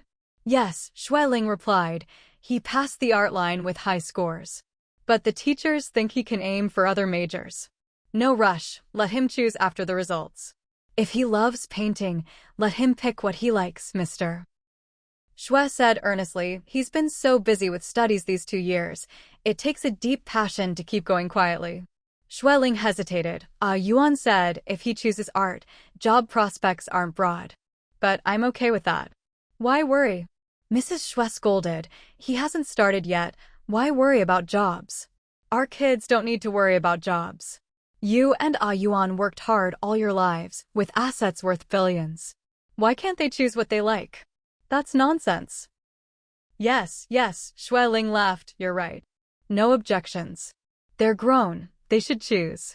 What about Xiao Xin? Mr. Xue asked, she's in liberal arts, right? Has she decided? Xueling shook her head, she's hesitating, sometimes archaeology, sometimes Chinese language. I told her to choose carefully. I wanted her to study business management, but she doesn't seem to like it. There are many majors now, she can pick. Results should be out soon? Mr. Xue rubbed his hands, smiling nervously, so nervous. Mrs. Xue rolled her eyes, they're top students at the best school. No need for miracles, normal results will get them into the best universities. What's there to be nervous about? Everyone laughed. At that moment, the back door opened, Ah Hu and Wang Qing came in. They greeted everyone and sat down to cool off. No. Ah Hu awkwardly laughed, pointing at Xueling. We came to ask Ling Ling something. After that, we'll join you. Go ahead. Xueling led them to the study, turned on the air conditioning. Lemon water or plain water? There's tea too. Wang Qing sighed. Lemon water upsets my stomach. At our age, only plain water is safe. Then plain water it is. Xueling poured a cup each. Where's Xiaohu? Out with the aunt. Yes, Xiaoying took him cycling. Xiaohu and Shanyu went for a walk, not home. We sneaked out. Sneaked? Why? What's going on? Ah Hu and Wang Qing exchanged sighs. Ling Ling, about Xiao Ying's ex-boyfriend. You met him, right? Ah Hu chased him away, but he keeps pestering Xiaoying to get back. Xiaoying is soft-hearted and can't say no. She even took leave to secretly meet him. Xiaohu was angry but didn't dare confront her, came to us for advice. Oh. Xueling was surprised. He still dares to come. Ah Hu snorted, brazen thief. Wang Qing smiled bitterly. Worst is when thieves are persistent. Just hearing about it makes me furious. He's taking advantage of our soft-hearted Xiaoying. She's young and this is her first love. We're worried he'll trick her into marriage, making things harder. Xueling asked, Did you stop her? Did you advise her? Of course. Ah Hu said sternly. We told her hundreds of times. But she says they're broken up and to stop nagging. If she had a backbone, we wouldn't worry. But she doesn't. Wang Qing hesitated. He said he wants to reconcile and even proposed with roses today. She didn't accept, but seemed shaken. Xueling frowned. That man is a smooth talker with no responsibility. Worse, he's a mama's boy. His mother treats Xiaoying coldly even though she's just a girlfriend. Imagine after marriage? Xiaoying would suffer. Ah Hu and Wang Qing shook their heads firmly. Marriage is out of the question. Ah Hu was furious, shouting, We must drive that guy out. Out of the city. Don't get angry so quickly, Wang Qing frowned. Your blood pressure has been high. Don't lose your temper. Be careful, our daughter is still with us. Xueling pushed a cup of warm water to Ah Hu. Softly, drink some water first. Ah Hu took it but was still indignant. When Xiaoying was studying, we were far away and couldn't help. Now she's right under our noses. How can we let that bastard succeed? If he dares to bully her again, no way. The problem is Xiaoying is too naive, Xueling said softly. She has no backbone and is simple-minded. If Zhang Hao keeps pestering, she might fall for it again. That can't happen. Wang Qing held Xueling's hand, pleading, We're worried too. Ling Ling, can you help us think of a thorough plan? Xiaohu is impulsive. We don't want him to act rashly and make things worse. Xueling thought for a moment, then said softly, I overheard a lot that day nearby. I guess during their relationship, Xiaoying was passive and obedient, while Zhang Hao was macho, selfish, thinking only of himself and his family, rarely caring for Xiaoying. She has complaints, but has invested feelings and can't pull back quickly. Also, they haven't had major conflicts, so their feelings aren't truly broken. Young people focus on emotions, not much else. That's the worry. Wang Qing smiled bitterly. She's like me, emotional and weak. We fear his sweet talk will trick her into marriage, making things harder. That man is no good, Xueling lowered her eyes. He has no responsibility.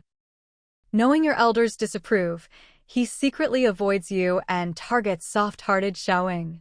He's used to controlling her, so he dares to act like this, confident of success.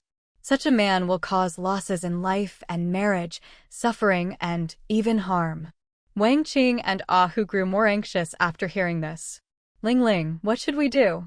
We can't persuade Xiaoying now. She keeps saying they're broken up and not to mention him. But Zhang Hao is like a rat, sneaking around, blocking her on the way to work. If Xiaohu hadn't noticed, we'd still be in the dark. Xueling asked, What did Xiaohu do? What did he say? Ah Hu rolled his eyes. He was furious, said he'd warn that guy to get lost or beat him up. If he doesn't leave, he'll be kicked out of the city. Young people say impulsive things. Wang Qing scolded. I scolded him hard when he started. This isn't the old days. You can't use brute force. If he makes a mistake and the police get involved, we'll lose face and have to pay medical bills. Right, Xue Ling shrugged. The trickiest problems need careful handling. It's not scary to deal with gentlemen, but with scoundrels, it's dangerous. Being harassed by such a rogue is no good. Who stopped? I warned him not to get involved. We'll discuss first. If needed, I'll handle it. I raised my daughter. I have the right to protect her happiness. Anyone who wants to marry her must get past me, or forget it. Xue Ling laughed softly. What era do you think this is? Old society with arranged marriages? People want freedom in love and marriage now. If you block them, you lose the moral high ground. Marriage law emphasizes freedom. As long as both parties agree and are of legal age, they can marry. Who snorted? My own daughter. I definitely have the right to oppose. Does opposition help? Wang Qing scolded. Your daughter is being taken away. Did she listen to you? If she didn't come home and said she was heartbroken, how would you know she was dating? Who sheepishly closed his mouth. Xue Ling calmly said, the best way is to make Xiaoying give up on him completely. As long as she still has feelings, Zhang Hao has a chance to reconcile. He's someone else's child. We don't know him well and can't teach him. So we must start with Xiaoying. Hard. Wang Qing smiled bitterly. She's shy and won't talk about it. When I asked Shanyu to probe, she blushed and hid. She was afraid to talk to boys at the club. After half a month, she finally chatted with some boys. When I asked, she said not to ask, she can handle it. If she could, Zhang Hao wouldn't still be following her. No, Xue Ling explained, I mean make Xiaoying give up on Zhang Hao and break up actively. Who anxiously urged, what's the plan? Ling Ling, you must have a plan, right? Tell us. Xue Ling peeked outside. Wait, I'll find a professional for you. She hurried out. Hu and Wang Qing looked at each other, puzzled. A professional for this? Soon, Xue Ling returned with a young, strong bodyguard. I'd like to introduce Huang Chaonan, a veteran here. He joined after graduating from the Bodyguard Academy and has worked here for 3 to 4 years. He handles internal and external security and front gate protection. He has many skills, like easily intercepting phone calls and hacking phones for pictures or videos. Hu and Wang Qing nodded, still confused about Xue Ling's plan. Xue Ling asked Huang Chaonan, is it possible to find someone with just a name? We don't know much about him. Yes, Huang Chaonan replied, if we know his approximate address, it's easier. We know his hometown and school, Xue Ling said quickly. Huang Chaonan smiled confidently, leave it to me, madam. Late at night, Xue Ling checked the air conditioner in the elderly room, then turned to several children's rooms. Xue Xian was already asleep, the room was chilly. Xue Ling glanced at the air conditioner showing a shocking 18 degrees, almost cursing aloud, hurriedly raised the temperature a few degrees, then closed the door and went to the room diagonally opposite. Cheng Huanchong and Xue Yang were still awake, huddled together playing games. Mom, it's almost midnight. Why are you still awake? Staying up so late, be careful not to get insufficient sleep. Sleep, beauty, sleep. Where else will the beauty come from if you don't sleep? Xue Ling lightly tapped the back of their heads, jokingly scolding, what are you doing still awake? Playing games all day long, tomorrow I'll get you. Hee hee. The two grinned mischievously. Mom, we just started. Xue Ling gave them a reproachful look and reminded, the air is dry, drink more water. You must finish by 12:30 or wait for your dad to deal with you. Yes, ma'am. Yes. Xue Ling glanced at the temperature on the air conditioner and reminded, set it to 26 degrees, or this month's electricity bill will be deducted from your pocket money. Okay. Xue Yang urged, Mom, go to sleep now, go.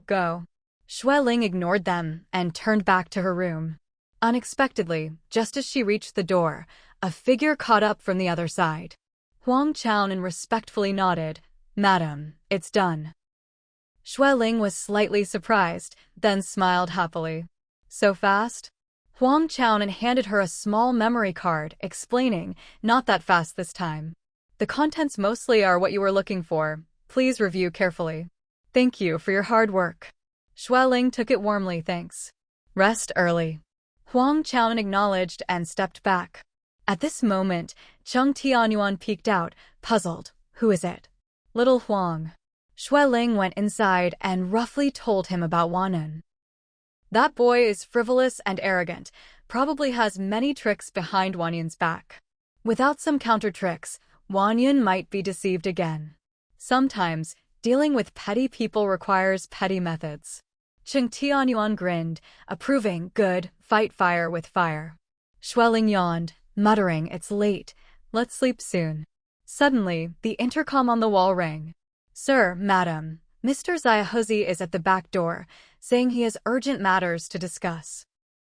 Cheng Tianyuan and Xueling exchanged a glance, quickly said, let him in.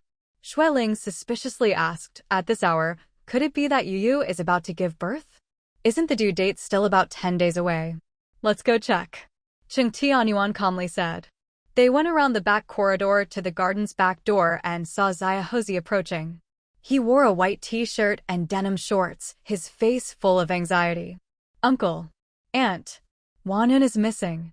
Cheng Tianyuan and Xueling were shocked, hurriedly asking, what happened? Xiaozi was frantic, explaining, in the evening, she took little Tiger out.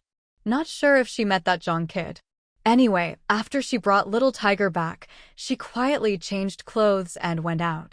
We called her phone, but it was always off. She's not here, and she has no friends in the capital. She must have been tricked by that kid. Don't worry. Xueling frowned, comforting. Wanyan is not a child, no need to worry about her safety. Cheng Tianyuan nodded. Even if she went out with Zhang Hao, it's probably just a secret date. She'll come back later. Wanyan is not the reckless type. Xiaozi stomped his foot loudly. You don't know, she even took the household registration book. Most likely that Zhang kid tricked her into getting married. Oh my god. Xueling couldn't help but hold her forehead. That definitely can't happen. We must quickly find a way to stop Wanyan. Of course. Xiaozi angrily said, she's just a little fool. Even if they sell her, she'd still help count the money. That scoundrel's sweet talk can't be trusted. Don't shout. Cheng Tianyuan glanced at him, analyzing. The Civil Affairs office is closed at night, at least until 8 a.m. tomorrow. Don't panic, we still have 7 or 8 hours to stop them. Right. Xueling nodded. The capital only has a few districts and civil affairs offices. We can block them at each office entrance, no fear of missing them. Xiaozi nodded, frowning. Yu is about to give birth, afraid she'll worry, so I didn't dare let her know. Little Tiger is already asleep, the nanny is watching. My parents changed clothes and are probably on their way. They don't know the roads here, so I have to drive them. Uncle and aunt, you take one route. Are there others at home? What about Yangong and Xiaocheng? They're still awake. Xueling said, I told them to go out and help look. I'll go call them. Xueling waved. Yuan, we need to change clothes too. We're both in pajamas. A while later, everyone gathered at the garden gate. Xueling assigned routes and reminded, keep in touch at all times, focus on searching near the civil affairs offices. If you can't find them, wait at the office entrance. They'll definitely appear tomorrow morning. We've already asked someone to help locate Wanyan's phone signal. Cheng Tianyuan added, should have news soon. Whoever finds them first, bring them home. Don't give up before finding them. Okay. Moments later, 4 cars drove out of the garden gate in sequence. Shui Yang drove his mom's car, stifling laughter, marveling. Strange things happen every year, but rare things not often. Tonight I finally encountered one. Lovers eloping at midnight to get a marriage certificate, family searching late at night to stop them. Is this a classic breaking up the couple drama? Nonsense. Xueling sat with her youngest son in the back seat, explaining, if that guy were even a bit reliable, we wouldn't be so anxious. A marriage certificate looks simple but has legal effect. Once signed and stamped, Wanyan is legally married. Even if she regrets and divorces tomorrow, future relationships will be second marriages. Dating is casual, marriage is not. Otherwise, regret lasts a lifetime. Cheng Huancheng yawned. rubbed his head against Mom's shoulder. Break up if you must. Better to stop early than have Wanun cry and fight over divorce later. She's secretly married without telling parents. That's wrong. Uncle Hu and Aunt Wang raised her for over 20 years, and she hides such a big matter from them, denying them basic right to know. That's heartless. Shui Ling sighed helplessly. Wanun is a good girl, just too soft and indecisive, easily fooled. That's her fatal flaw, right? Cheng Huanchong snorted. That alone will make her life miserable. Shui Yang tilted his head. Now it's just the three of us, so I dare say a few words. Mom, Uncle Hu and Aunt Wang don't know what's going on. Son raised rebellious, daughter raised soft and obedient. Sigh. Shui Ling lowered her voice. Can't you see? Wanun is like Aunt Wang when she was young. She was a literary youth, loved writing essays and poems, very sensitive, often tearful and melancholic. Wanun is similar, even softer. The key is no backbone.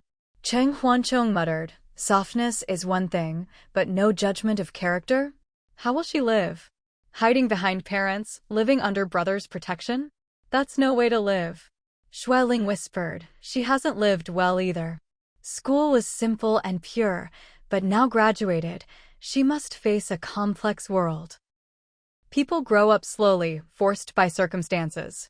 Like Xiaohuzi, after rebellious youth, early marriage and child, he took responsibility, worked hard, became a good dad and son. Aunt Wang was weak before but became stronger as a mother. Society is a big divat, forcing Wanun to grow and change. She just needs time. Cheng Huanchong rolled his eyes, still angry. She knew parents disapproved, but secretly took the household book and ran off, planning to do it first and report later.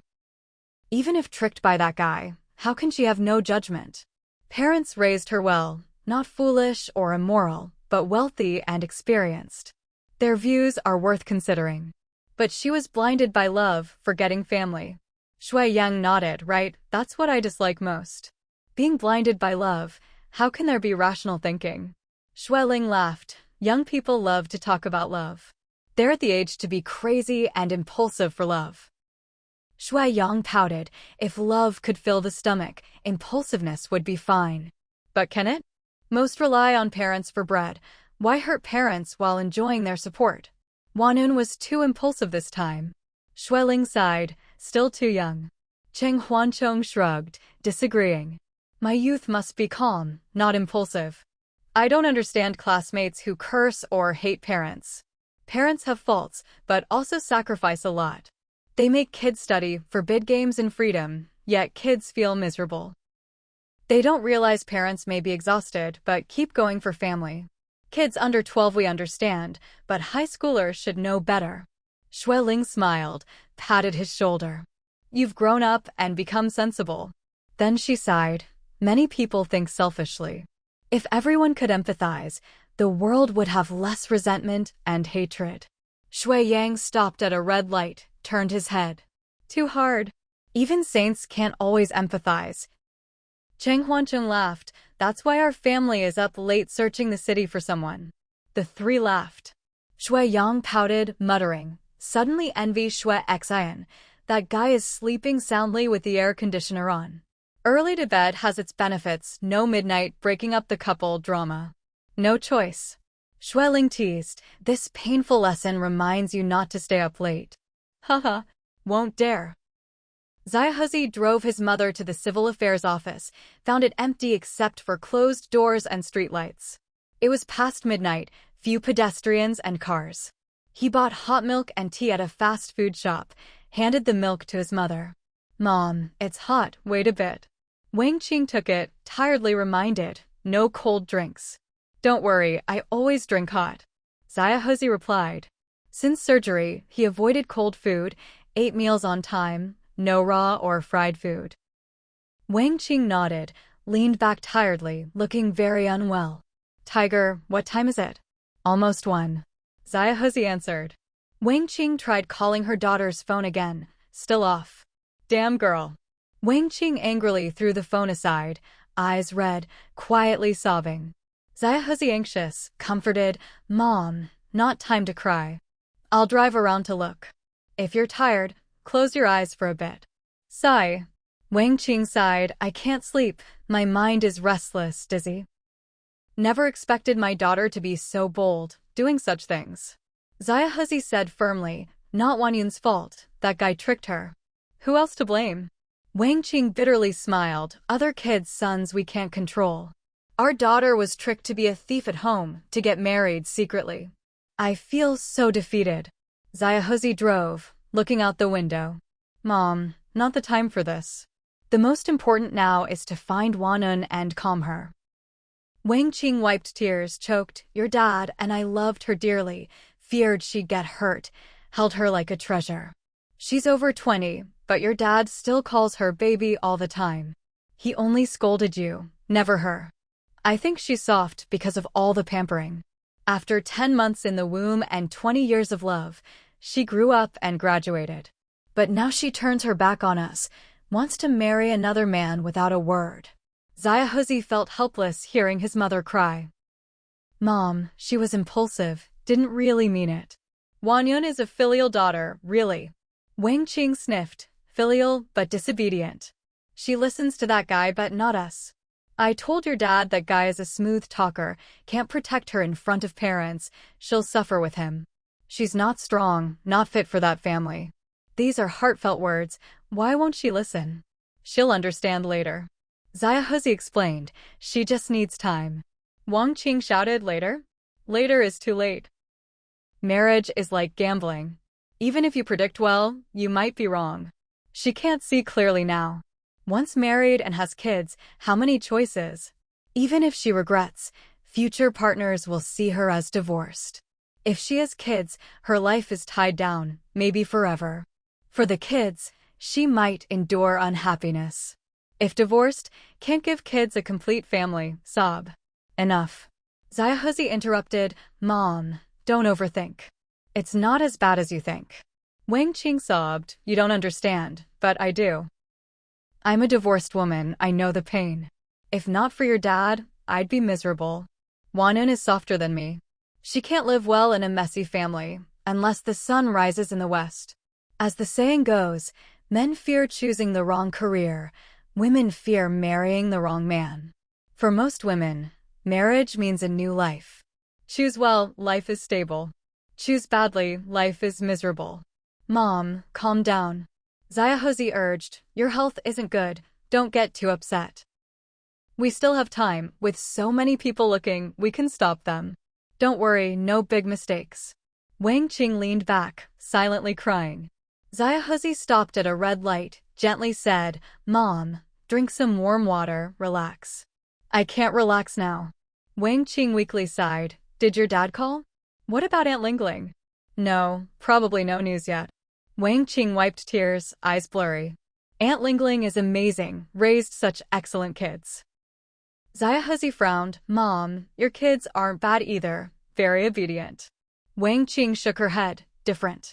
Aunt Lingling and A Yuan are smart, strict, never spoiled kids. Their kids overcome difficulties quickly. We spoiled you too much, causing problems, especially your sister. Don't exaggerate. Xiaohuzi smiled bitterly.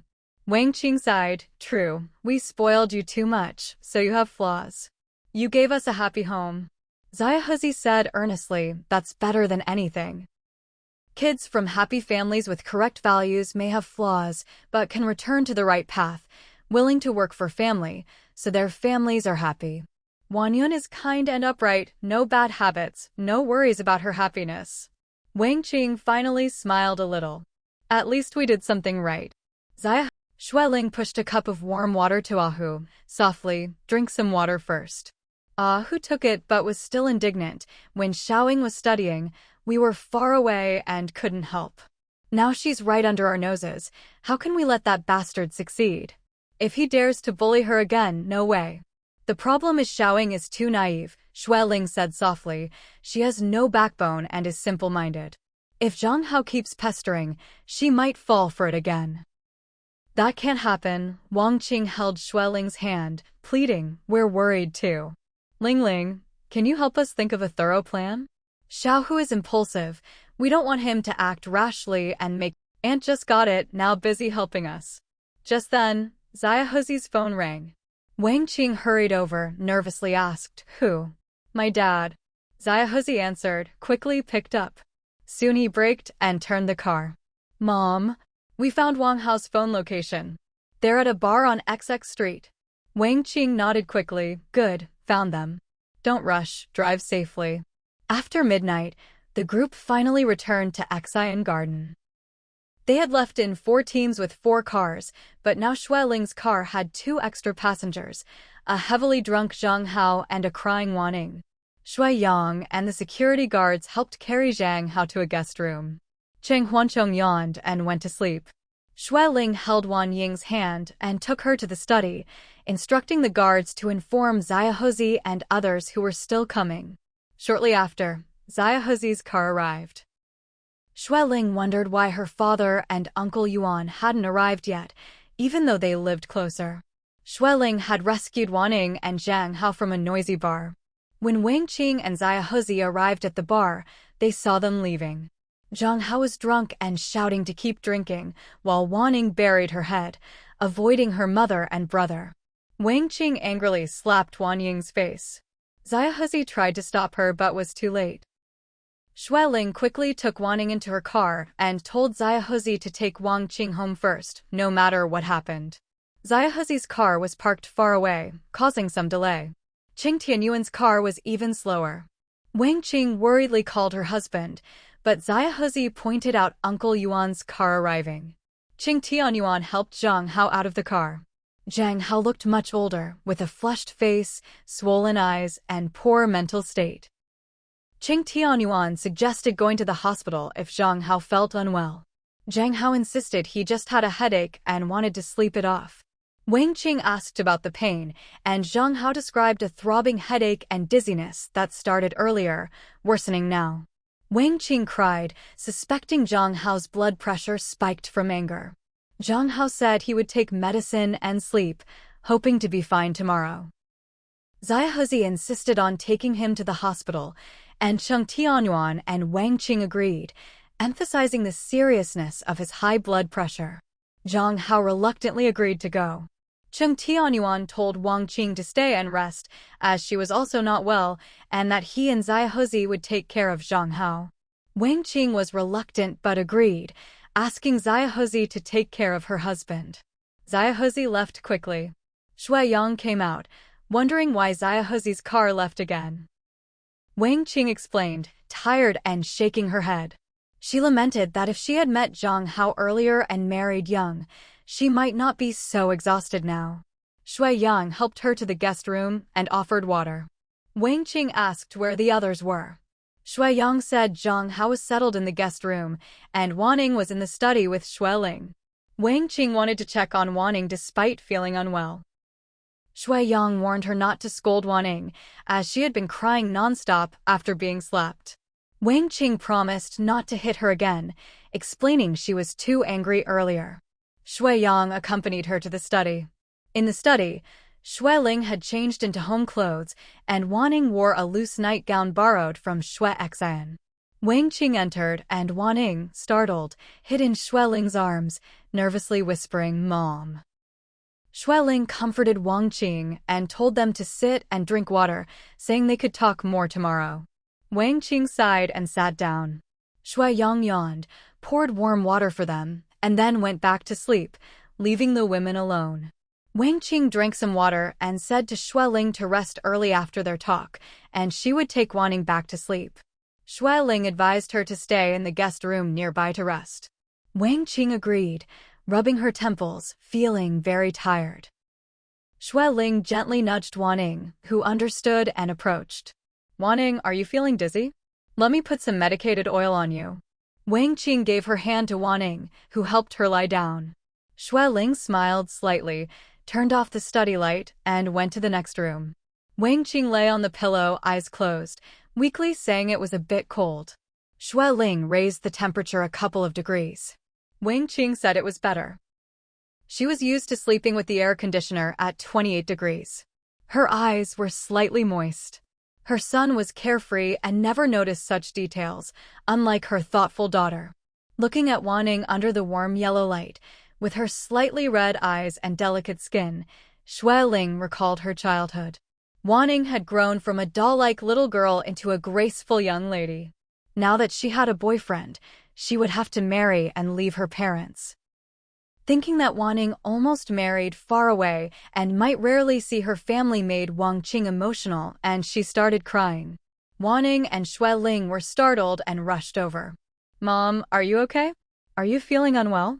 Xue Ling, understanding Wang Qing's conflicted feelings, comforted her. "Wang Qing, don't cry. Whether Wanning marries Zhang Hao or not, daughters eventually marry. We have 3 sons and 1 daughter. No matter how reluctant we are, if she brings her boyfriend home, we have to accept it. She started dating before adulthood, and we never opposed it." Wang Qing sobbed, saying Qin Xinji was mature and steady, a perfect son-in-law, well-known and loved by the family. She worried about Wanning marrying far away and being mistreated. Xue Ling understood her concerns and nodded. Wang Qing said marriage was like choosing a new life. A good marriage meant a stable future, a bad one meant suffering.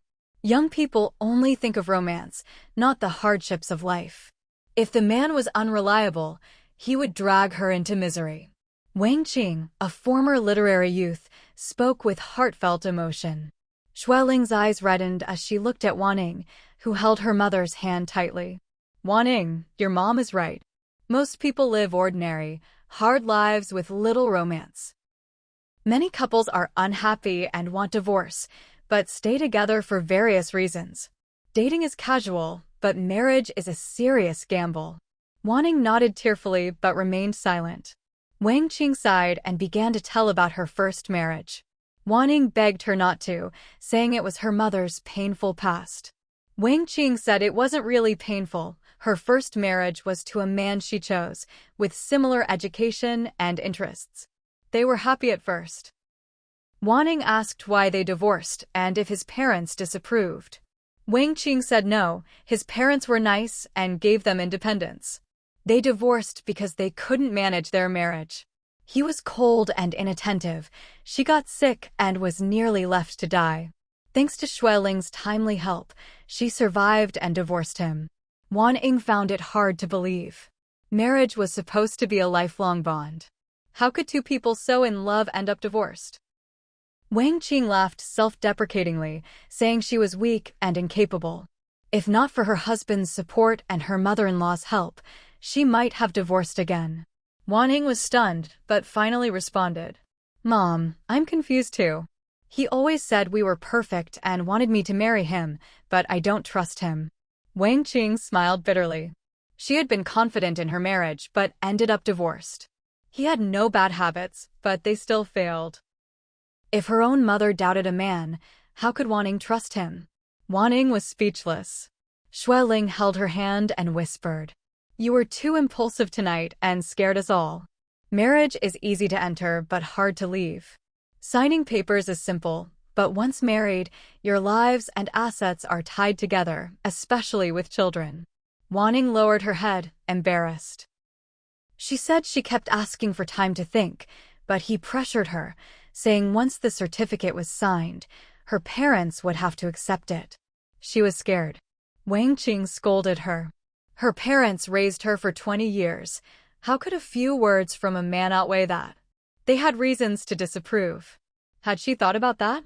Wanning was silent. Xue Ling added, "If he wants to marry you, he should earn your parents' approval openly, not trick you behind their backs. He's forcing your parents to accept by threatening them through you. Have you thought about how disappointed and angry your parents must be? They can't punish him, so they take it out on you. He only thinks of himself, not you. Are you sure you'll be happy with such a selfish man?" Wanning timidly nodded. He is selfish and only thinks about himself and his family. Wang Qing angrily asked why she still loved him. A selfish man would only make her work and suffer. Was she strong enough for that? Wanning shook her head. No. Wang Qing yelled at her for taking the household registration book to marry him secretly, pushing herself into a fire pit. Xue Ling stopped Wang Qing and said they should calmly explain everything to Wanning. Wang Qing lay back down, exhausted. "I was so angry tonight. Wan Ying apologized. Wang Qing sighed and covered herself. You really hurt me and your dad. If you live well, even if far away, we'd be at ease. If not, even the best food won't make us happy. You haven't been a mother yet. You don't understand a mother's heart. Wan Ying cried quietly in her arms. Wang Qing patted her back and cried too. Xue Ling comforted them and told them to sleep. She was exhausted but noticed Cheng Tianyuan hadn't returned. She checked her phone and found a voice message from him half an hour ago. He said Zhang Hao was unwell and they were taking him to the hospital. Xue Ling sighed, knowing Zhang Hao's chronic conditions were serious. She put the phone down and soon fell asleep. By early morning, everyone was asleep. Xue Ling didn't go disturb the young people sleeping, but called her husband A Yuan to ask if he needed help. Cheng Tianyuan said he would come home later to rest and told Xue Yang to help take care of Hu at the hospital after waking up. Let him sleep enough first. They didn't sleep much last night. There's nothing to do here now. Hu is asleep and on in 4 drip. Xiao Huzi and I take turns sleeping, so it's not too tiring. Xue Ling felt relieved and reminded, it's already past 8. Remember to buy some breakfast. When Yang wakes up, I'll have him help. After hanging up, she went to the big kitchen at the back to eat breakfast. The 3 elders had already eaten and were tending to flowers in the backyard. Watching them through the floor-to-ceiling window, she felt comforted. Although her parents and mother-in-law were elderly, they were in good health, which meant their later years could be comfortable. After eating, she wanted to accompany the elders, but suddenly remembered she hadn't carefully listened to the voice call Xiao Huang helped find last night, so she hurried to the study. Around 10, the young people woke up one after another. Wang Qing came back and woke her daughter. Wan Ying also woke, washed up, changed back into last night's clothes, and ate breakfast absent-mindedly. Xue Yang ate heartily and asked, "You're not eating?" There are still several fried dough sticks. Wan Ying's eyes shyly avoided his gaze, and she whispered, "How? Which room is he in?" "He hasn't left, right?" "No," Xue Yang shook his head. "He's still snoring in the guest room. When I woke up, I immediately looked for him. The bodyguard said he vomited twice last night, then they changed his clothes and gave him water, and he fell into a deep sleep again." Wan Ying got up. I'll go find him first." "Wait." Xue Yang stopped her and explained, "Mom just said to eat well first and then go to the study." "Oh, Aunt Wang Qing is also there." "Okay." Wan Ying nodded and walked to the study. Cheng Huanchong raised his eyebrows curiously and asked, "Is it resolved?" "Not that fast," Xue Yang muttered. "At least we have to drive that guy away, otherwise, it's not resolved." Cheng Huanchong said, "No way? Mom is going to drive him away? That won't do." "No." Xue Yang shook his head. "It's definitely Xiaoying who will drive him away. Don't worry, Mom has a plan." Cheng Huanchong nodded in relief. "All right, then let's finish eating and watch the scumbag being driven away." "Definitely." Xue Yang laughed. At that moment, Xue Xian changed clothes and ran over. "Second brother, I want to go to the master's place to play chess. Can you take me?" Xue Yang's eyes darted. I'm busy. I have to go to the hospital later to help take care of Uncle Hu." Xue Xian, unaware of last night's events, asked in surprise, "What happened to Uncle Hu?" Cheng Huanchong answered, "Old problem, high blood pressure attack. It's not serious, and he'll be discharged soon." Xue Yang coaxed, "Let old Chen take you. Also, have him pick you up outside. We'll drive ourselves at home." "Oh," Xue Xian waved, "I'm off then. Bye." The 2 brothers watched their sister leave, then exchanged glances and smiled triumphantly. Such a scene of driving away a scumbag must not be witnessed by their innocent sister. Luckily, she was going to play chess.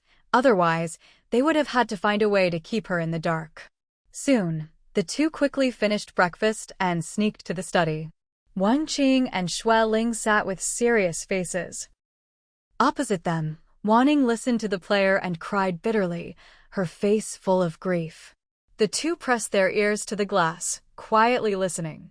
"How, listen to Mom, it's definitely right. If Wan Ying can't bring a dowry of a few million, you must not agree to marry her. A girl like her looks like Lin Dayu from Dream of the Red Chamber, definitely not a lucky girl. When I first saw her, I was totally against it. If she insists on marrying you, she must bring several houses and cars as dowry, or don't even think about it. Mom, don't worry. I didn't know her family was so rich before. After coming to the capital, I found out the Wan family is really wealthy. I checked out the courtyard where her brother lives. It's worth 70 to 80 million, maybe even over 100 million. Her family is so rich, a few million or tens of millions is nothing. Really? You're not lying, right? Wanning looks so frail, like a piece of paper. How can she be a rich girl? Mom, Lin Dayu is a delicate young lady from a wealthy official family.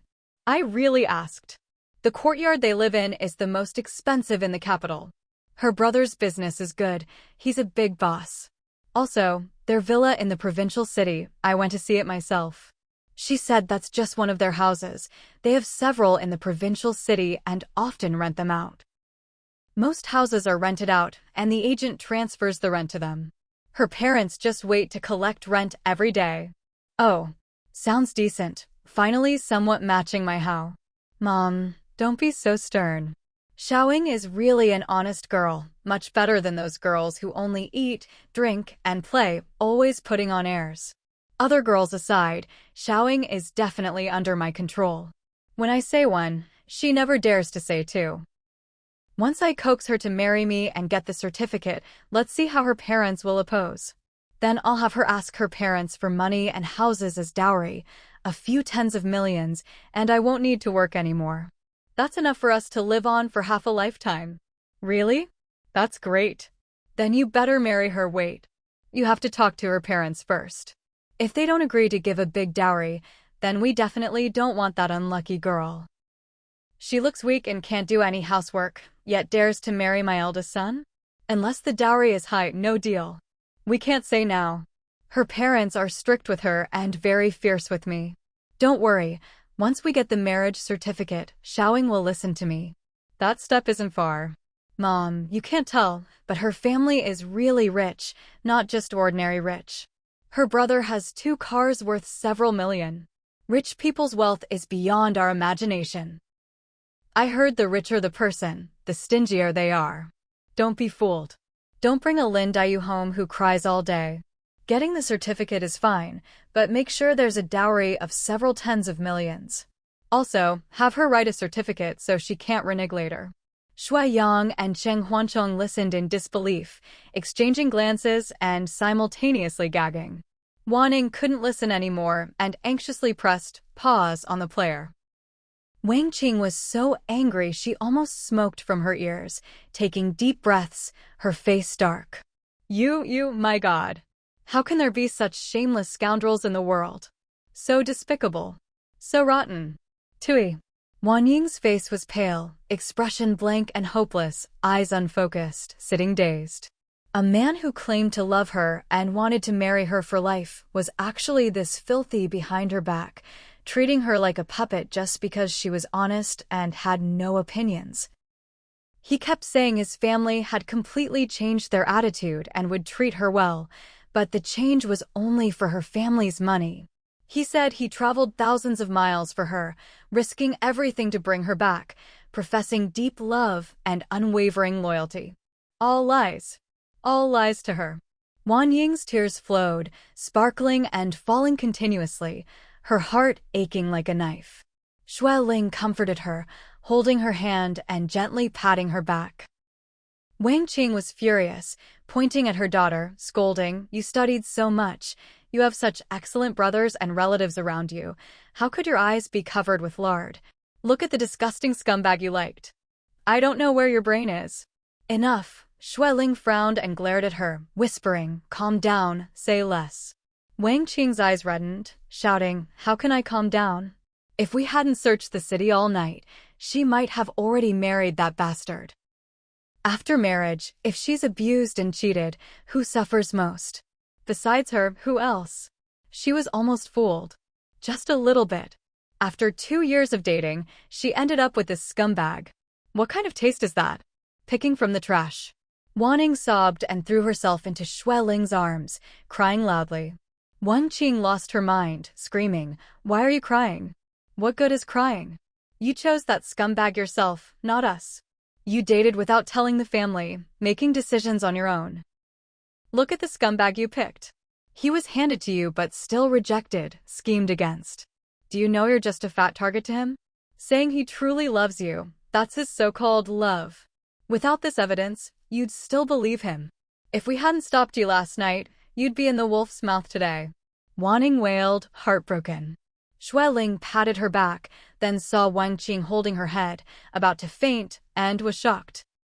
Luckily, Cheng Huanchong and Shui Yang saw and rushed in to support her. "Auntie, are you okay?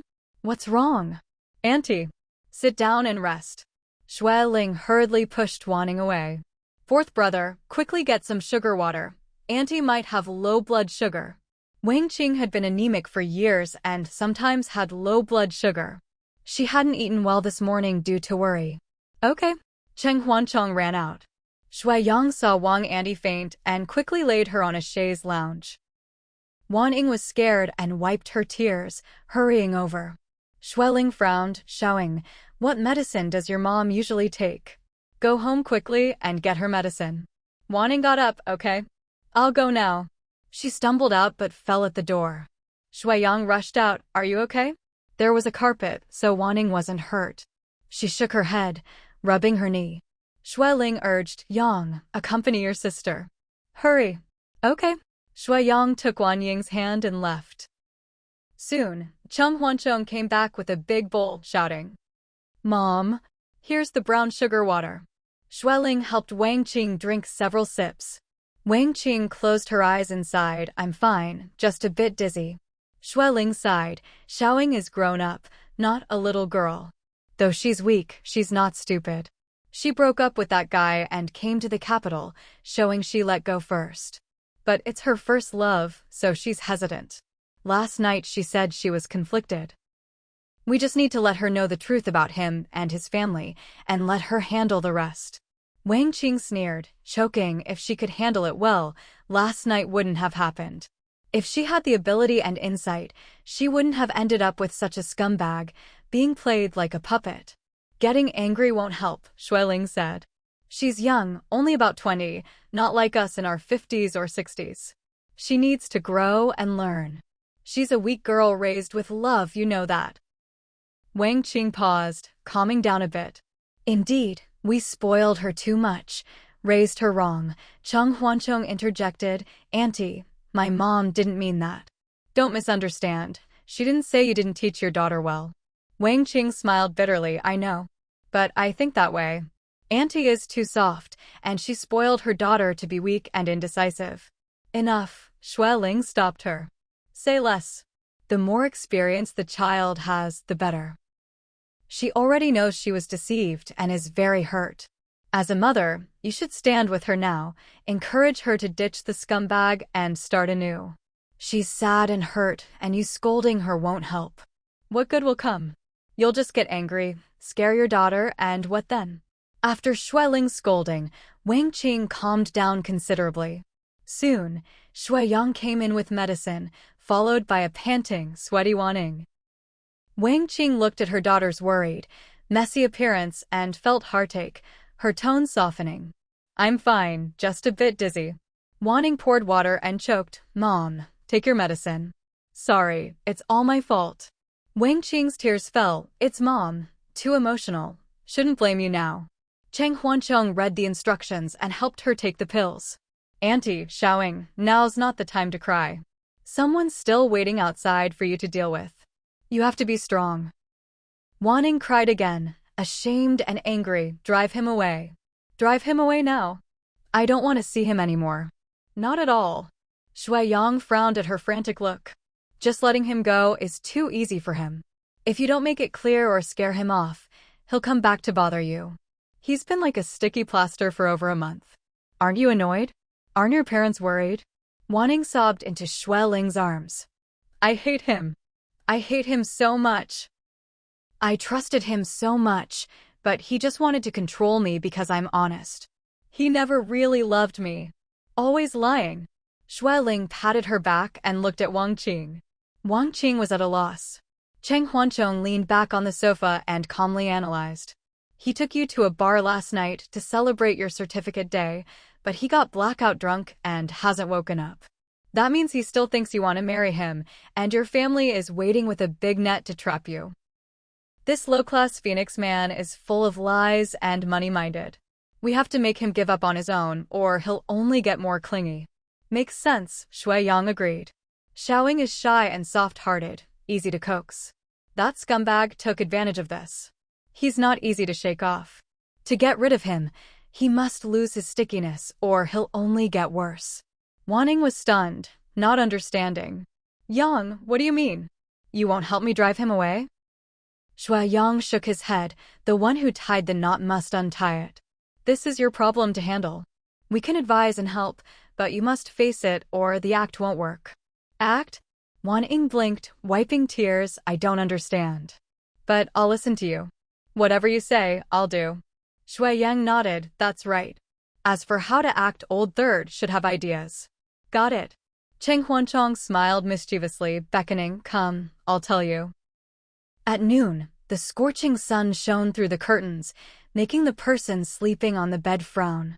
Zhang Hao finally woke up groggily, rubbing his eyes, groaning in pain, holding his hungover head, and turning to avoid the glaring sunlight. A gentle, tearful voice called out, "Ah Hao, are you awake? Ah Hao? Ah Hao?" Zhang Hao frowned, opened his eyes, and looked at his girlfriend irritably. Why are you shouting? My throat is dry and my head is dizzy. Go get me a glass of water. Wanting hurried to get water. Zhang Hao drank and leaned lazily on the pillow, finally easing the headache and looking around.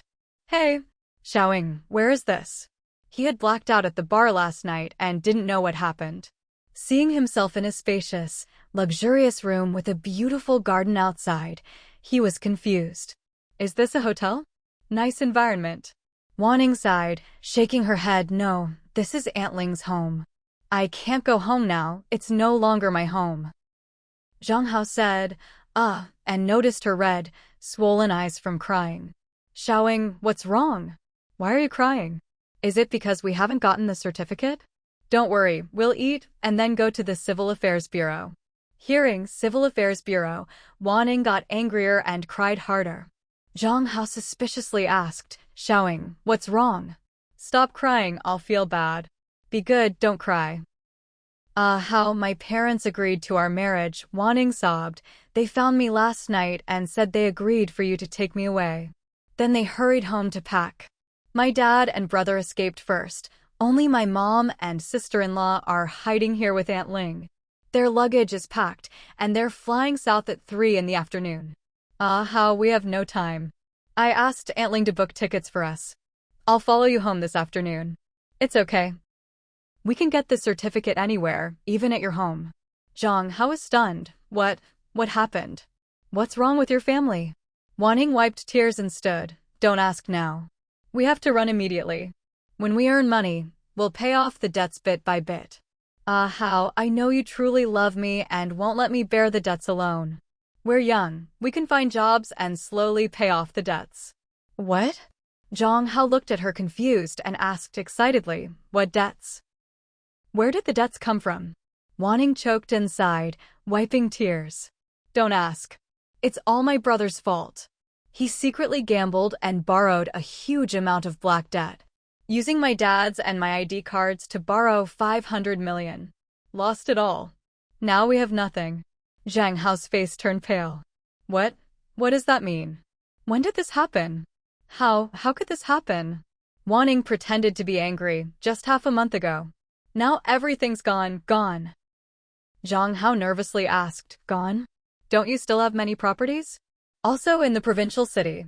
Wanning cried, my brother secretly sold all the properties in the provincial city to agents. My parents are ill, and the property certificates were kept by him. He secretly sold everything without telling us. Not only that, the courtyard we lived in was also sold by him. A property worth over 100 million was sold for just over 80 million. But even selling everything can't cover the huge hole, 500 million in total. Zhang Hao was speechless. He swallowed hard, looking around nervously. Your brother and dad both escaped? Really? Wanning made a shushing gesture, whispering, they all escaped. The club was mortgaged for only a few tens of millions. Now the principal and interest owed are about 300 million. If my brother didn't escape, they might have cut off his limbs. My mom and sister-in-law are flying away this afternoon. She told us to run quickly. Zhang Hao anxiously said, what about your parents' friends? Aunt Ling lives in such a nice house. She must be rich. Ask her to help pay off the debts quickly. Wanning lowered her head, crying. Aunt Ling has helped us a lot. If she hadn't paid tens of millions to hold off the other side, my brother would still be held hostage. The other side is ruthless, threatening with knives and guns to force my brother to repay, or they'll cut off his limbs. If not for Aunt Ling's timely money, my brother would be crippled. Zhang Hao's face turned pale, trembling. Guns? Knives? That's terrifying. He was weak and kept swallowing. Xiaoying, what's left of your family? You said your ID card was used to borrow money. Wanning nodded, choking, I have over 100 million in debt. Aunt Ling can't pay that much and begged for some grace period. How, we're about to marry and become family. With such a big problem, you must help me. Oh my god. Zhang Hao suddenly got excited, shouting, how can I help? It's not just 100 million, it's over 100 million. I've never seen that much money. Where can I find it? Don't worry. Wanning held his hands seriously. Don't you still have a house? Sell it first. We can rent a place. If we pay back 1 or 2 million first, they'll definitely give us some grace. Don't even think about it. Zhang Hao angrily shook off her hand, shouting, that's my parents' house. We only have that one house. How can we sell it? 1 or 2 million won't help. Wanning cried sadly after he pushed her away. Hao, why won't you help me? You said you love me, and we're about to get the certificate. Zhang Hao was upset and asked hurriedly, the money wasn't borrowed by you. Can't you just shake it off? You can report to the police. No. Wanning shook her head anxiously. If we report, they'll retaliate. Aunt Ling barely held them off with money. If we anger them, the consequences will be terrible. My brother was beaten badly. I'm scared to death. They're all desperate criminals with huge influence in the capital. They won't spare even a fly. Aunt Ling paid and got a grace period, so we can escape now. Oh my god. Zhang Hao punched the quilt angrily, cursing, what's wrong with your brother? Why gamble and borrow so much? He's trying to kill you. Even if you escape, the enemies will come after you. If you come back to my hometown, what if they come after my family? You'll ruin me. We can pay slowly, Wanning cried and begged. Don't be angry. It's all my brother's fault. My parents and brother-in-law had to escape. Now I only have you, no. Zhang Hao shook his head trembling. We can't be together for now. At that moment, the door was urgently knocked. Wanning got up and quickly opened the door. Xueling rushed in, grabbing Wan Ying's hand. Xiaoying, you and Xiaozhang must leave quickly. They've come and demand you repay the money within a year and sign a contract. You and Xiaozhang must leave through the back door. Hurry! Wan Ying panicked and cried again. What to do? 1 year. How's that possible? My jewelry was taken by my brother. I only have my phone and a few hundred yuan. Auntie, what should I do? Xueling was flustered. Don't panic. Run through the backyard with Xiaozhang. As long as you don't sign, we can pay slowly. You and Xiaozhang are still young and have many chances ahead. I've sent your mom and sister-in-law away. You must escape quickly or it'll be too late. What about my luggage? Wanning anxiously asked. My luggage is still. No time for luggage, run first. Xueling urged. Xiaozhang, take Xiaoying out the back door. Take her to your home and protect her. Hurry. Zhang Hao was flustered and helpless, repeatedly saying no. The money isn't Xiaoying's debt. It shouldn't concern her. Xueling said excitedly it was borrowed with her ID card. Sooner or later, she has to repay. Her ID card is held there. She can't even take a plane or train. I bought you car tickets. Leave the capital first. Zhang Hao was scared hearing Xiaoying lost her ID and stepped back. No. She's safer staying with you. You must protect her. I'm just her boyfriend, not her legal husband. Besides, it was her brother's doing, not mine. Suddenly, Chung Huanchong rushed and panicked. Mom, bad news. They brought people in. They want Xiaoying to sign. Wanning was terrified and hid in Xue Ling's arms. At that moment, several burly men wearing black sunglasses stormed in, blocking the door, fierce and imposing, surrounding the room. Zhang Hao trembled, grabbed his phone, and hid in a corner. The leader, a muscular man with tattoos, sneered. You're Wanming's sister, Wanning? Your ID card is with our boss. You owe 123.72 million. The boss sent us to make you sign and repay everything with interest within a year. He slapped a paper on the table with a loud bang. Wanning cried and looked at Zhang Hao, pleading. Hao, what to do? What to do? Zhang Hao trembled with fear, stammering, Don't ask me. It has nothing to do with me. Wanning stared at him in disbelief. How can you say that? You're my boyfriend. We're about to get married. Zhang Hao shook his head repeatedly. No. It's impossible, Wanning. My mom won't agree. Yes. She never liked you, you know that. Your family situation, my mom definitely won't approve. You know I'm a filial son. I can't disobey my mom. Wanning, I think we should break up. Wanning was stunned, her eyes fixed on him, seemingly unable to react, yet strangely calm as if she had long suspected this. Xue Ling frowned in surprise. Xiao Zhang, what are you saying? Didn't you say you loved Wanning very much? Didn't you say you'd love her forever and never leave her? You were about to get your marriage certificate. How can you suddenly break up? Zhang Hao stammered, blushing. I have no choice. My family doesn't agree. I really can't do anything. The burly man in charge glared at Zhang Hao and asked roughly, Are you Wan Ying's husband? Have you registered your marriage? If you're legally married, signing the papers is the same. Zhang Hao jumped in fright, hurriedly denying, No. I'm not. I'm just a normal friend. We broke up. Yes, we broke up over a month ago. Wanning cried with tears streaming down her face, choking, How? Don't call me that. Zhang Hao was scared and trembling, whispering, Wanning, our fate ends here. Don't blame me. It's because you got stuck with a ruthless bad brother. I'm leaving. From now on, let's not contact each other. With that, he staggered past the men and rushed out, disappearing faster than a thief. How? Xiao Zhang. After a while, Xue Yang laughed heartily, slapping his thigh. You wouldn't believe it, that guy tripped at least 5 or 6 times running out, almost wetting his pants. Chung Huanchong smugly raised his chin. Too bad my toy gun was broken, or I could have used it to make my presence felt.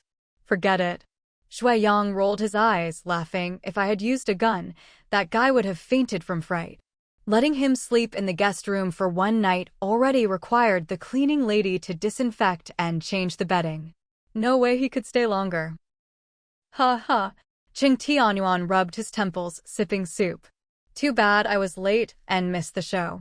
Did you give the bodyguards and security a red envelope for their extra work playing the bad guys? Yes, Xue Ling explained. Wanning gave each of them a red envelope, and Xiao Huang's was the biggest. Cheng Tianyuan put down his bowl, asking, Is Wang Qing okay? She's fine, Xue Ling replied. She got better after taking her medicine. I wanted a Ran to check on her, but he was on duty and couldn't come. Cheng Tianyuan glared at Xue Yang. Weren't you supposed to cover the shift? We waited half a day with no one showing up. Turns out you were hiding at home watching the show. Xue Yang shrank his head, smiling apologetically. I messaged Xiaohuzi. He told me not to go and to come at night instead. How's Ahu? Xue Ling asked with concern. Has his blood pressure dropped? Cheng Tianyuan nodded. Better, but still a bit high. The doctor said after the drip tomorrow, he should be able to come home. Ranan visited during lunch, but left quickly, saying he had surgery to observe in the afternoon. Xue Yang and Cheng Huanchong were still excitedly laughing about the show. Stop making noise, Cheng Tianyuan said sternly. This is Wan Ying's sad matter. If you want a joke, consider her feelings. Oh, Xue Yang quickly nodded, suppressing his laughter. Okay. Cheng Huancheng obediently responded. Xue Ling nudged her husband gently. You didn't sleep all night. Go rest a bit. Cheng Tianyuan, tired, stretched his neck and back, standing up. All right, I'll go rest first. Xue Ling followed him. Have you been sitting too long? Let me rub your back. Cheng Tianyuan put his arm around her shoulder, leaning slightly on her as they left the living room. Behind them, Xue Yang and Cheng Huancheng watched the couple's affectionate departure, giggling. Spreading dog food all once again, the old couple was oblivious, one lying down, the other half squatting giving a massage, quietly chatting. Cheng Tianyuan squinted, smiling. They're messing around, and you're joining in? Xue Ling laughed silently, can't help it. I'm old now, my mind can't keep up with the young ones. They said this is a good plan, and since they all agree to act, I have to go along. My first time acting in a breaking up a couple drama, and I got a golden supporting role, pretty good. As long as it could solve Wan Ying's troubles once and for all, she was willing to act however. Though a bit forced and not very skilled, that stinky Zhang Hao was already scared out of his wits, with no courage or mind to question the truth, running away like a thief. Cheng Tianyuan sighed. Our thinking really can't keep up with the young anymore. Xue Ling gently rubbed his back, asking, feeling better. Cheng Tianyuan closed his eyes, almost. I'll sleep a bit. Xue Ling adjusted the air conditioning temperature slightly, about to leave honey. Cheng Tianyuan suddenly opened his eyes, whispering, I just remembered something I almost forgot to tell you. Xue Ling raised an eyebrow. Cheng Tianyuan lowered his voice. Earlier at the hospital, I saw cousin Xuezong and her daughter. I wanted to greet them, but there were too many people. They took the elevator upstairs, and I didn't get a chance to say hello. Could they be visiting a patient? Xue Ling asked.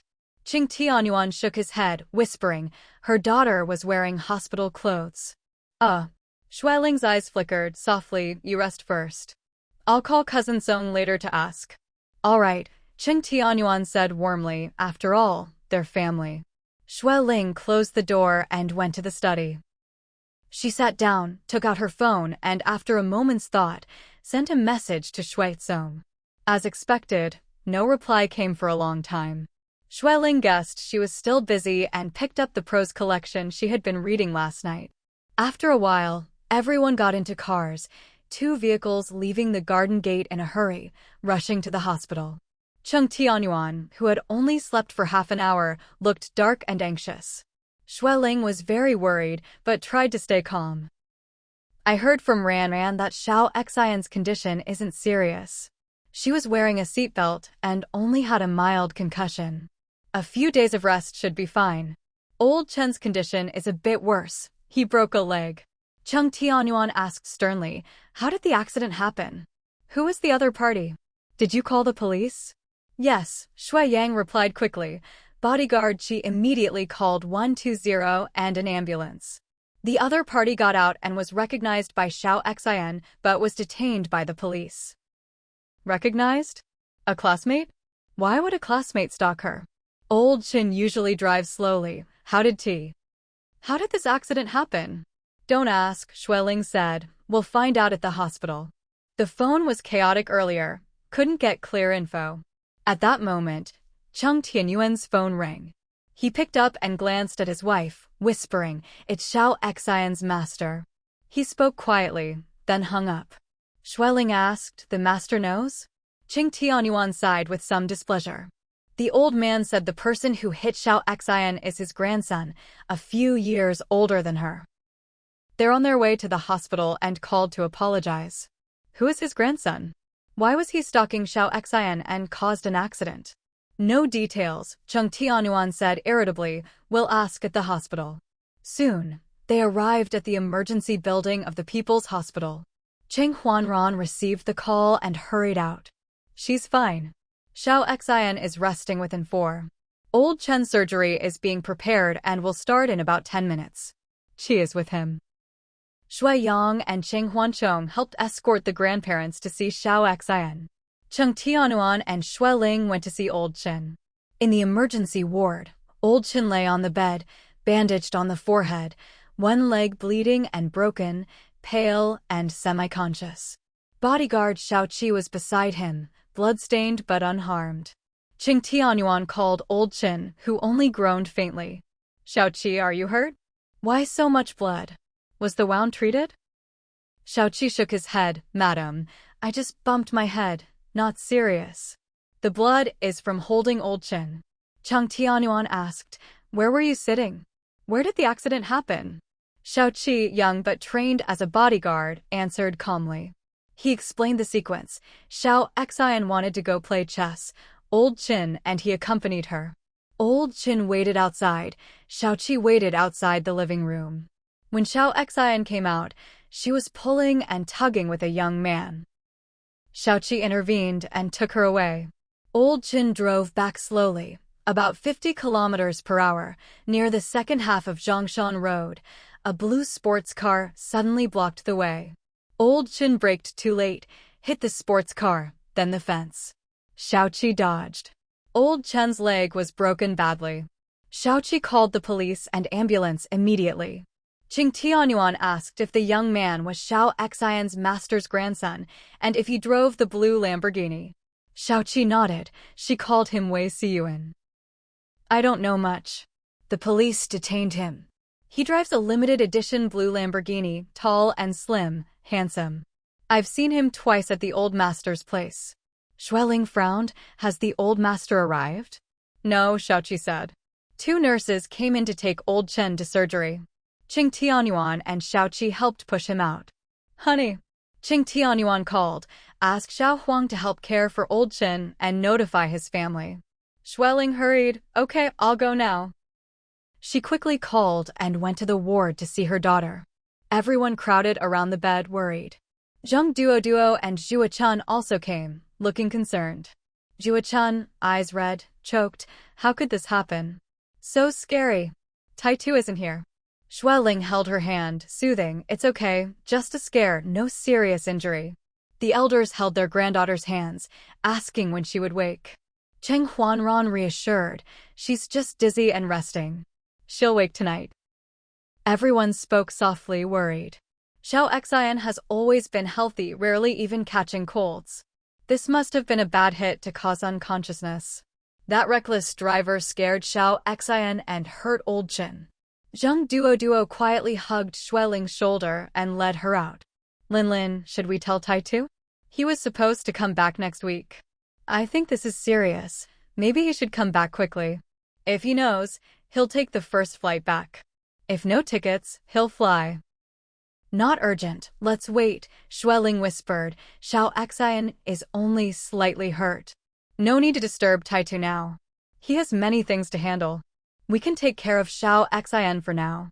Zheng Duo smiled faintly. I heard it was a boy Xiao Xian knows. He stopped, implying he had concerns about telling his brother. Xueling shook her head, probably just impulsive kids.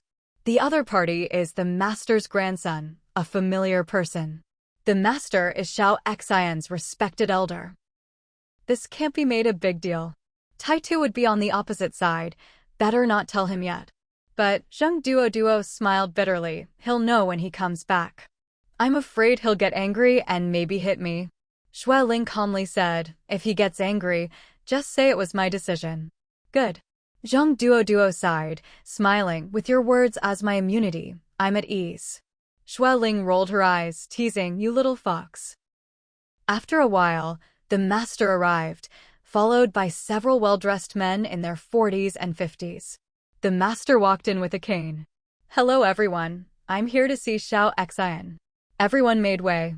The master looked at the unconscious Xiao Xian with concern, asking, what did the doctor say? Xueling replied, mild concussion, nothing serious, just rest for 2 days. The master sighed softly, voice stern but warm. Xiao Xian is my good student, like my own grandchildren. I'm very sorry that Siyuan hurt her.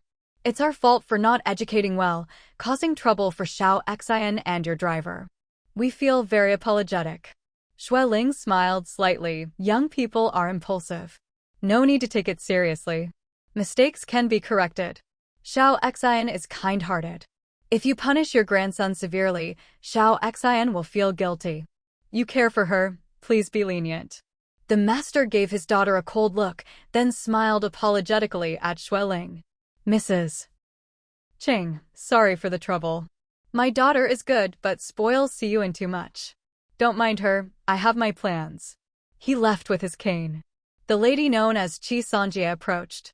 Mrs. Chung, may I speak with you? Third brother. The master glared coldly at her. Siyuan made a mistake. We can only apologize. What else do you want? The lady cried, Dad, can't you forgive Siyuan for his sincere love for Xiao Xian? Maybe they have a chance. The master said coldly, he made a mistake and must be punished. Mrs. Ching is willing to settle privately, which is already generous. What more do you want? Greedy. No.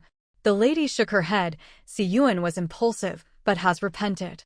Dad, I just pity his deep feelings and hope for their future.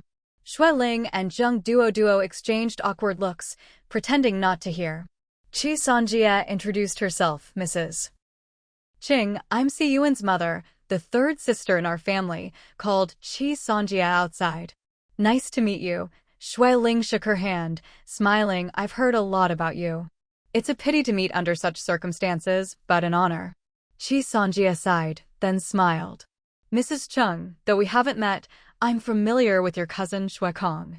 The Xue family is an old noble family in the capital, though in different industries, so little contact.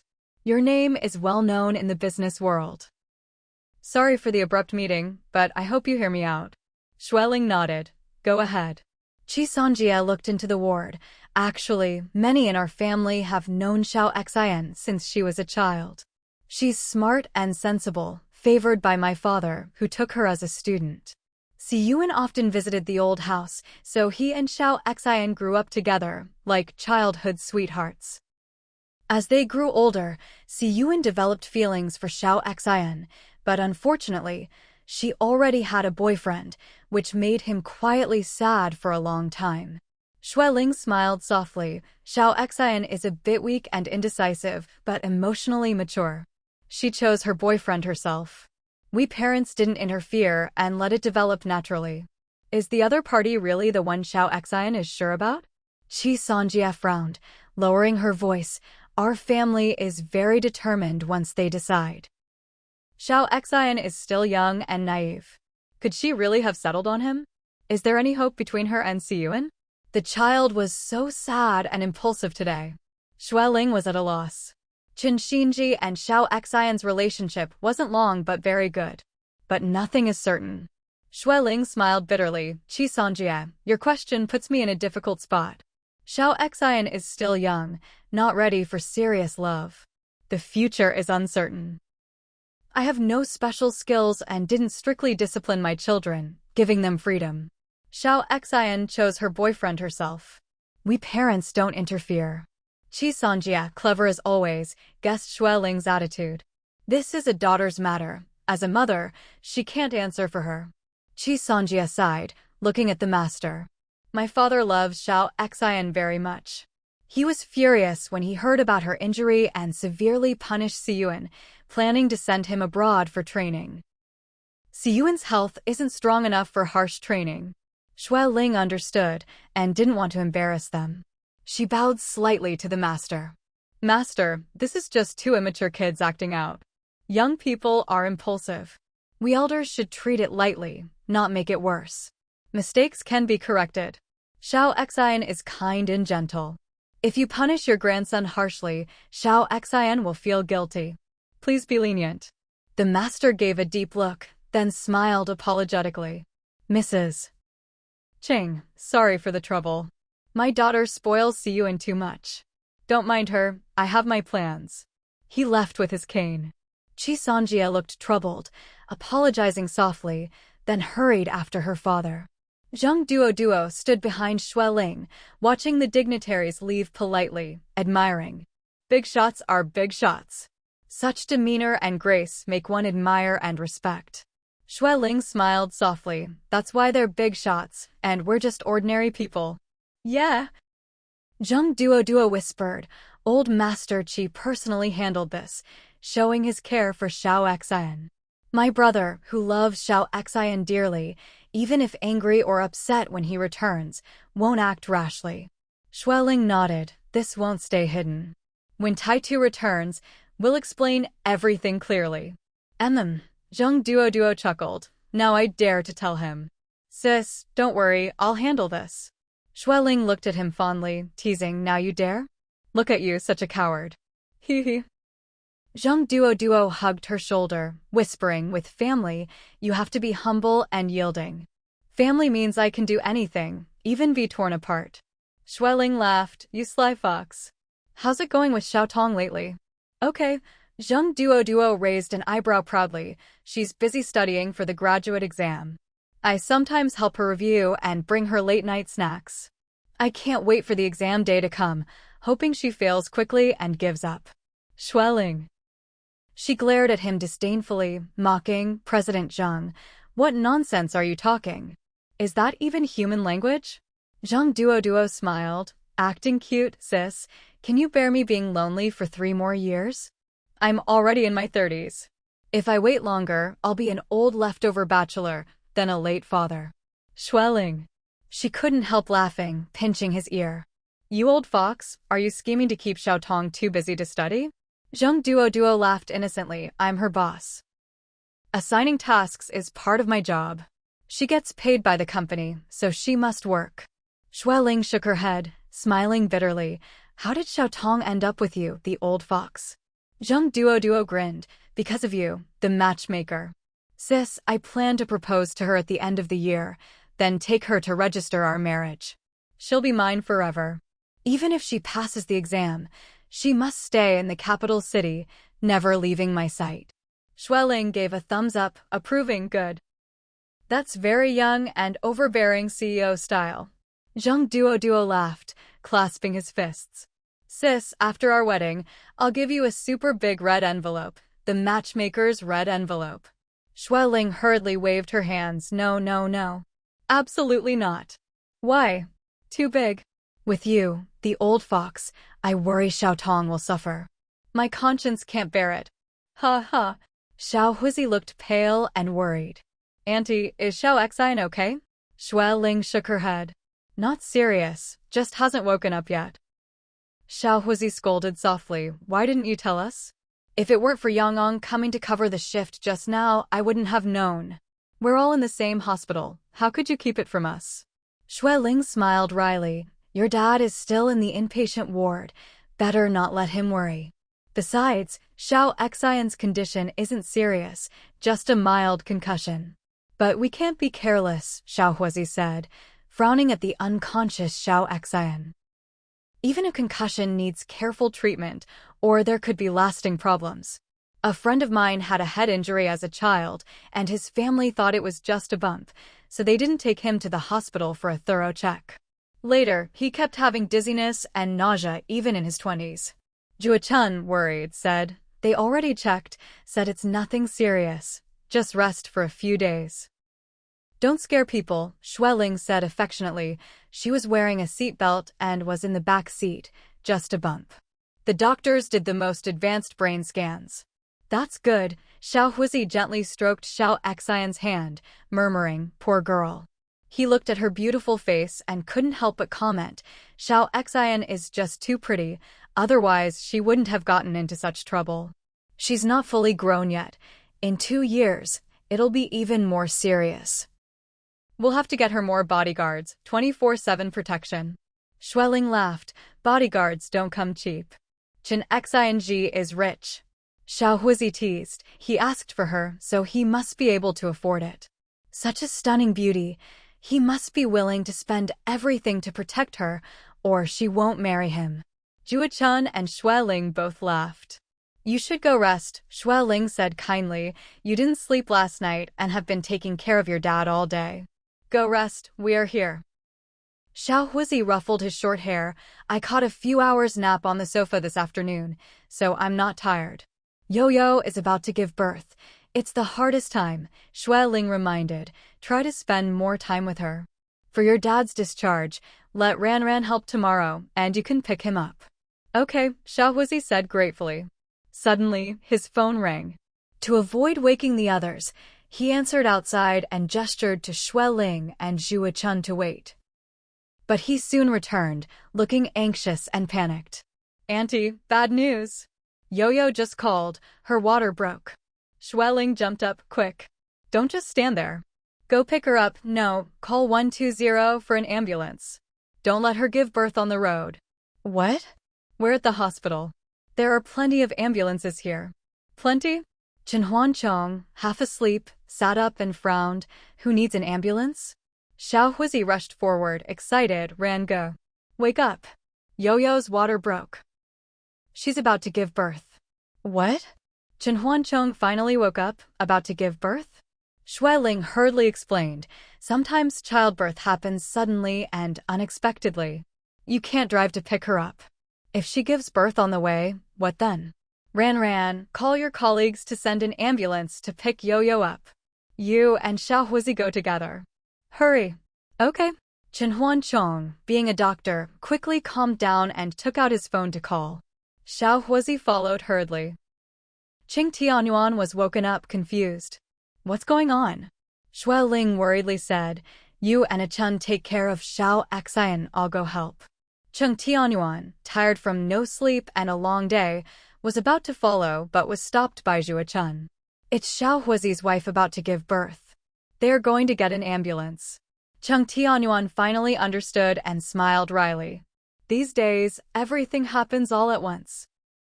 If we didn't have enough people and young ones to run errands, even with many hands, we couldn't handle it all. Zhuo Chun nodded. That's why the old say many hands make light work. When in trouble, more people is better. They can discuss, supervise, and help. Money and effort combined make problems easier to solve. Qing Tianyuan glanced at the sleeping daughter, smiling bitterly. But more people means more trouble. Zhuo Chun smiled. That's natural. Everything has pros and cons. Xiao Xian lay in a deep sleep, unaware of their conversation or the phone vibrating quietly in the corner. More than half an hour later, the ambulance arrived at the courtyard gate. Xiao Huizi drove ahead, parked, and jumped out. Cheng Huanran opened the car door and helped Shui Ling out. The gate opened, and Wanning shouted, "Brother, hurry! Sister-in-law is in the living room. Her belly hurts." Xiao Huizi ran in. Shui Ling called out, "Xiaoying, don't panic. The ambulance is here." Soon, the paramedics carried Shan Yu out. Shui Ling ran out and instructed, "Xiaoying, stay and help the nanny take care of little Xiaohua. Your mom will go with you." "Okay." Wanning nodded quickly. "I don't know how to help sister-in-law, so I'll stay to look after little Xiaohua." Everyone hurried to the hospital, but the baby came too fast and was born on the way. Fortunately, the ambulance was well equipped, and the family was prepared, so there was no panic. Chen Huanran contacted colleagues in advance, and when the ambulance arrived at the hospital entrance, the on-duty doctors and nurses were ready to receive the mother and baby. After a flurry of activity, mother and child were safely admitted to the ward. Xiao Huizi was excited and happy, glanced at the newborn, and gently kissed Shan Yu's forehead. "Wife, you worked hard." Shan Yu, half awake, smiled happily. Shui Ling reminded, "The air conditioning is a bit cold inside. Turn it up a little." Wang Qing quickly complied. Chen Huanran gently held the baby, smiling warmly. "Everyone thought you were a little girl at first, but you're a mini tiger, a surprise. Good nickname." Xiao Huizi said excitedly, "Brother is little Xiaohua, so he can be mini Xiaohua. Thanks to Uncle Ran for the name." Chen Huanran changed the baby's position skillfully and joked, "Is your family really this casual with names? Dad's son is Xiao Huizi, his son is little Xiaohua, and the next is mini Xiaohua. What about a little sister? Little she-tiger? And the next generation?" Everyone laughed. A nurse peeked in and reminded them to keep quiet as it was late. Xiao Huizi apologized quickly, "Sorry, we're just too happy." Wang Qing brought a bottle to feed the baby. The doctor said he can drink milk and water after half an hour, so let's feed him something. Chen Huanran didn't want to let go of the cute baby and said, "Let me do it." He tested the temperature and slowly fed the baby. "Mini Xiaohua, this is your first meal in the world. Remember Uncle Ran fed you. When you grow up and earn money, remember to treat Uncle Ran." Xiao Huizi teased, by then, your teeth will be gone, and you'll only drink milk. Chen Huanran laughed, he can still gnaw lobster heads. Xiao Huizi shook his head, son, you have to study hard and earn money, or you won't even be able to treat Uncle Ran. Shan Yu fell asleep, and everyone lowered their voices, watching the baby. Xiao Huizi laughed, even though this is my second time being a dad, I'm still very happy. That feeling is so satisfying, I can't stop smiling. Xue Ling smiled softly, this is the continuation of your love and marriage, a happy product. How can you not be happy? Wang Qing's eyes glistened with tears, smiling softly, this is the meaning of childbirth. Life continues, the next generation is born, meaning new life and future. The delivery room was full of joy and warmth. Chen Huanran finished feeding the baby, handed the bottle to Wang Qing, and gently patted Mini Xiaohui's back. Xiao Huizi laughed and asked, did you study professionally? You look more professional than me, a two-time dad. Chen Huanran confidently replied, no need to study, it's natural. Wow! Xiao Huizi turned to Xue Ling, you must have them have 7 or 8 kids. He explained that mom was too busy these days and accidentally got heat stroke, now receiving 4 treatment in the hospital.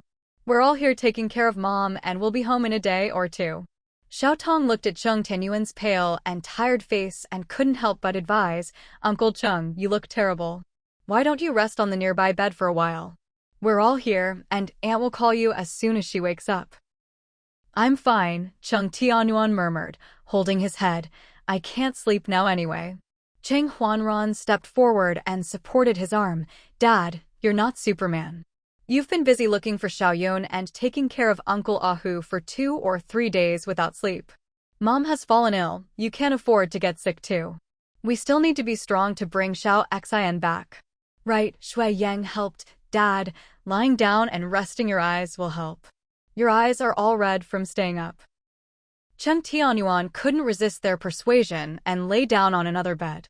There's a sofa and a family rest area over there. You all take turns resting. Don't forget to check mom's 4 drip. It will probably need changing in half an hour.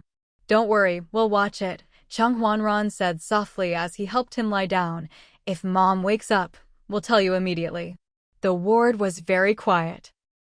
The young people sitting in the rest area on the other side didn't speak, silently enduring their anxiety and fear. Cheng Tianyuan gradually drifted off to sleep. At that moment, Xiao Huizi helped Ahu hurriedly arrive. Cheng Huanran, sitting on the outer side, saw their familiar figures and quickly went out, signaling them to be quiet and stopping them. My dad finally fell asleep, don't wake him for now. Ahu anxiously grabbed his hand, trembling as he asked, any news? Did the kidnappers say anything? Is Xiao Xian okay? How much ransom? Is it enough? Xiao Huizi has money too. I have some too. Cheng Huanran shook his hand gently, no news at all. Everyone's phones at home are reachable, both mobile and landlines. The police have set up a special task force and are searching intensively. Still searching. Whose face fell? With today's technology, they can do tracking and positioning. Why does it take so long? Cheng Huanran lowered his voice. These kidnappers aren't ordinary. They hacked the hospital's surveillance system, changed cars multiple times on the road, all with fake license plates, possibly even switching cars mid-route. The police are tracking them comprehensively. Xiao Huizi anxiously pulled his hair, glaring, what kind of scumbags kidnapped Xiao Xian? Damn them. Why didn't you tell us earlier? It's already evening, 12 hours. If I hadn't gone to the ward to see Xiao Xian, we wouldn't even know. Shoo. Cheng Huanran frowned inside. Shan Yu just gave birth. It's not good to let her worry. Uncle Ahu is hospitalized. Shan Yu is also in the hospital. You running back and forth alone is already hard enough. There are plenty of people here, but what else can we do besides wait? You know what else we can do?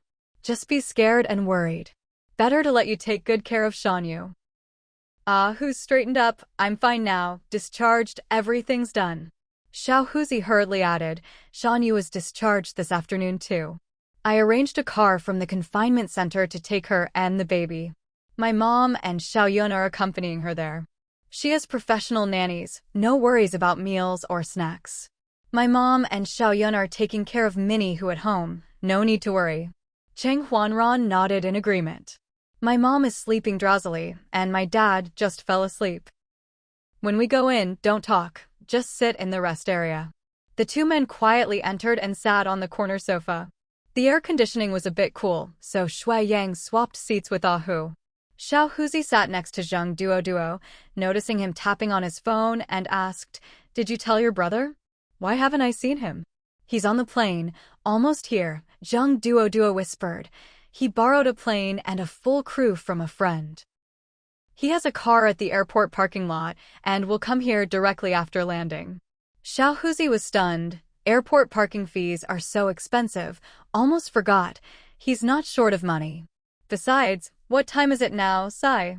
Yes, Zheng Duo sighed. At a time like this, who cares about petty money? The only comfort is he's unusually calm, constantly asking me for updates without stopping. Tense to the extreme, nervous to death, Xiao Huzi shook his head helplessly. No choice. We have to stay calm now. Aunt is so strong, but even she couldn't hold on and collapsed. When she wakes, she'll be like this too. Zheng Duo rubbed his temples and leaned back on the sofa. Xiao Tong whispered, "It's dark now. If you don't go home tonight, shouldn't you inform Aunt? She still doesn't know about Xiao Xian, right?" Zheng Duo was startled, suspiciously recalling something. "She knows Xiao Xian is hospitalized. She stayed here until late last night before going home." "Wait, why isn't Aunt here?" This morning when I left for work, she was packing soup into a thermos to bring to Xiao Xian. She went to the morning market at 6 to buy fresh bones to make soup and said she took the day off to help care for Xiao Xian. Ran, where's Aunt? Why isn't she here?" Cheng Huanran shook his head. "I haven't seen Aunt all day."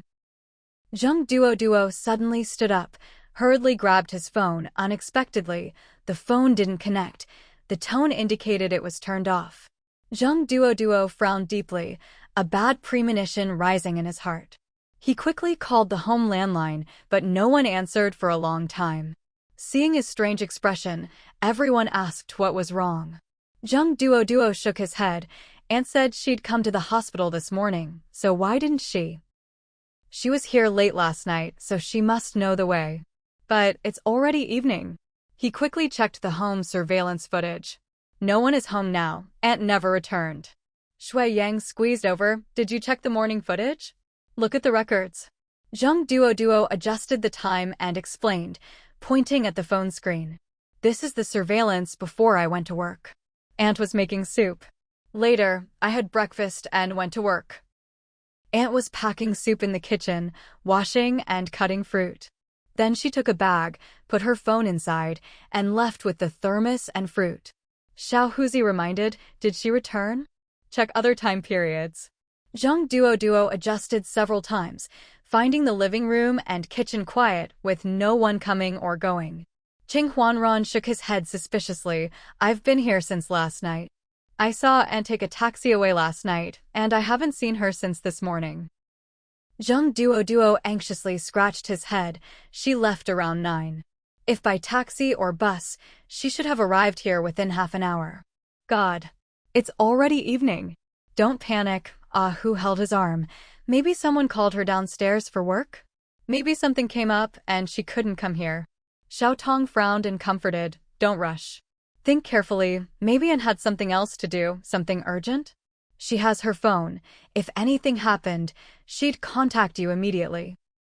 You haven't received a call, so probably nothing's wrong." Right. Xiao Huzi urged. "Call the logistics department at Ronghua Mall and ask carefully." Zheng Duo dialed the number. After a moment, he nervously held the phone, frowned, and whispered, "They said Aunt took leave yesterday and hasn't been to logistics all day." Hearing this, everyone became anxious. Could something have happened on the way? Met an old acquaintance or something? Even so, it shouldn't take a whole day. She brought soup and fruit for Xiao Xian. How could she be delayed elsewhere all day? My aunt isn't careless. Also, unless her phone died, she wouldn't turn it off. Since contacting Taitu, she bought a phone and never turned it off to avoid missing any calls or messages. If something happened on the road, she'd contact you. Even if injured, the traffic police could quickly find family through her info. It's impossible to have no news until now. The more they analyzed, the more uneasy they felt. Suddenly, Chung Huanran frowned and asked quietly, "Do you think Aunt's disappearance is related to Xiao Xian's?" Aunt raised Xiao Xian herself and knows her figure and appearance best. Maybe she noticed something wrong on the way to the hospital, and then. Everyone's eyes widened, filled with hope and worry. Zheng Duo lowered his voice. "Don't guess wildly. Let's check the hospital's main gate surveillance around 10 to 10:30 to see if Aunt came. Maybe she really had something happen and her phone died. Let's go." Cheng Huanran said, lifting his chin. "I'll lead the way." He quickly walked out. Zheng Duo held Xiao Tong's hand and hurried after him. Shui Yang wanted to follow but was stopped by Zheng Duo, who told him to stay and take care of Shui Ling, saying not to cause more panic by everyone rushing in and out. Okay, Shui Yang reluctantly stayed, whispering, "Keep in touch by phone." He closed the door and sat back on the sofa. Xiao Huzi half lay on the sofa, whispering, "Why does it feel like everything's going wrong lately, one thing after another, and none of it good? Stop talking nonsense." Who warned, glaring, "It's just coincidence. Good things happen too, like the fly bothering Xiaoyun finally flew away, and we got a new mini tiger. What's not good?" "Watch your mouth." Xiao Huzi pouted, "Just saying. Don't be superstitious." "If superstition could bring Xiao Xian back safely, I'd go pray at every temple in the capital with you." "Get lost," Hu waved irritably. "I believe in science." Shui Yang sat down, leaning on Xiao Huzi, nearly pushing him off the armrest. So annoying. So annoying." Xiao Huzi gasped, "You're going to crush me. Why use me as a cushion?" Shui Yang let go, frowned, and cursed softly. "Damn it, can't do anything now. I really want to hit someone."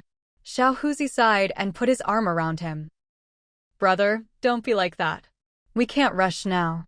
The more we panic, the worse it gets. Aunt has been exhausted these days and collapsed from the shock. We need to be strong and optimistic, help the elders as much as we can."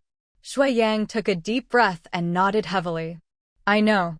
I'm just so worried about Xiao Xian." His voice choked, and he buried his head in Xiao Huzi's arm. Xiao Huzi blinked, forcing back tears, patting his shoulder to comfort.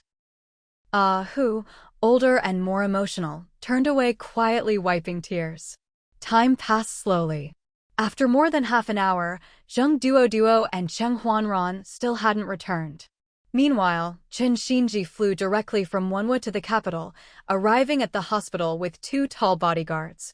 Shui Yang saw his pale face, cold and fierce, eyes full of hostility and gloom, as if he had just come out of a deep dark hell, making him swallow nervously. "Taitu Ji." Xiao Huzi stammered, "Don't get impulsive. Aunt is unconscious, Uncle Yuan is asleep, don't wake them." Chen Xinji suppressed his anger, glanced at Shui Ling and Cheng Tianyuan, then turned and left. Duo? Where is he?" "He said he found a major new clue and already informed the police." "What clue?" Shui Yang was stunned, shook his head. "I don't know." They're back. Look." Zheng Duo held Xiao Tong's hand, staggering as he ran in, pale and panicked. "Taitu. Aunt has also been taken." Cheng Huanran was extremely nervous, hurriedly explaining, "It turns out Xiao Xian wasn't taken out of the hospital at 7 a.m.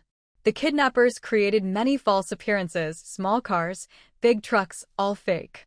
Everyone was shocked. Zheng Duo was out of breath. Aunt arrived at the hospital around 10 a.m., entered through the main gate, and was heading to take the elevator upstairs. The kidnappers disguised as doctors and nurses, pushing Xiao Xian downstairs with an oxygen mask.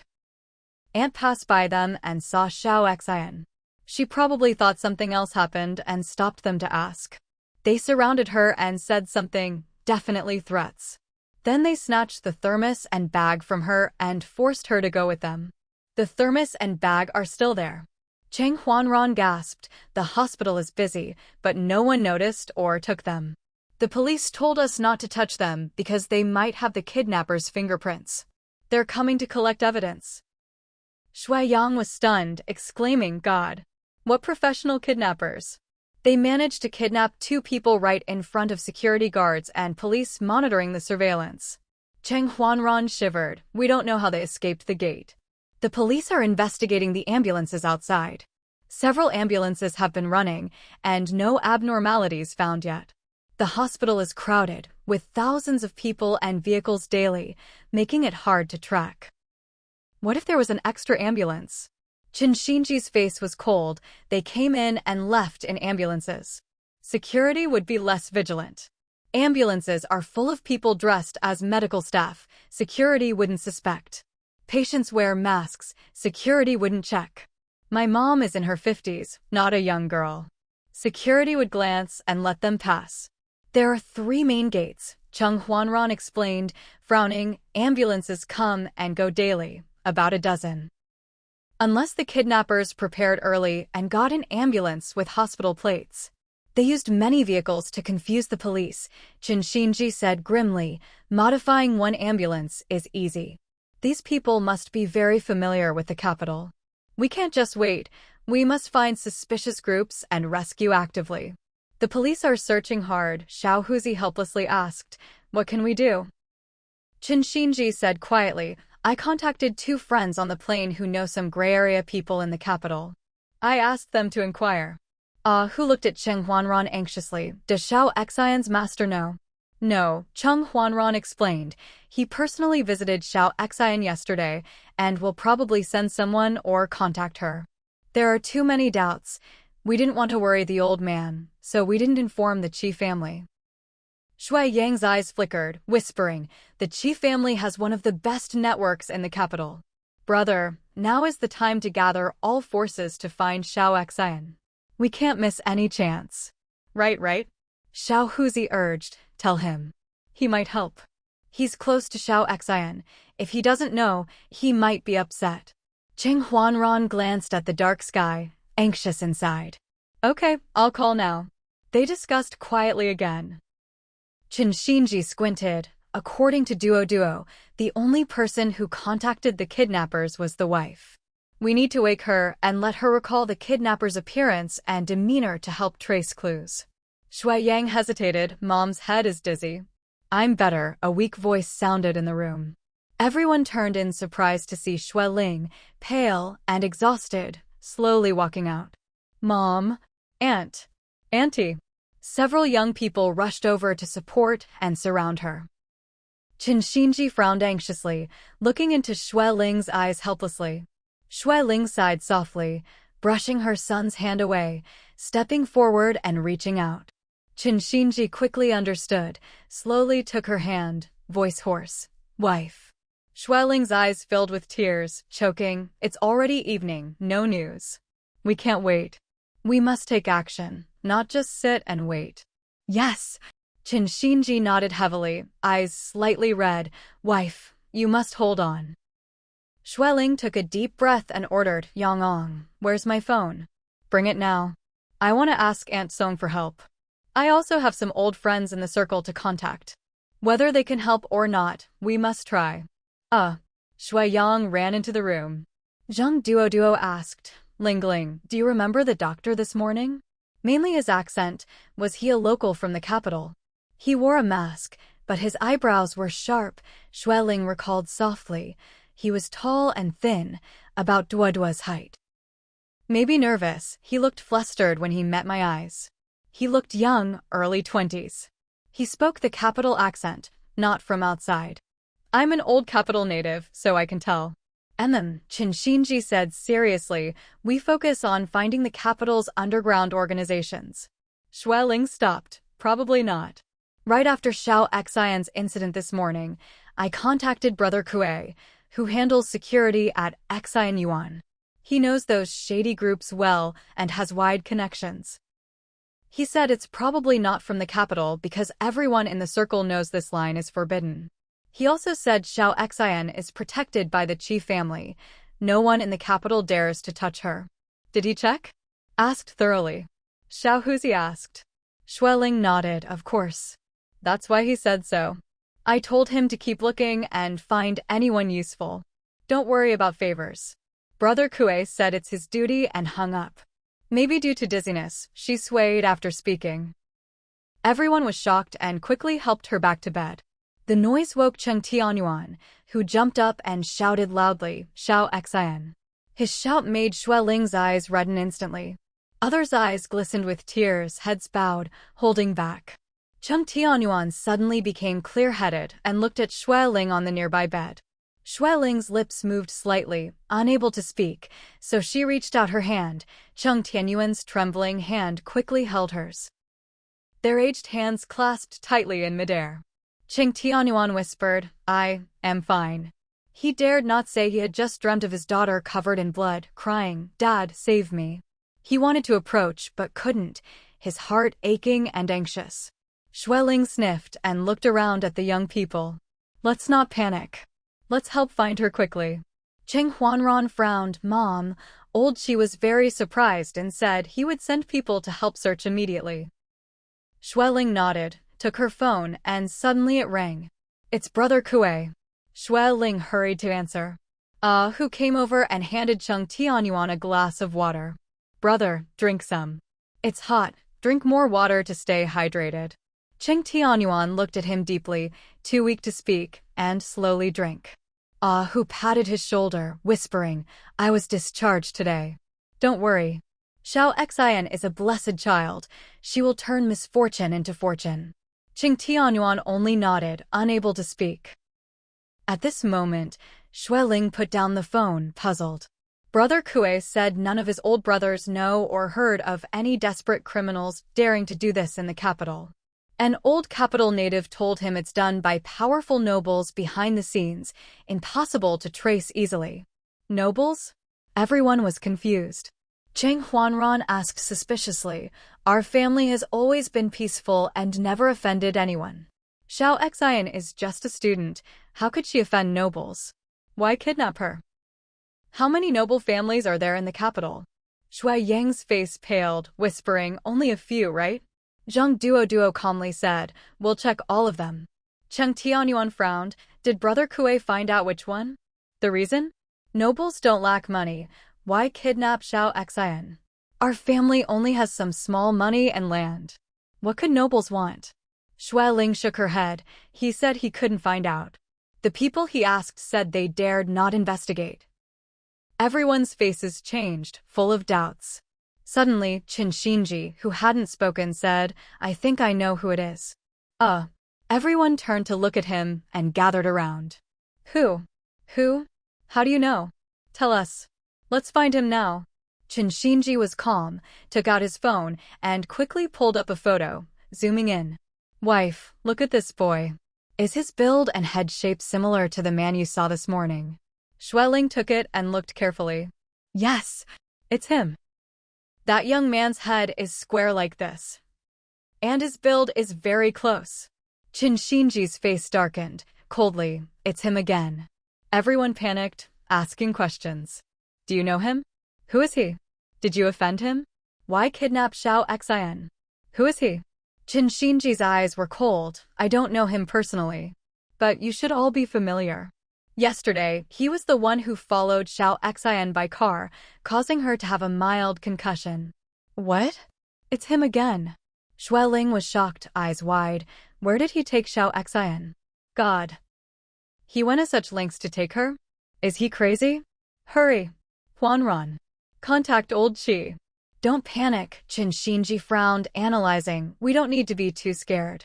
First, he cares deeply for Xiao Xian and won't hurt her. Second, my mom was also taken by him. With my mom there, even if Xiao Xian is still unconscious, she's being carefully cared for. Third, my mom isn't timid or foolish. She'll try everything to leave us clues. The most optimistic points are these three. Everyone sighed in relief. Right? Since he cares for Xiao Xian, he won't harm her. Our biggest worry is professional kidnappers who might hurt Xiao Xian for profit. If it's really him, we don't need to worry for now. Yes. We can breathe a little easier. Xueling's face improved slightly, analyzing calmly. Since we know where he's from, tracking him is easier. He's the son of Qi Songjie and the grandson of Master Qi. Master Qi said he would handle it, but that kid went rogue and caused a big scene, far worse than yesterday's accident. We've reported to the police. Even if we want to settle, this is a criminal case. This time, no mercy. Qing Tianyuan said coldly, what? He thinks he can do whatever he wants because of family power? This is a society of law, not the old days. Zheng Duo supported him, calming, Brother Yuan, don't get angry. We need to think about what to do. The priority is to find Aunt and Xiao Xian safely. Dad, don't get angry, Cheng Huanran whispered. Master Qi is respected and came to see Xiao Xian yesterday. He promised to punish He Siyuan severely. He wouldn't protect such a rogue. Xiao Huzi scratched his head, puzzled. Xi family has many places in the capital. Where do we look? He Siyuan must have a good place to live. Should we check his properties first? He probably left by private yacht or plane, Qin Xinji guessed. He used many people to help. Not all are his. Maybe many in the Qi family are his accomplices. Definitely. Hacking surveillance, faking plates, impersonating medical staff, even ambulances. So brazen. No matter how bold, he can't do as he pleases. Qin Xinji's eyes were cold. Wife, after investigation, He Siyuan will definitely go to jail. Xiao Xian has been with the Qi family for years, and old Qi loves her dearly. I guess the younger generation acted recklessly without the elders' knowledge. Xueling nodded seriously. We'll go to old Qi's small courtyard and tell him everything. With his prestige, he'll give us an explanation and return Xiao Xian and Sister Achun. He's Xiao Xian's most respected master. We must give him face. At Xian Yuan, in the back garden, Grandma Luing was fanning herself, looking up at the starry night sky. Saner, what time is it? Cheng Huancheng was staring blankly at his phone screen, not really listening. Mrs. Shui was playing cards with her husband and nudged the young man beside her. What's wrong? Why are you spacing out? Cheng Huancheng snapped back to reality. A few times. Nothing. It's nothing. The three elders laughed heartily and asked, what happened? Did you fall asleep? Luing lightly tapped his head with the fan, smiling indulgently, messaging that young girl, right? Look at you all dazed. No, Cheng Huancheng forced a smile, no really. Luing didn't believe him and teased, trying to fool us? You've been distracted all day. Not eating well, no snacks, not even your favorite watermelon. What, can't catch up with the girl? Heh. Cheng Huancheng laughed nervously, no. I just didn't sleep well last night, and today I keep dozing off. Mr. Shui scratched his smooth head, frowning. Is your mom feeling better from the heat stroke? Why hasn't she come back? Could she be staying overnight at the hospital? Mrs. Shui wondered, could the heat stroke be severe? Didn't she say she'd come back later? It's already past 10, right? Just past 10, Cheng Huancheng replied. Mrs. Shui immediately lost interest in cards and threw them down. Saner, call your mom's phone. Let's video call her. Cheng Huancheng glanced sideways, hesitating. The phone's almost out of battery. Mom said if she can't come back tonight, she'll come back tomorrow morning. Mr. Shui chuckled softly. There's a charger over there. Go charge it quickly. Xiao Xian woke up, but wasn't sent back first. Mrs. Shui looked outside. Didn't they say she woke up early? The doctor said she could be discharged soon. Cheng Huancheng shook his head. She said she's still a bit dizzy. The doctor wants her to stay for observation. Anyway, they want to accompany Mom there, and Xiao Xian stays too to be safe. The three elders agreed. That's good. Better to stay. A head injury can be serious or minor. Better not take chances. Listen to the doctor. Yes. Even if not serious, can't be careless. Cheng Huancheng breathed a sigh of relief and hurried to charge his phone. The three elders ate fruit and chatted. Saner seems distracted today. Haha, probably has a crush. Mrs. Shui looked around and sighed softly. They're all at the hospital. Xiao Huzi's family is sick, some had babies. People all went to the hospital. The yard is quiet all day. This place is too big and lonely, especially when few people are around. Mr. Shui teased, Too many people in a small place is worse. Small place, just find a small house to settle. Not everyone can have a big place. Mrs. Shui waved her hand. I know your daughter and son-in-law are capable, can afford such a big garden for you. If not for all the surveillance, you might fall and no one would hear. Mr. Shui laughed. That's the narrow-mindedness of women. Those who can afford big houses in the capital don't worry about care for elders. Mrs. Shui shook her head. I don't lack care, but I like company. Raising kids and grandkids is so old age won't be lonely. Eating together, chatting, laughing, makes the mood better. Greedy, Mr. Shui joked. Mrs. Shui laughed. What? Aren't you greedy? Today the garden is quiet. You called Jilan many times.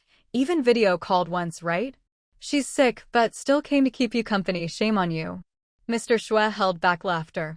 He was greedy too, missing the younger generation. He took out his phone to call Shui Yang. Big brother might be working. Second brother is at the hospital. Probably nothing. After a while, no one answered. Mr. Shui muttered, why no answer? Call Lingling, Mrs. Shui reminded. If she's okay, she'll answer. She's been running around and staying up late, not sure if she can hold on after heat stroke. Right, call Lingling, Luing agreed. Let her say a few words. We'll feel better. Not sure if she's better from dizziness. Mr. Shui dialed his daughter's number. After a while, no answer. He worried. Lingling always carries her phone.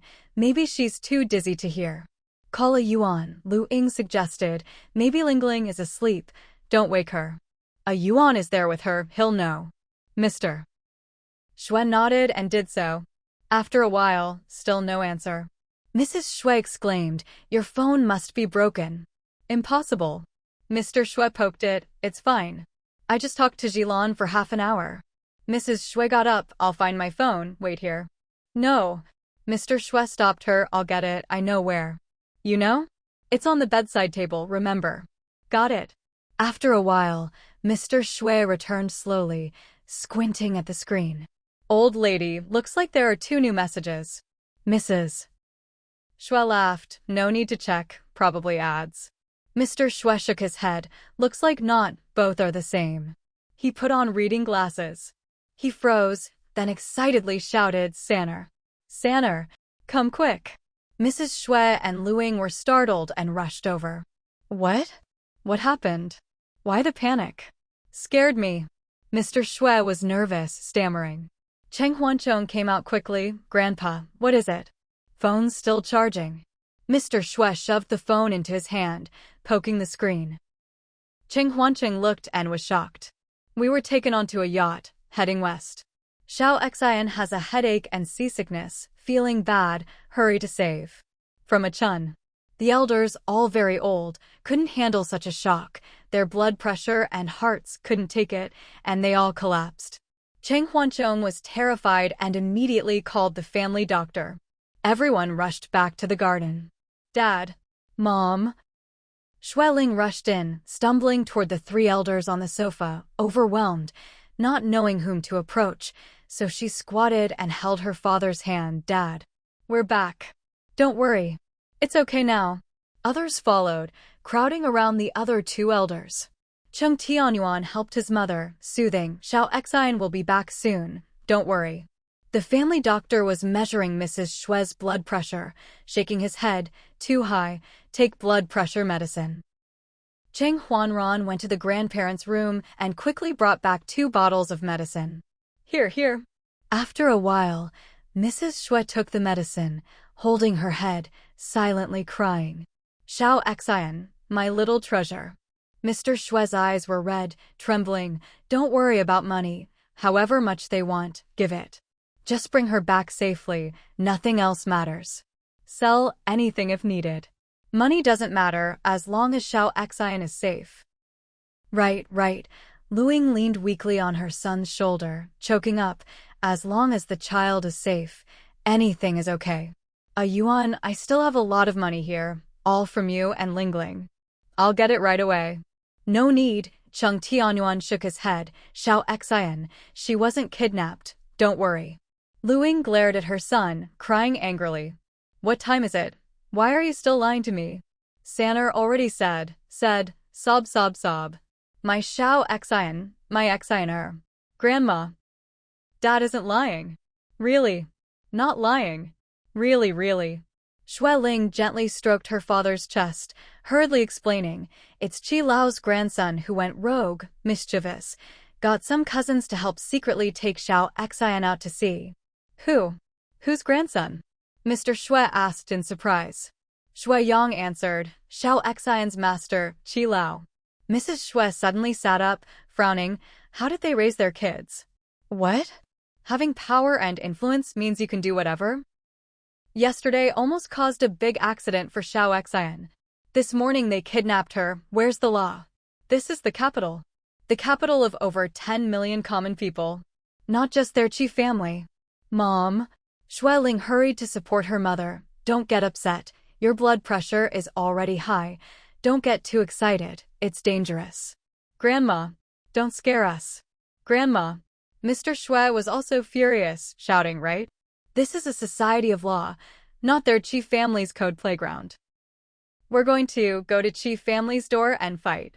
If they don't return Xiao Xian, I'll call the police immediately. I'll get the TV station to record. Our Xue family has been strong in the capital long before their chief family. Grandpa, don't be angry. Uncle, please calm down. Take care of yourself first. Grandpa, take a breath. Don't get angry. Mr. Xue's face was red with anger. How can I not be angry? How is Qi Lao as a senior? Qi family is powerful, so what? Being powerful means they can do whatever? This isn't the old society. They're not royalty. Why let them do evil? Duo. Ran. Quickly. Contact the capital's public hotline. I want to expose Qi family's secrets.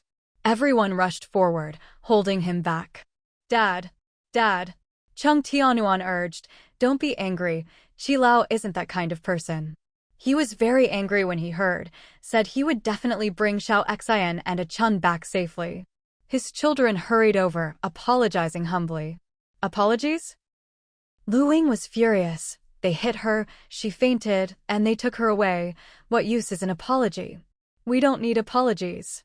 We want Xiao Xian back. Qi family is too much. My old bones aren't worth much. I'll go knock on their door and die trying. I don't believe society can't give justice. Grandma. Cheng Huanran hugged her, soothing, no. Qi Lao has always cared for Xiao Xian, you know that. He didn't know about this, and he's furious now. Qi Lao was so angry, he even broke his incense stick. Xue Ling sighed. Young people are too impulsive, reckless, thinking their skills and family background let them do anything. Their elders didn't know. If we hadn't come, they'd still be in the dark. Qi Songjie planned to send He Siyuan to a military base for training the day after tomorrow, but that kid escaped and caused this big mess. Things have happened. Better to resolve it peacefully. Qi family always treated Xiao Xian as their own. We all know that. Better to resolve than make enemies. Calm down. Mr. and Mrs. Xue were still very angry, pounding the sofa armrest. That kid must be dealt with. Can't just let it go. Exactly. Car accident and kidnapping. Where did he come from? Even robbers aren't this bold. Cheng Tianyuan nodded. We've said if Xiao Xian is harmed in any way, we'll support the police fully. The most arrogant will end up in jail.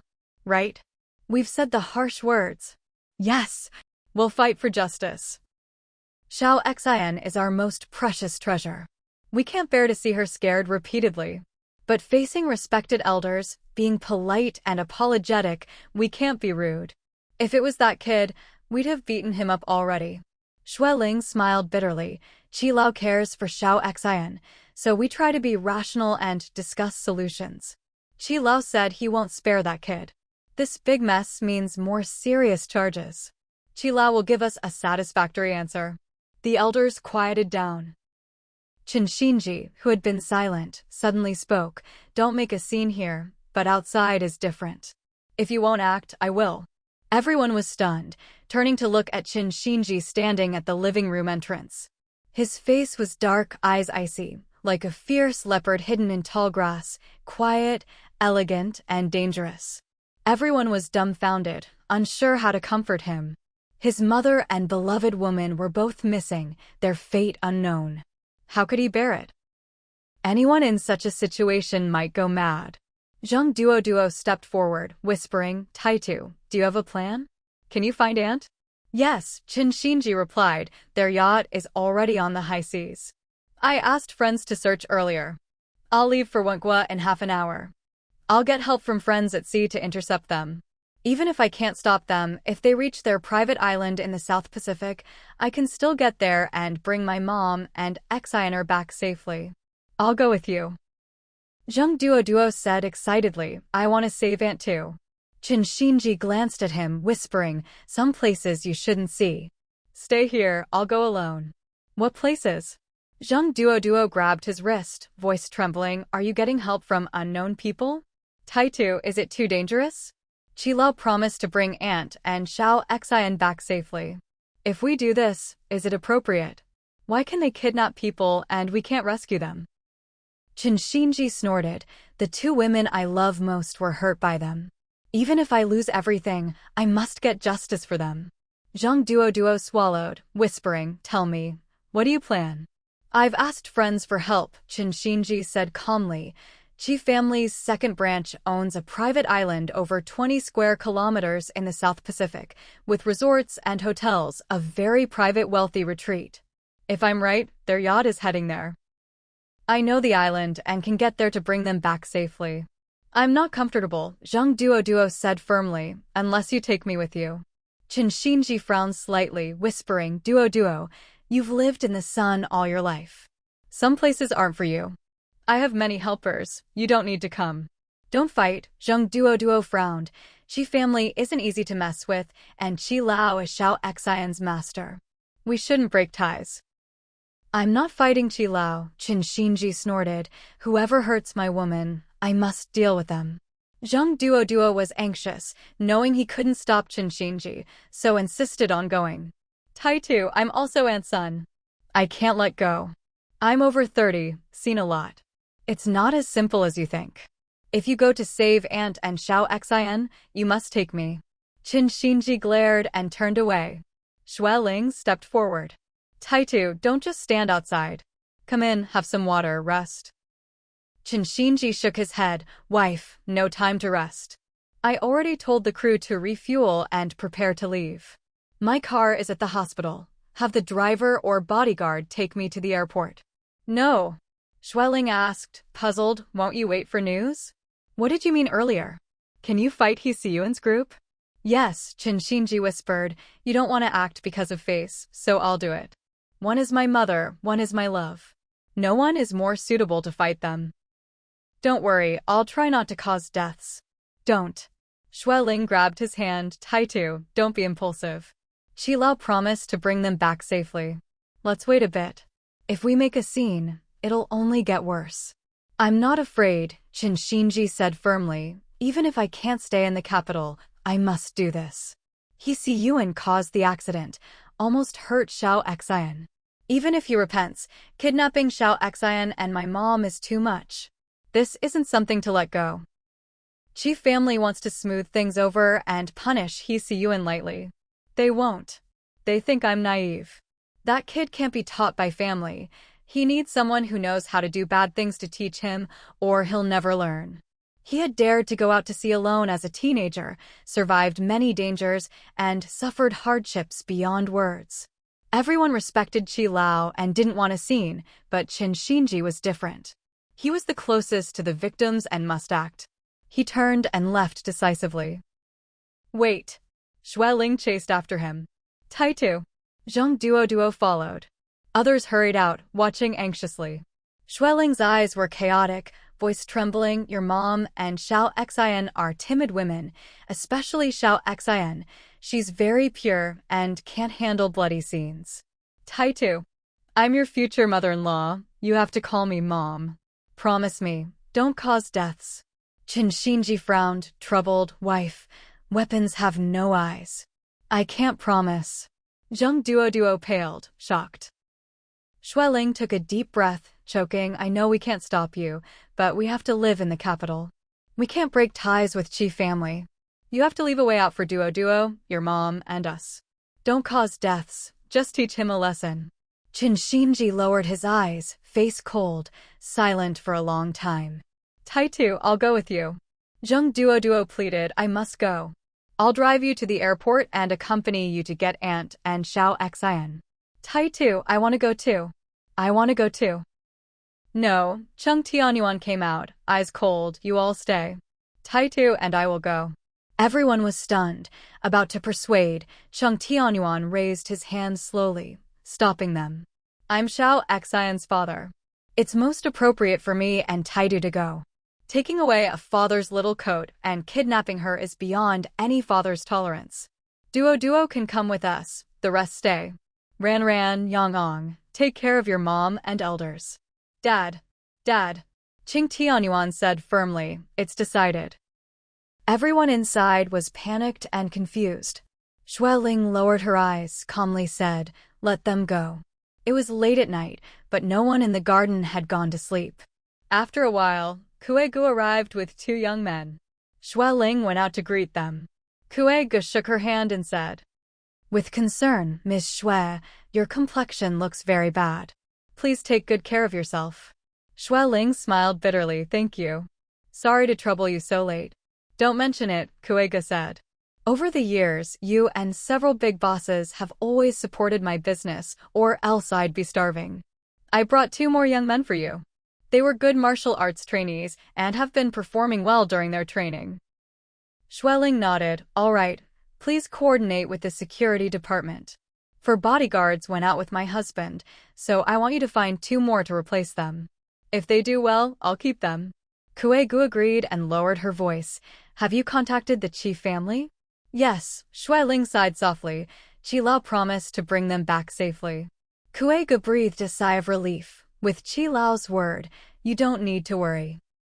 Everyone in the capital knows the Qi family values their reputation and keeps their promises. Xueling smiled bitterly.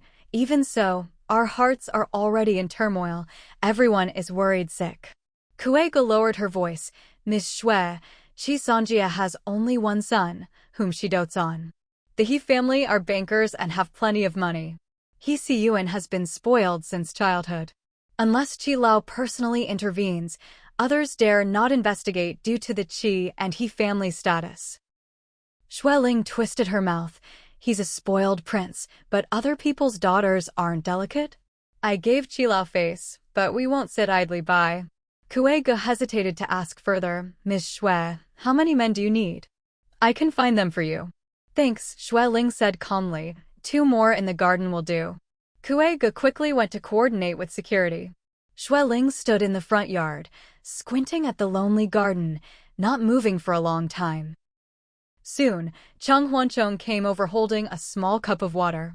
Mom, drink some water. Xueling sighed deeply and took a sip. Did your brother take sedatives? Cheng Huanchong looked embarrassed. Grandpa and Grandma have been coaxed to sleep, and Grandma too. These are Grandpa's meds. I got some for you. Xueling smiled lightly. Silly boy, why hide it? Just tell me. Mom, you're too smart to fool. Cheng Huanchong stuck out his tongue and said softly, Mom, you haven't slept well these past few nights. You can't keep going like this. Your complexion is really bad. A tear flashed in Xueling's eyes as she thought of something. Sanner, some say twins have a telepathic connection. Haven't you felt anything? Cheng Huanchong was stunned, then quickly shook his head. No, everything's fine.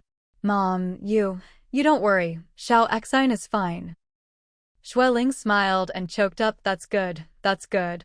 She finished the water in 1 gulp. Cheng Huanchong helped her back to bed and turned on the air conditioner. Mom, sleep a while. Don't think about anything. In 2 hours, it'll be dawn. Xueling leaned on the pillow, eyes vacant. My head is dizzy, but I don't feel sleepy at all. Cheng Huanchong's eyes glistened with tears as he held her hand. Mom, don't worry. Xiao Xian will be fine. Mom, I've decided. I want to apply to the capital university and stay in the capital with Xiao Xian. Xueling raised her eyebrows in surprise. Why? If you like schools elsewhere, you can choose freely. Your situation is different from Xiao Xian's. You're dad, and I want to give you more freedom. But I don't want to be far from home. Cheng Huancheng murmured. I want to come back on weekends to accompany Grandpa, Grandma, and you and Dad. Tonight. I suddenly noticed you and Dad have more white hair. The boy started crying. Xue Ling smiled gently. Boys don't cry easily, no crying allowed. Your parents are at an age where white hair is normal. At her age, many things were seen clearly and lightly. But the most painful part of life, separation by death, she was not yet able to accept fully, so she was anxious and fearful. When Xiao Xian first went missing that morning, she was terrified, trembling all over. The capital's kidnapping and ransom cases from the past 2 years were still vivid in her mind, making it impossible to calm down. As a mother, she could never accept the cruel fate of losing a child. She closed her eyes, tears slipping down. Sanner, when Grandpa, Grandma, and Grandma-in-law are gone and your parents are gone, you four must unite and not care too much about wealth, because wealth is fleeting. Having a place to live, a stable job, and food and drink is enough. If money is gone, you can earn more. If people are gone and feelings are gone, then you have nothing. Mom, don't worry, Cheng Huancheng said softly, we all understand. In our family affection and relatives are always the most important. Xue Ling was dizzy and didn't know what she said or was going to say, falling asleep in the haze. Cheng Huancheng stayed by her side until she was deeply asleep, then got up and closed the door. Xue Ling slept a hazy sleep and woke to find it was already bright. She sat up quickly and looked at the clock, 8:05. She grabbed her phone but found no messages or calls, sighing softly. No matter what happened, they didn't want the family to know, especially bad news. She washed and changed, then went to her parents' room, finding it empty, then to her mother-in-law's room, also empty. Mom? Xue Yang hurried over. You're awake? Are you okay? Still dizzy? No more, Xue Ling said. Go get me some water. By the way, where are Grandpa and Grandma? They're sitting under the tree in the back garden, Xue Yang explained. Xue Ling thought and asked, have the elders eaten? How's their spirit? Not much, Xue Yang said gloomily. Their spirits are low. Grandma was even crying earlier. Xue Ling sighed and sat on a stone bench nearby, unable to walk further. Soon, Xue Yang brought half a glass of water. Mom, eat a little. I'll get you some porridge and dishes from the kitchen. Xue Ling nodded lightly.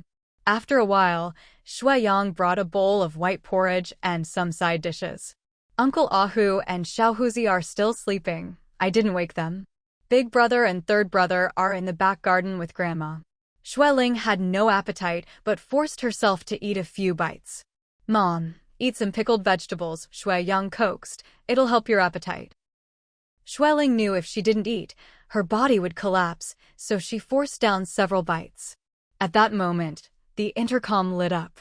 Madam, a lady named Xuezong, your cousin, is at the door. Xue Ling was surprised. Let her in. Yang, go to the front yard to get your aunt. Hurry. Okay. Xue Yang dashed off. Soon, Xue Yang led Xuezong inside. Xue Ling had just stood up but felt dizzy and sat back down. Don't move. Xuezong frowned in concern. My goodness, your complexion is so bad. Ling, you must hold on, you can't collapse. Xue Ling forced a smile. I'm fine. I just got heat stroke yesterday, my head is a bit dizzy. Let's go to the living room.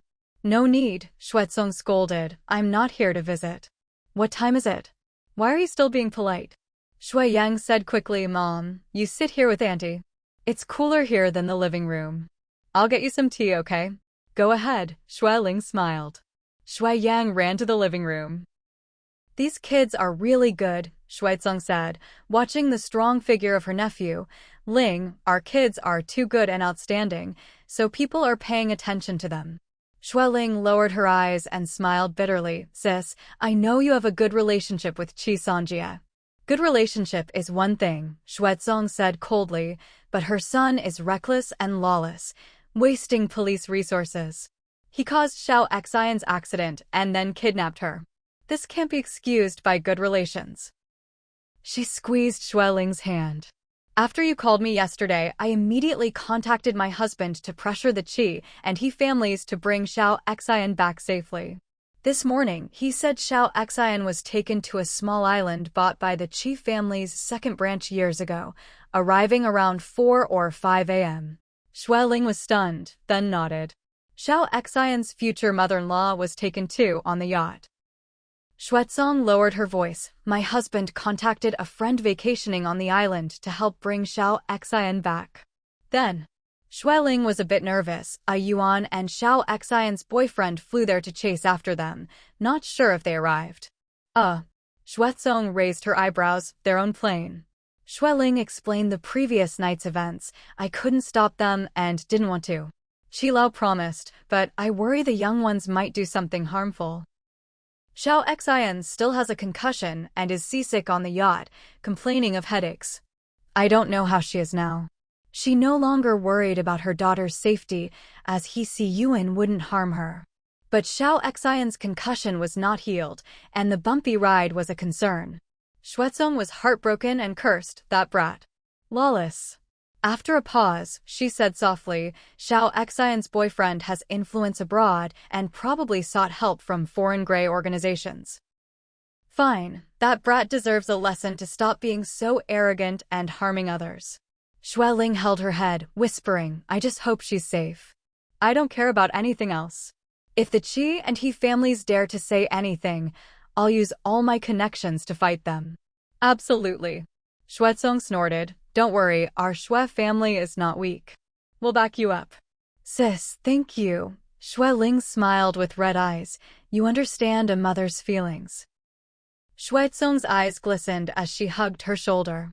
Don't be sad, Xiao Xian will come back safe. Mothers always care more about their children than their own lives. We're on your side and we'll fight for justice with the Qi family. Xueling nodded gratefully. Yuan must be punished. As for Qilao, maybe it's too late to fix things, but I'll still make Xiao Xian respect him. Yes, Xuezong said, separate things from feelings. Xueling suddenly asked, Sis, I heard from Yuan the day before yesterday that you and Xiaomei were at the hospital. Were you there for a checkup? Not just that, Xuezong smiled bitterly. I was checking my health. Xiaomei and Xiaozong have been trying to have a child since last year, but haven't succeeded. Both are getting older. I told them to get checked. It turned out the problem was with Xiaomei.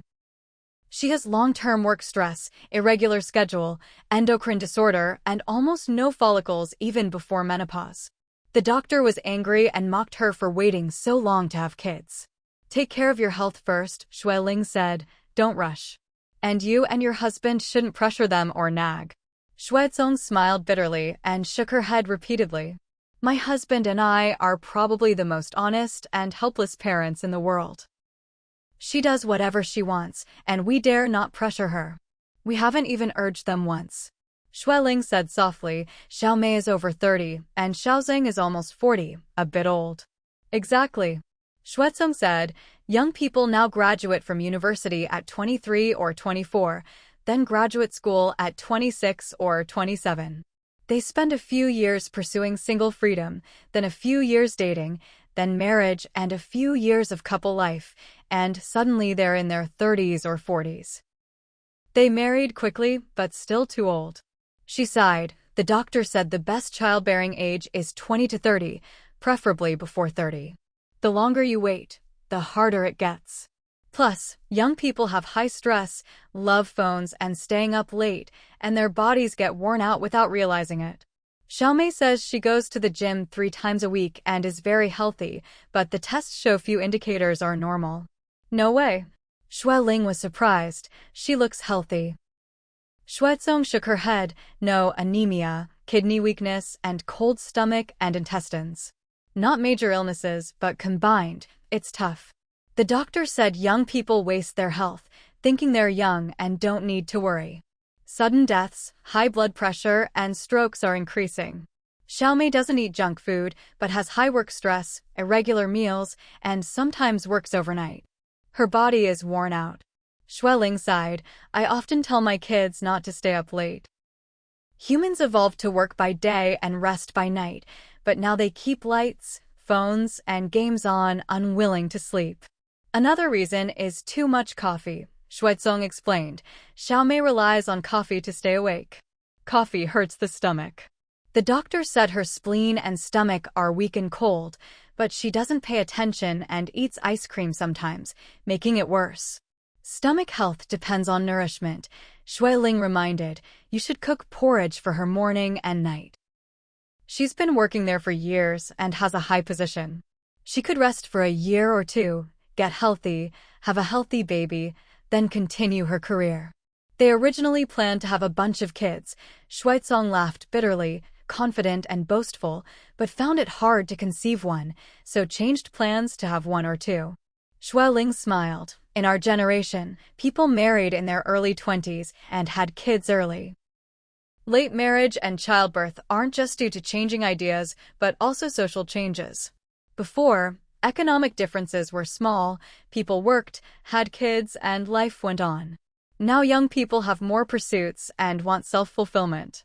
Some even plan to stay single for life, saying marriage is a mess and life is short, so why make it hard? I can't accept that. Shuaizong held her forehead. Now that I'm retired, I browse social media and feel people are selfish and scary. We definitely can't accept it, Shuailing said. Young people say there's a huge generation gap.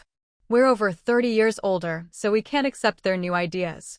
Maybe it's too complicated, Shuaizong sighed. People's greed has become complex and scary. At that moment, Shuaiyang brought 2 cups of hot tea. Mom, Auntie, sorry to keep you waiting. The living room had no spring water, so I went to the big kitchen to get some and boiled it. Took some time. Shuaizong smiled. No problem. Chatting with you made me forget the time. I was a bit thirsty. Your tea came just in time. Shuaiyang put down the tea and took the leftover food to the kitchen. Your kids are very good, Shuaizong praised. Good looks, hardworking, filial, and considerate. Ling, honestly, I'm really envious of you. Not just the number, but how you raised them. Shuailing smiled. Your Xiaomei is amazing and unique. My kids are mediocre, just ordinary. Already excellent. Shuaizong glanced at her. Don't expect too much. Your kids may not be at the top of the pyramid, but are definitely above average. I only have one child, but I have no time for her.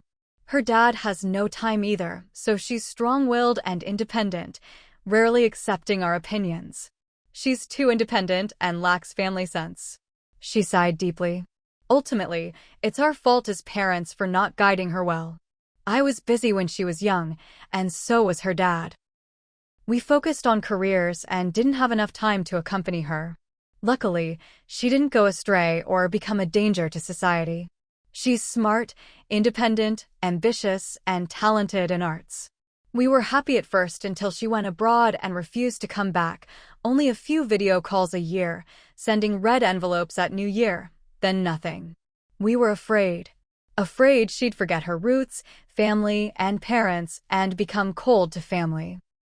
We tried to coax her back to live at home, making breakfast and eating together, going out on weekends, spending more time together to integrate her into the family. She joked she envied other kids at 3 and only realized at 30, though late, better late than never. We found she became more affectionate after coming back. Family ties are blood deep, some things don't need much effort, just heart.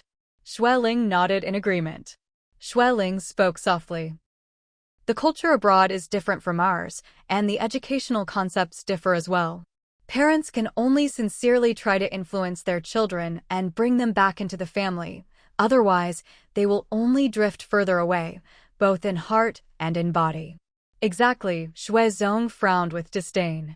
Don't think that because some fields abroad are more advanced, their culture is inherently better.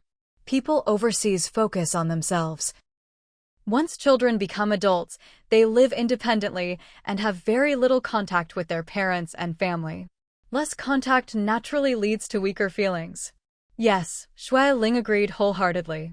Feelings also need to be nurtured, whether family or love.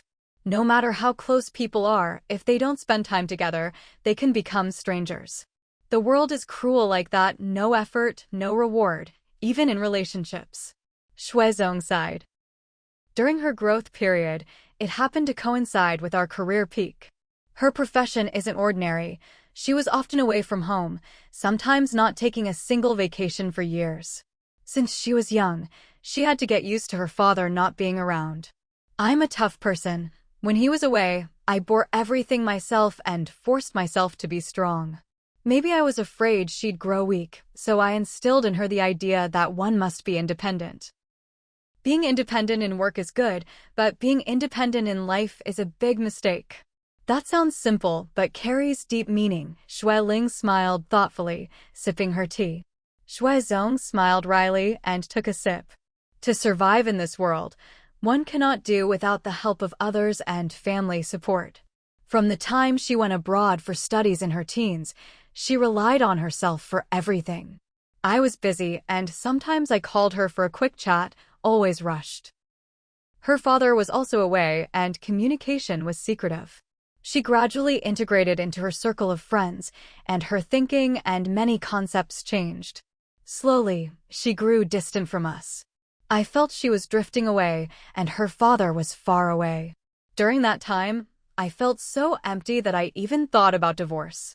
That was just a moment of impulse. Shui Ling smiled. Shui Zong shook her head. Not really. Your brother-in-law came back, giving up a great opportunity just to be with me. I cried my eyes out then and never dared mention divorce again. My career was at its peak, but looking back, I realized I missed so much. From then on, I started bringing Xiaomei back. At first, she refused, saying she had adapted to the environment there and didn't want us to disturb her. Did your brother-in-law get scared? Shui Ling asked. Shui Zong nodded. How could he not? He wanted the family to reunite in the capital and make up for lost time, but she said she was no longer a child and didn't need to be around her parents. So he started finding time to communicate with her, trying to make her understand the new technologies and research directions at home, targeting her favorite field. Eventually, she softened. Later, Xiaomei came back. Shui Ling smiled. I remember when you went to the airport to pick her up, you cried. Shui Zong blushed and murmured. No choice. I hadn't seen her for so long, missed her, and was overwhelmed with joy. We only have one daughter. I really don't want her to be too far away. As we age, after all the hardships and joys, we suddenly find ourselves afraid of loneliness. Maybe that's a sign of growing old. Probably, Shui Ling explained. Many elderly people like to go to crowded places after retirement because being at home is too lonely and boring. Our 3 elders keep each other company, and my husband and I do too, but they still often think about the children. Shui Ling looked around and smiled faintly. Maybe that's why we have always been a big family. Young parents can't be without their children, the older generation can't be without us, and we can't be without our children. Shui Zong patted her hand warmly. That's wonderful. Everyone has their own space, but after stepping out, they are still family. When sick, there are relatives to care. When away, there are relatives who care. That's why I helped Xiaozang and Xiaomei buy the villa next door. They have some savings, but not enough for the down payment, so I pitched in. I cook breakfast with the nanny. After waking up, they come to eat with us, then go to work. When we chat around the table, it feels like home, so good. Everyone has their own space, but the big space is connected. Shui Ling laughed. That's why my husband and I have to work so hard to earn money for this big family to live better, to have our own small spaces. If we can't buy bigger, we build it ourselves, moving again and again.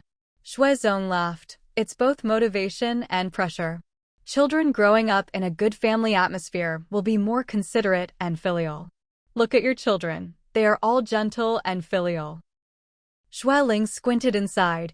The elders have sacrificed so much behind the scenes. And my husband has sacrificed a lot too. When the kids were young, his career barely progressed. He spent most of his time doing housework and taking care of the kids. We have so many children, and the time, money, and effort spent far exceed other families. Luckily, he was there. Otherwise, I couldn't have devoted myself to my career. Yes, Shui Zong smiled. That's something our family can only dream of, no matter how hard we try. Shui Ling shook her head. Sister, don't compare like that. Your brother-in-law is not an ordinary person. He sacrifices his small family for the country and the people. If the environment had been easier, you might have had 1 or 2 more children. Sigh. Shuezong smiled wryly. Too late now. Not only are we late, but so are our children and their spouses. I told them that as long as they can conceive, they must try everything. If not, assisted reproductive technology is an option. Science is so advanced now, confidence is necessary. Yes, there are always more methods than difficulties, Xueling said. Shuezong nodded and lowered her voice. Our family's past is a lesson for you. You must warn your children not to follow Xiaomei's example. Good prenatal care is essential. Late childbirth is a big no-no. It's not something you can just decide to do anytime. Xueling promised. Don't worry, I'll quietly warn them. Especially women. Shuezong lowered her voice. Men have a longer fertility span, but women should marry and have children at the right age. Some things once missed are missed for life. Having children is one of them. Don't wait until you suddenly want to be a parent but can't. Xueling recalled the shocked thoughts of young people during a company team-building event. Nowadays, many young people find marriage too difficult. They don't know why they should marry or why they should make their lives so complicated and hard. During the event, dozens of young people said they'd rather stay single than date colleagues. Many don't want to marry or even date. I can't understand that. It's a generation gap, Shuezong shook her head. Indeed, many young people think life is short, so why live so hard? They fear the hardships of marriage, childbearing, and life's various trials. Xueling thought for a moment and said softly, maybe it's because young people today face too much pressure in life and work. We've been through many years of marriage and have our own views. Marriage is indeed hard and requires a lot of effort. One-sided giving or taking is not the foundation of a good marriage. Marriage means responsibilities to your parents, in-laws, and children. It also means chaos, anxiety, worry, and frustration. Without grit, marriage can collapse anytime. That's why divorce rates soar every year, Shuezong smiled wryly. Especially in the capital, one of the highest divorce rates. Our generation had harder lives, more survival pressure, but lower divorce rates. Yes, Xueling said. The older generation endured natural disasters, famines, social upheavals, hunger, and poverty, but they persevered. They argued and quarreled, but rarely divorced, and some didn't even know what divorce was. Like her mother-in-law Luing, who only knew marriage as marrying a good man, having children, and living a good life. Maybe back then, families needed to stick together to survive, Shuezong smiled. If anyone let go, the family would collapse, and so would their life. So no one dared to let go and just endured. Xueling nodded. It's the same now. Families need mutual effort, financially and in chores, or they become unstable and break up. Some say marriage is hard to get and easy to lose, so divorce rates will soon surpass marriage rates. Shuezong smiled faintly and squinted. We had it just as hard, maybe harder. I remember when we considered marriage, the political background was crucial. For us with jobs, marriage required applications, family background checks, and approval from leaders. Only after approval could we get a marriage certificate. Xueling laughed. Does your brother-in-law still have the certificate? Was the investigation long? Shuezong sighed. He keeps it. I don't dare look. Marriage was so hard. I almost gave up many times. He insisted and kept submitting applications weekly. I often cried secretly. Uncle San saw it and felt sorry. He worked hard to help us get approval. We owe much to him. Uncle San loves you most, Xueling said warmly. He wouldn't let you two be separated. He knew your brother-in-law was trustworthy for life. Shuezong smiled wryly. Soon after marriage, he left for 2 or 3 years with no news. I wrote letters daily but never got replies. Uncle San saw me like a widow and sighed, unsure if he did right or wrong. He said not to blame the present but hope for future companionship. Life can be bitter first and sweet later, which is a kind of luck. Only now do I understand his words. Yes, Xueling's eyes glistened. Uncle San is wise, Every word is true. Life has many hardships, but if you endure the first half, the second half can be sweet. That's luck. Shuizong held her hand and smiled. We are lucky. If we are content, we can see we are already in sweetness. It's not time yet. Shuiling looked toward the backyard and said softly, I still have tough battles ahead. The children will marry and settle down one after another, and the elders are growing old. That's what I fear most. Shuizong sighed. Everyone must face that. Death is inevitable. I understand, and the truth is clear. Shuiling smiled bitterly. But when it's your own parents, you can't help but feel sad and cry. The pain is like a knife cutting your heart, only you understand. Shuizong's eyes darkened, and she murmured, You are luckier than me. I barely remember my parents. They passed away before I was an adult. Sorry, I said too much. Shuiling patted her hand and changed the subject. Sister, having you here to talk makes time fly. Shuizong smiled faintly. I came to keep you company today. I plan to have lunch and dinner here too, under the pretense of visiting. You're welcome. Shuiling finished her tea and reminded, Sister, the tea is cooling. Drink some more.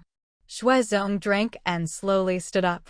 Let's go to the backyard to find Uncle Wu and Auntie.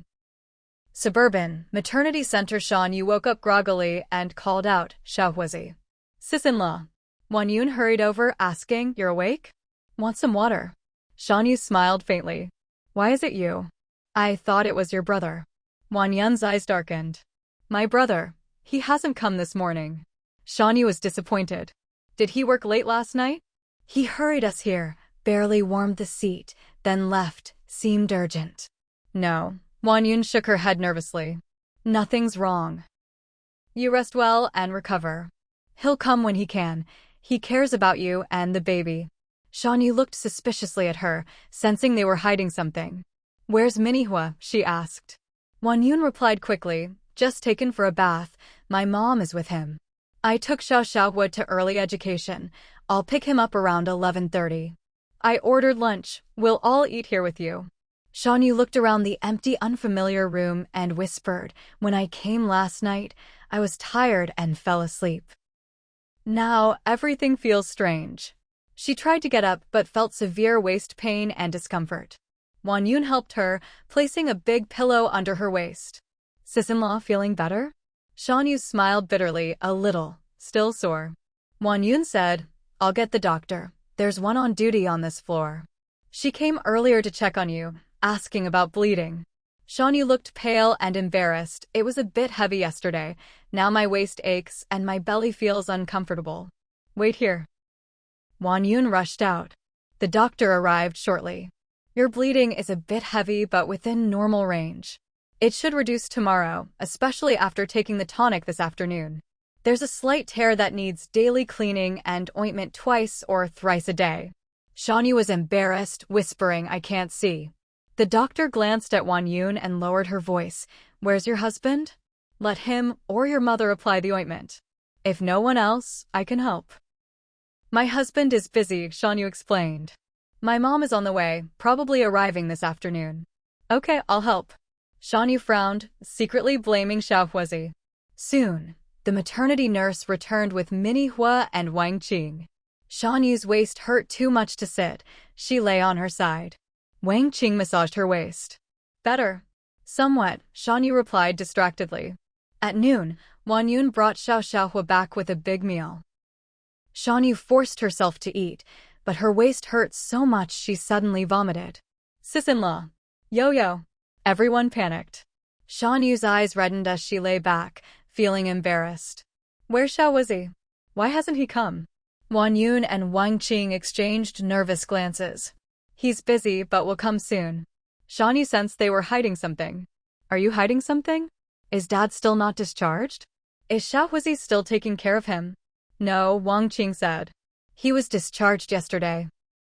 They have urgent matters at the garden. Don't ask, just rest. He'll come as soon as he can. Shan Yu nodded, half believing. In the evening, Shan Yu and Qin Shuiyu hurried to the maternity center. Oh my yo-yo, you're amazing. Baby, my little Minihua. They laughed happily, each holding a child. I booked tickets as soon as I got the call. Your mom wanted to bring lots of supplements, but I stopped her. Everything is available here. No need to bring from afar. No need. 3 meals and 2 snacks daily, Wang Qing smiled. Each meal is top-notch. Xiao Huizi said this is the largest and best maternity center in the capital. Qin Shuiyu looked around, satisfied. Nice place, big and beautiful.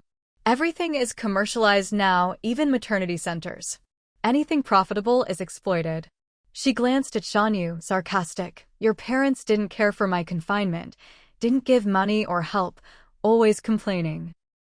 If not for Auntie Ahu coming to help, I couldn't have done it. Shanyu awkwardly smiled. That's all in the past. Yo-Yo has 2 kids now. Humph. Qin Shuiyu snorted. Wang Qing smiled awkwardly. When Yo-Yo had Minihua, my mother-in-law was already unwell, but still wanted to help with confinement. She said she helped with Shanyu back then. Now I realize it was fate. The baby she cared for became her granddaughter-in-law. Ha ha. Shanyu and Qin Shuiyu laughed. Deep connection. Great fate. Where's Xiao Huizi? Why not here? Qin Shuiyu asked. Shanyu blushed. He's busy. After sending us here last night, he went straight to work. A husband should put his wife first after childbirth, Qin Shuiyu frowned. No matter what, he should pause. The best maternity center can't replace a caring husband. Mother-in-law, right? Yes, Wang Qing was embarrassed. The garden has some issues. Ahu and Xiao Huizi are helping. They'll come soon. Qin Shuiyu still looked displeased, muttering, can't tell priorities, doing things at the wrong time. Shanyu waved it off. Men focus on careers. If busy, let them be. The environment here is great. No worries about care. Qin Shuiyu glared at him, but said no more. Night at the garden was quiet and gloomy, almost no voices. Cheng Huanran knocked on the study door softly. Mom, I just sent Auntie Zong back. She said she'll come early tomorrow to keep you company so you can rest. Xue Ling, tired, supported her head and asked, Dad, any news? No, Cheng Huanran shook his head. Xue Ling sighed deeply, full of worry. I wonder how things are now. Cheng Huanran comforted. Brother Duo sent a message saying they're safe, so they must be fine. The sea signal is poor, they can't always be reached. Xue Ling rubbed her temples and asked, Has Grandma gone to sleep? Yes, Cheng Huanran told the truth. She took some sedatives, otherwise, she wouldn't sleep. Her spirit is poor, and blood pressure unstable. Can't let her push herself. Xue Ling sighed and nodded. What about Grandpa and Grandma? Their blood pressure? Mostly normal, Cheng Huanran answered. But their spirits are poor, waking often, always asking if Xiao Xian is back, very tense and pale. Keep taking leave at home, Xue Ling ordered. Many elders at home, can't let anything happen. I also asked the family doctor to stay and help. You must stay home too. Okay, Cheng Huanran nodded. Uncle Huan approved 3 days off. By the way, he called again just now. Xue Ling raised an eyebrow. He didn't tell anyone, right? Uncle Ji Lan's health isn't good, can't worry him. Also, don't tell Auntie and Uncle Hung. Okay, Cheng Huanran agreed, but anxiously whispered, Mom, will Uncle and Auntie blame you? Such a big matter can't be hidden forever. Xue Ling calmly shook her head. No help, only worry and fear. People our age are already declining physically and can't handle strong shocks. I don't know how they manage to eat and sleep well, some nursing, some working, all as usual. If they knew, they'd be as helpless and anxious as us, unable to do anything. Everyone has their own work and life. Don't let them go off track, or it'll only get worse. Xiao Xian and Achan were taken thousands of miles away to a private island in the Pacific, destination unknown and far. Even if everyone knew, they could only worry and add to the pain, unable to help. Better to tell them later, as Xue Ling firmly believed good news would come soon. At the latest by tomorrow morning. Xue Ling squinted at the Pacific on the map and whispered, I guess by tomorrow morning we'll have definite news. Then we can tell everyone. For now, let them sleep well tonight. At that moment, Shui Yang came in, looking a bit awkward. Mom, Qi Lao's assistant called, said Qi Sanjie wants to see you and hopes to come to the garden for a meeting. Cheng Huanran raised an eyebrow and snorted coldly. What meeting now? Shouldn't we be finding her son to release Xiao Xian? When Xiao Xian was injured, we already gave them face. No more chances. Qi Lao is different. He's Xiao Xian's master, so we talked to him first out of respect. What is there to discuss now? No one came back unscathed. No talks. Shui Yang rolled his eyes, inwardly agreeing with his brother. But they want to see Mom, so Mom has to decide. Shui Ling, tired, said softly, no meeting. Nothing to discuss. Tell the assistant I only want my daughter and Ah Chun safe. Nothing else. Okay. Shui Yang ran out. Cheng Huanran approached and helped his mother. Mom, your spirit isn't good. Better lie down. Shui Ling smiled bitterly. Having Auntie Zong chat with me during the day distracted me, so I relaxed and felt better. Now I'm dizzy and uncomfortable again. Cheng Huanran massaged her shoulders and explained, you barely ate yesterday and today. People need food for energy and health. Yesterday was hot, and you got heat stroke. Heart illness plus heat stroke, no wonder you feel bad. Sigh. Shui Ling sighed softly. A while later, Shui Yang returned. Mom, I told them as you said. The assistant apologized repeatedly. I said nothing and hung up. Cheng Huanran helped Shui Ling up and said firmly, good, that's how it should be. Shui Yang held his phone, muttering, still quiet. Go check on Grandpa and Grandma, Shui Ling sighed. I'm fine, I'll lie down. Cheng Huanran said, I'll go. Second brother, stay with Mom. Okay. Shui Yang helped their mother back to her room. Shui Ling frowned slightly and asked, why haven't I seen third brother all afternoon? Where is he? Now is a troublesome time. Nothing else must happen at home. Just thinking of missing or can't find makes her anxious. Shui Yang explained, he's been in his room, doing something. When you sent Xiaohuzi to accompany Shanyu, he came out to get water and almost spilled it on Xiaohuzi. Oh. Good he's home, Shui Ling reminded. Tell the front and back gate guards that only family can enter or leave these days. Okay, Shui Yang replied. Shui Ling covered herself with a thin blanket, pale and dizzy, unable to sleep for a long time. She got up, drank some cold water, and felt a bit better. Shui Yang, watching the phone screen, asked softly, Mom, do you think Ironhead found some mysterious pirate group to help? I secretly messaged Duo. No reply yet. Don't ask, Shui Ling scolded softly. Don't guess about things you don't know. Son, there are too many things in this world we don't know. 1, we can't know. 2, we mustn't know. Okay, Shui Yang obediently replied, poking his mom's phone. Auntie Wang Qing said she'll come tomorrow morning and just send a message. Shui Ling shook her head. Reply for me, tell her not to come. Taking care of Shanyu's confinement is more important. We'll notify them immediately if there's good news. Okay, Shui Yang tapped the screen, muttering, Auntie Wang Qing cries too easily. If she comes, she'll cry nonstop.